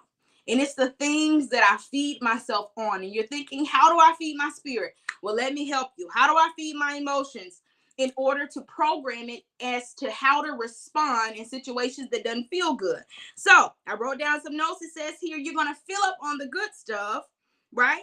By way of what you read, what you see all the time, even all the way down to the things that you eat. Think about the Daniel's fast. I love that story of Daniel. Many of us, we do the Daniel fast at the top of every year, but we don't even really know why Daniel fasted. Right? Go and read that because I don't have time to take you down through that story. But you command your spirit even by way of the things that you eat, even by way of the physical, the way that you have physically presented your body. These are all the things that are included in the formula of how you feel. So what you're reading every day, what you're listening to every day, what you eat every day, your conversation, what comes out of your mouth every day. All of these things play a role in how you feel. And all of these things actually play a role in how well you are guarding your spirit. Now, if you know that your business is on the line, if you know that your home life is on the line, then it will be everything to you to make sure that the only things that you're consuming all day is those things of a good report. If your health is on the line, I feel this. If your health is on the line, then all day long, we're listening to the report of health. We're listening to the report of excellent health, that all of our organs, that all of our the parts in our bodies, they function properly all day long. Because why? You are programming how to feel. You're programming your heart. You're programming your mind. You're guarding it. Think of soldiers at the gate of an army base. Only the things that are permitted on that base is what we're allowing to come in. Only those things that are going to help us produce whatever it is that we're trying to produce here. That's the only thing that I'm allowing on here. And if you are not going to aid in whatever it is, the end goal, then we're not allowing you here. I need you to understand, and I need you to begin to treat your life and begin to treat your body and begin to treat your mind and begin to treat your eyes as if it is Fort Knox. I need you to lock it down. Only the things that will help you produce the $1 million business. Only the things that will help you produce the home life that you desire, the body that you desire. Those are the only things that we are entertaining, right? And again, going back to the scripture here in Proverbs 4:23, it says you got to guard it. You got to guard your heart because out of it, and guard your spirit because out of it flows all the issues or the matters of life. So this is why people think, you're being a little too deep, Terica, because y'all, I read every day. I read every day. And I am very, very intentional about what I read. And if I'm going through a transition in my life, or if I'm trying to produce something in my life, I am specifically only reading about that because that's what I'm trying to produce. Now, what I love about this too is that as you are programming your mind, you're also programming your subconscious. Because even when you're not thinking about it, I could be at the last night I was out with friends. We were just hanging out at one of my girlfriend's houses. And even in an environment that's informal, We're just eating nachos, y'all. It's a very informal environment. But my subconscious mind, that's how programmed I am, because even in an environment where we're hanging out with girlfriends eating nachos, I'm still talking about whatever it is that I'm trying to produce in my life. Most of the time, it's the goodness of God. I'm in an unfavorable, I'm going through a divorce, I'm still talking about but God. The only time you can do that is if you guard your spirit and you fed it on the right things, okay? So I really want to dive. I got to move over because I only have a few minutes here, but I really want to dive into your emotion. And I was telling Nancy this when she was asking me, well, what are you going to talk about? You all, your emotions, catch this, your emotions, it is the gateway to your spirit. And any emotion that is not dealt with will eventually turn into behavior, and your behavior will then dictate who you are. And now who you are has become the spirit by which you are characterized. I hope that makes sense. So in a simple form, if you don't rectify emotions, if your heart and if your spirit is not girded with truth, that is a scripture in Ephesians. I don't have time to go there. But if your emotions, if you're, I only got how much time I got? Girl, yeah, we have to write 1 minute. 1 minute, Okay, but I wish you had all day. Okay, here I go. So, okay, real quick, I want you to understand this. Your emotion is the gateway to your spirit. Okay, now you have to, the only way, and I'm going to make this real simple, you have to learn how to, and now I'm all thrown off. I'm sorry. I know. I messed it up. You You have was to learn strong, how girl. to dictate your feelings by way of truth. Dictate how to feel in a situation by girding your loins with truth. That way you can stand. It's to fill up on the good stuff, fill up on the word of God. So that way, even when things happen to you, you can stand on the word, which is the thing that remains true, and you can still produce in your life. All right, y'all. All right, but we're not gonna rush you off the stage just yet. I have one question for you. Thank you for that. It's so powerful. I'm thankful that I'm already good and registered, because I'm going to need to replay that back just like many others. But I do have a question. What would you recommend? Because everything that you said is all well and good, but how do we put it into practice?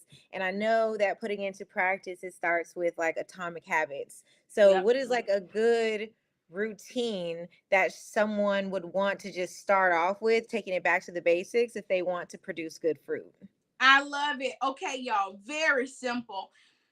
Carve out time every day. Carve out time every day to spend with you and God.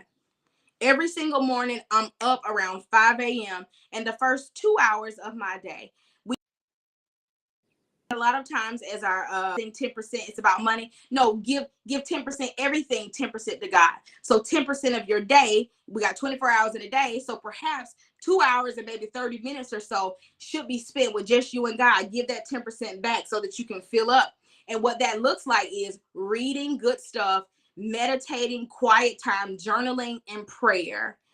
That would be the simplest formula to beginning to build your to respond effectively to favorable seasons of your life. Yes, thank you so much. I'm processing. I'm still processing and digesting all of that. We appreciate you, and go ahead and give the viewers your social media handle and where they can find you. All right, y'all. Y'all can find me, because I think I'm gonna finish this a little later on my platform tomorrow.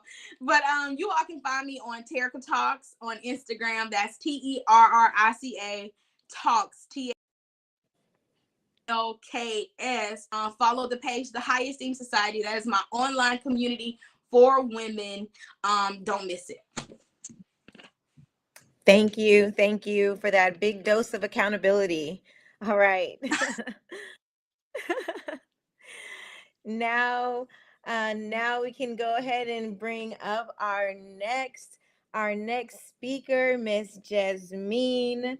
Now that we've gotten our mental and emotional in check, it's time to get down to business. So we've got Miss Jasmine Onyekwu. Let's see if I got my, my Nigerian down. She'll let me know. And she's going to go ahead and teach us how to master scaling a female-led business with ease. So Jasmine is a business consultant and leadership coach. She's the founding CEO and lead consultant at Peak Perfly.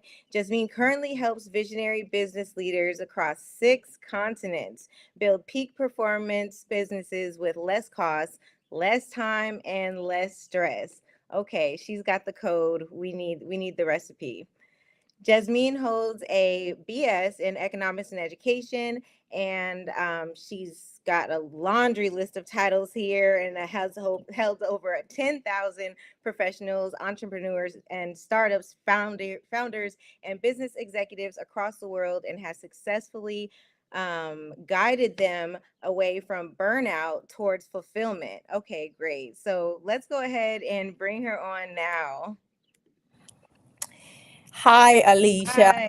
Did I say it right? How'd I get it? I'll give you a 70%. You did Oh, great. 70. Okay, can you tell us your name, please? Onyuku. Oh, see, yep, I didn't get that one at all. Well, I you was tried that for a close. first attempt. That was really close. Yeah. All right, I was close. Thank you for that. All right, take it away. Sure thing. I'm going to have to share my screen right away. Okay. Hello, hello, hello. My goodness. Nancy, everyone at Strategic Solutions. My God. The assortment of speakers, of women. I have been blessed since yesterday. My respect and pride in women went up a notch since yesterday. I'm finding it hard to share my screen here, so I think I'll probably just go ahead. Nancy, what's going on? Why can't I share my screen? I have the share icon, but it's not giving me any response. It would be great to have my screen on because most of the things I'm going to be talking about are on there, and I love for you all to grab screenshots. So if you can help me backstage with pulling up my screen, that would be great. So man, look at all the lineup of speakers. The sessions back to back have been loaded, powerful, insightful. I could start naming all the speakers, but that would take so much time. I learned a lot yesterday, came here today. I was at church for the early part of the conference, and I was having FOMO, and I felt I wanted to be here badly. So when I got back from church, I quickly hopped on, and I caught a lot. I loved the perpetual transmutations framework that Rashida shared. I love the insights from a lot of the women. I don't want to start naming names so that I don't just stay here talking. So I'm just going to go ahead and talk. I don't know why I can't share my screen. It's so sad. It's so sad. Nancy, I wish I could get some help here. I don't know what's going on with my and I tried restream today. I tried it a few hours ago on my laptop and it worked just fine. So I don't know. Did you give me permission to share my screen? Make sure you have that so I can try one more time. So today we're going to be talking about how to scale a female-led business. I wanted us to start with the stats. So start with the statistics of what it's like in the world of female entrepreneurship today. And let me pull up my presentation on my phone and just improvise right now. So I know that most of us have heard all the conversations around women, how women are disproportionately disadvantaged when it comes to access to funding, access to support, access to everything they need to build businesses that can scale. So we know one thing I've proven is women can build successful businesses. When it comes to success, we kind of hacked it. We know how to do it. But when it comes to scaling first, and then sustaining the business, so we can build transgenerational businesses, so we can pass on wealth to the next generation and create the kind of world that we deserve, that we want, right? We've gone through a lot of sessions talking about spiritual awakening, standing in your purpose, understanding your I am, owning your self-awareness, and living a life of purpose and impact. We've looked at a lot. We went through sessions that talked about our emotional well-being, our everything, right? So the next question is how does all of that translate to something that creates impact for the world? I remember when I started out as an entrepreneur, I was talking to a couple of my friends, and one of them was, at that time, she had connections in Silicon Valley. She was building startups from there. And I remember saying, you know what? I just want to have impact. I don't care about building an empire. I just want to have impact, maybe impact in my small community, maybe impact a couple of women, and I'll be good.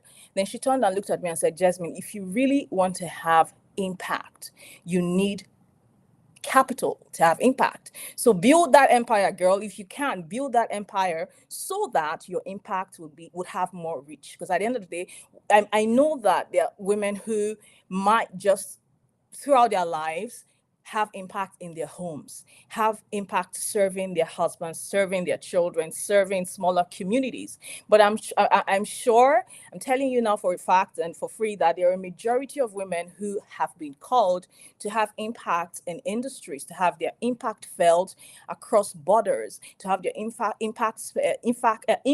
felt on global scales, to have their impact felt across nations and across marketplaces. So if you are in that category of women, then this conversation is for you today.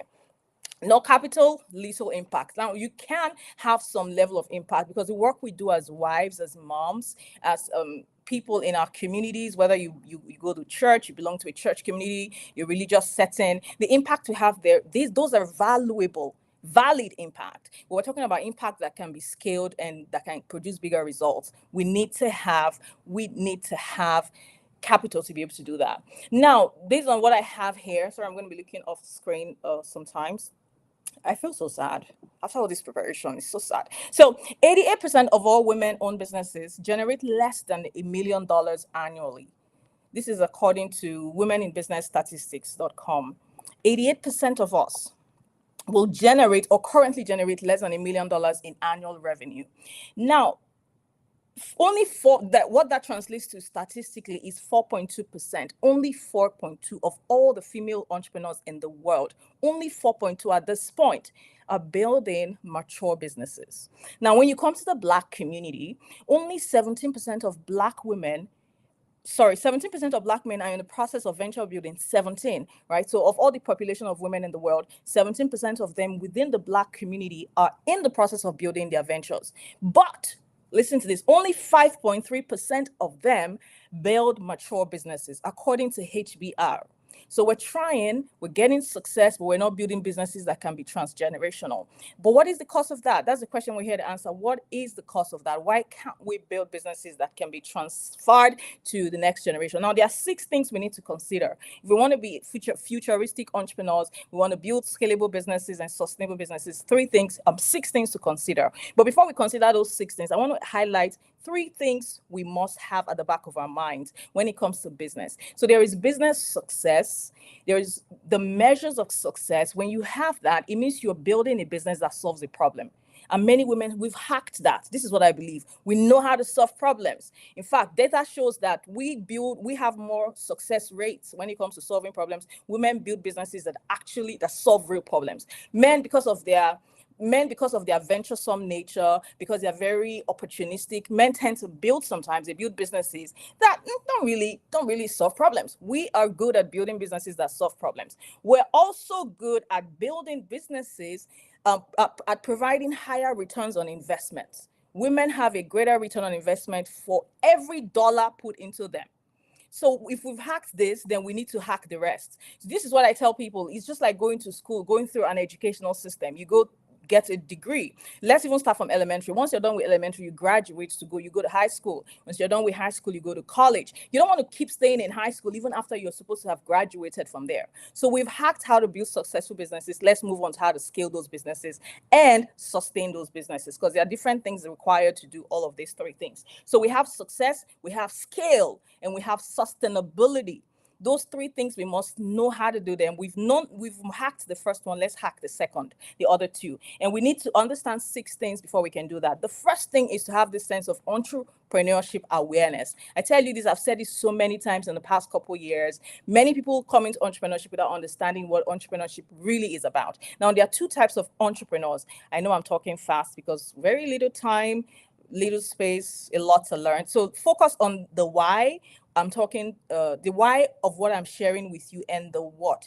The how, we can't do it in 20 minutes. The how is a journey. The how is a lifetime. It's what we're going to be doing for the entire time of our journey here. So let's focus on the what now. Understand the what. When it comes to the how, this is where we come into community. You connect with people like Nancy and all the great women who have talked here, and then figure out the how. So 6 things to consider. Number 1, entrepreneurship awareness. And what does that look like? We need to have a clear delineation of the kinds of entrepreneurships, broadly speaking, that there are. So you have the aspirational entrepreneur, this is a person who, the aspirational entrepreneur finds opportunities and they create profit. So for example, they can sell a course, they can take a Microsoft software, create products from the Microsoft software and sell it. Microsoft, the software itself wasn't built by this entrepreneur, but they can create opportunities from that Microsoft software. That's what it means to be an aspirational entrepreneur. The second category, broadly speaking, is the enterprising entrepreneur. The enterprising entrepreneur finds problems and creates opportunities from them. So he's not just creating profits from someone else's opportunities. He's owning the opportunity. He's owning the capital. He's owning the intellectual property that can power other people to tap into profit generation. So that's a clear delineation at the top. Know the type of entrepreneur you are. Are you aspirational? Are you still the hustle? Okay, let's sell, let's transact, let's make money. Or do you want to solve problems? If you look around, you look in the world, whether it's a B2C, B2B, or B2G economic model you want to leverage, there are problems everywhere. Whether you want to solve for customers or solve for enterprises or solve for the government, there are problems. So once we have that clear distinction, you can then say, I'm an enterprising. I want to then find that problem. But let me tell you this for free. Most enterprising entrepreneurs started out as aspirational. They started out as hustlers. We just, anywhere opportunities are, we tap into that, we sell, we buy block, Bitcoin and all of that, and we make money. But you have to transition from that to build sustainably and to build a scalable business. I had a framework I wanted to share with you, is the entrepreneurship capabilities framework. So now once you go past the delineation of those two, broadly speaking, those two categories, the next thing is understand your capability as an entrepreneur. You need to step into the marketplace with that consciousness. There are 6 capabilities, 8 of them, 8 of them. The first one is the invention capability. Now, this person is an inventor, and we've seen great female inventors. In fact, did you know that the dishwashers that we have in our homes today the dishwasher technology was invented by a woman? The dishwasher technology, I'm sure that technology was patented to for that woman, and her family keeps receiving royalties for every dishwasher that is built and sold in the market. So the inventor built the technology that can be sold in the market. He's a creator, they're originator, they're ideators. Does that sound like you? We have different capabilities. The second one is the capitalist. So the capitalist does not build technology, but they bring money. They know how to mobilize capital. The capitalists may have access to wealth. Maybe they came from a wealthy family. Most of us know that Serena Williams right now has gone into the VC world.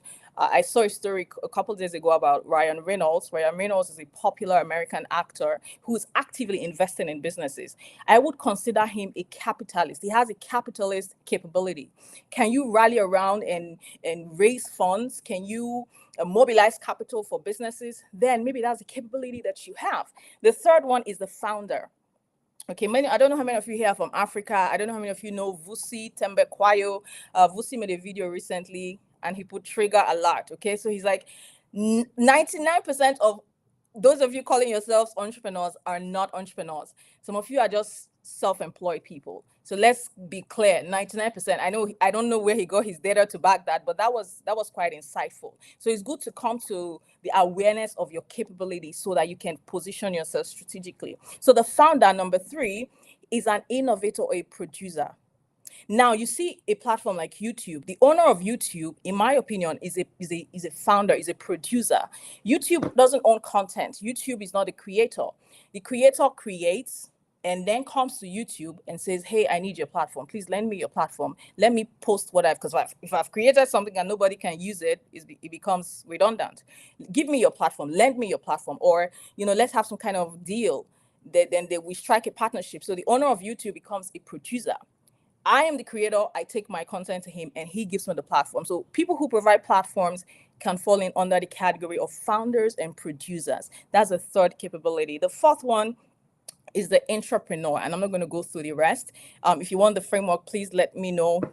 I would let Nancy know, let the team at Strategic Solutions know, and we will get it across to you so that we can go forward being clear about our capabilities. There's no need being inherently or by orientation. If you are a capitalist, then just go and look for money. By orientation, if you're a designer, if you're an inventor, you sit with ideas for hours, you work in laboratories and you're trying to experiment to find what works, then by all means, own that capability. And your capability can evolve, but we need you to own it so that you can position strategically. Remember, we want to scale and sustain. Now, we need every capability in the entrepreneurship ecosystem to be able to harness our potentials as women. So once we're clear on the entrepreneurship capabilities, the next thing out of the 6-step process I talked about is to have a clarity of your talent. Because talent is what you're going to use to build this business. It doesn't matter what happens in the industry. It doesn't matter that skills are evolving. It doesn't matter that technology is taking over jobs. We still need human talent to create value. And if you don't have talent as a leader, you can't attract, if you don't know your talent, if you're not optimizing your talent, you can't attract other talents. Because this is what business is about. It's about bringing other people to believe the vision that you have and make them think that you are worth the investment. Even though you have a big company, even though you have a lot of capital, you have a lot of capital backing, you have investors backing you, if talents don't trust the vision, if they don't believe that you're worth the stake, they would not stay there. They won't even give their all. And your business will be at the mercy of market forces. So the next thing is to understand your talents. I love what Bemi did yesterday. She showed there's this DISC assessment that she used that could help women or anybody, no matter where you are, whether you're a professional or a business person, could help you understand your innate abilities, your natural tendencies, your personality profile. But please remember that you must be clear on your talent. We have a talent mapping framework that we use at Peak Perfectly for entrepreneurs. It's designed for entrepreneurs and their talents. And with that framework, we don't like to tell you who you are. We don't like to box you in. We don't like to put you in a box. We just tell you how much of the behaviors within the framework that you have, how much of those behaviors you exhibit currently. So we could say you are 90% an influencer or you're 10% a nurturer, so that you can then know how to make the balance. In a world where talents need to be multifunctional, it's not okay to say, oh, I am very much of a strategic person and I don't know how to nurture people. That's already going to affect your leadership and affect your ability to build a business, because you need to be cross-functional. You need to know how to manage people. You need to know how to create ideas. You need to know how to make things happen, mobilize people, go out there, talk to investors, talk to partners, pitch your idea, tell stories. You need to have a lot of capabilities for you to thrive in today's world. So with the talent mapping, it's very important to know how you function across those 4 categories of talent. I don't want to go deep down into, I don't want to take a deep dive. Like I told you, we're not doing the how today, we're doing the what, so that you can go on and figure out the how. Now, before Alicia gets me off the screen, I just want to quickly run through the other items on the list. The next thing is to do your self-assessment test. So all the leaders here, all the women touched on self-assessment, your sense of emotional well-being, your trauma state, the traumas you're dealing with, your being trauma aware, trauma informed, and trauma empowered. So please figure that out. Then the next thing is your personal development. There's a list of skills. I'm going to share that with Nancy so we can make that available to all of you. You need to start building into yourself and building into your team members and your leaders as well. Then fifthly, there's a leadership skills, there's personal development skills, there's leadership development skills, and there's your business development skills. Those are the skills that will make you stay relevant while technological advancements are happening, while times are moving. Those skills will keep you relevant regardless of the moves happening, regardless of the changes happening. And that way we can I know you probably thought I was going to come here and talk about how to do a business plan, do a business model. All of those are not the basics. Once we get these basics, those are easy. You have templates and softwares that can help you put together your business plan and map out your business model, and before you know it, you have all the pieces to build a sustainable business. So I hope that with these few words of mine, it was difficult to follow all the great speakers. I wanted to question Nancy for putting me at the how do you put me to tie up everything that all the amazing women have spoken about today? But I hope I did a bit of a good job convincing you that together in community, staying in a place of learning, that we can build sustainable businesses so that we can pass down wealth to the next generation. Alicia. Absolutely. No, that's extremely valuable information. Thank you for that. We do have one question. The data that you gave us in regards to female entrepreneurs, was that US based with a focus, or was that global? It's global. So there's the global one where I talked about 88% of women having less than $1 million in revenue. This is from the Women in Business Statistics, is a global database. Then the other one is for Black women. I talked about 4.3% of Black women building mature businesses. So you have the Black for the Black community, and you have the global data. So the Black community is referring to the United States. Black women the world over, not just the United States. Gotcha. Okay, that's what we were trying to. Okay, all right, I hear you. Thank you so much for that information. I think we're just about wrapping up now. I know Nancy's coming on to close us out.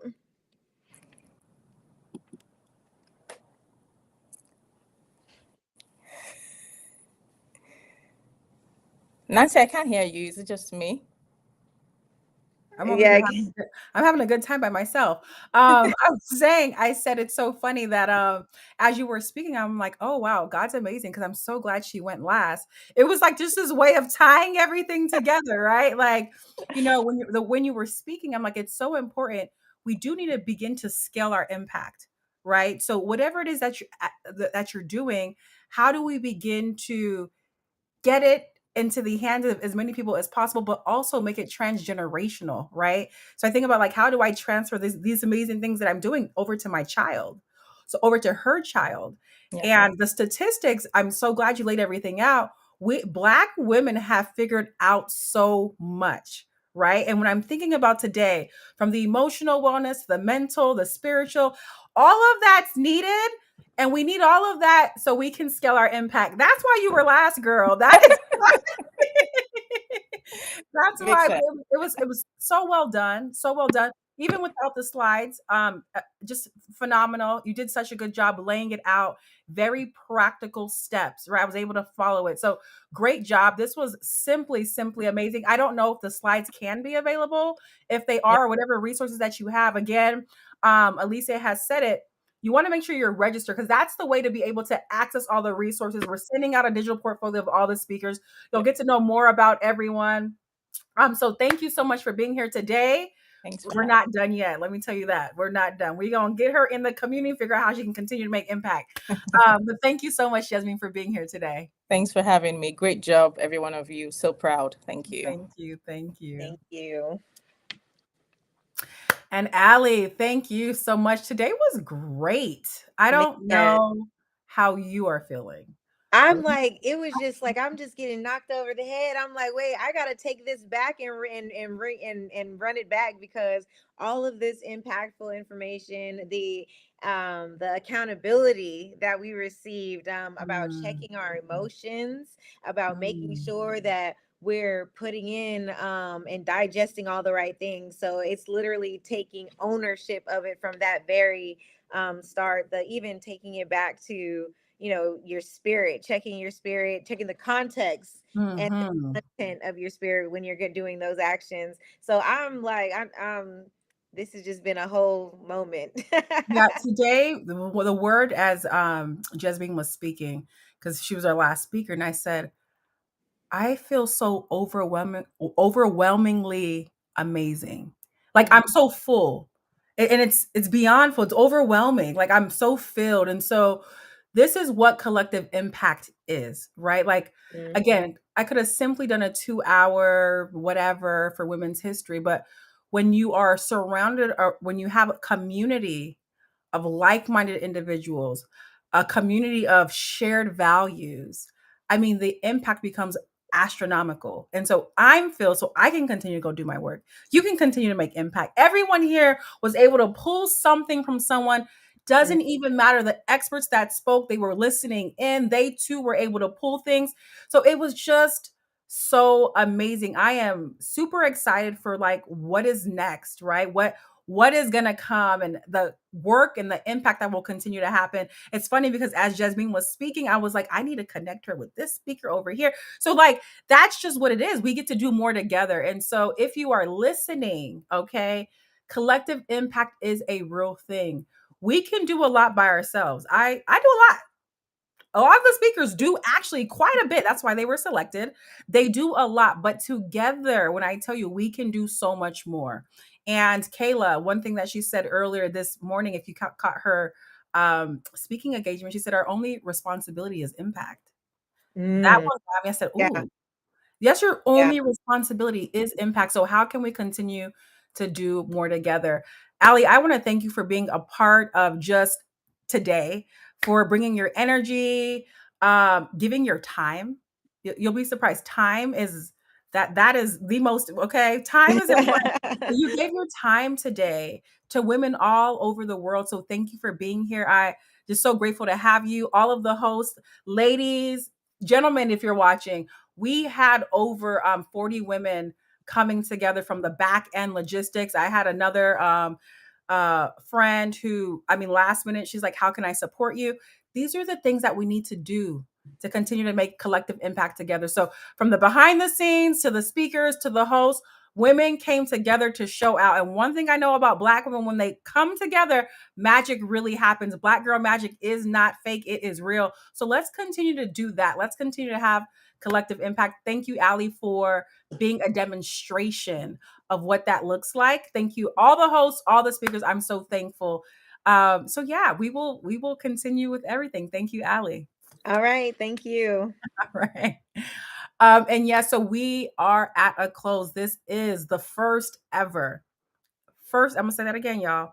It's the first ever I Am Change Global EmpowHERment Conference. This is herstory in the making. This is Women's History Month. In honor of Women's History Month, we put on this conference completely free. Women coming together from all over the world, different continents, different countries, different time zones, coming together to put on this phenomenal experience. Literally, when we choose to, when we decide to, when we make the decision, we become history in the making. We become change. We have the power to engineer whatever reality that we choose to have. So if you've taken anything from today, anything, understand who you are. The conference is called I Am Change for a reason, because you are powerful. You are the beginning of change, whatever change you desire. And I will not forget what Tanil said. She said, you are changed, but in order to be changed, you must be changed, right? So embrace adversity, embrace the challenges, embrace whatever it is that you are experiencing, because it's really just reshaping your character for who you're supposed to be for the assignment that is on your life. Again, this is the I Am Change conference. You want to make sure that you're following our social media handles. Follow our social media handles, Strategic Solutions Global on Instagram, on LinkedIn, and Strategic Solutions on Facebook. My personal handle, Visions by Nancy on Instagram. You can find me on LinkedIn. You can find me on Facebook as Nancy Tai Aragbai. I am the only one in the world. So just put that name on in and I pop up. So yeah, I'm so grateful. Again, you want to make sure you're registered so you can learn and be a part of our community. We have so many things that we're offering, from a collective of just powerful women who are together, from retreats to events to brunches. Our next thing that's coming up is the I Am intensive. That's going to be, that's going to be real. So if you caught anything from today, now it's how do we position ourselves? How do we bring strategy around everything that we had today to turn our I am and position ourselves to do more? And I say this is my last phrase. When you walk in your I am, you will increase your influence, your impact will be accelerated, and you will multiply your income. So I am, that's the framework that was downloaded from the Holy Spirit. When you walk in your I am, you have the power to increase your influence, accelerate your impact, and multiply your income. And that is my assignment in this season, because we are season to season, because you just don't know with God. But in this season, I am called to help women walk in their I am and understand how to position themselves for greater. You will multiply people. And I tell you this, you will multiply your income. But again, it was Bianca that said, I'm taking it for everything from people that said today. Bianca said, just focus on impact. So we want to make sure your heart posture is correct. When your heart posture is simply for impact, the income is inevitable. So thank you so much, everyone, from the audience to the speakers, to the hosts, to the back end logistics. From the bottom of my heart, God knows it, it's deep down to the core. I am thankful. I am grateful for you. And together we will do more. I am change.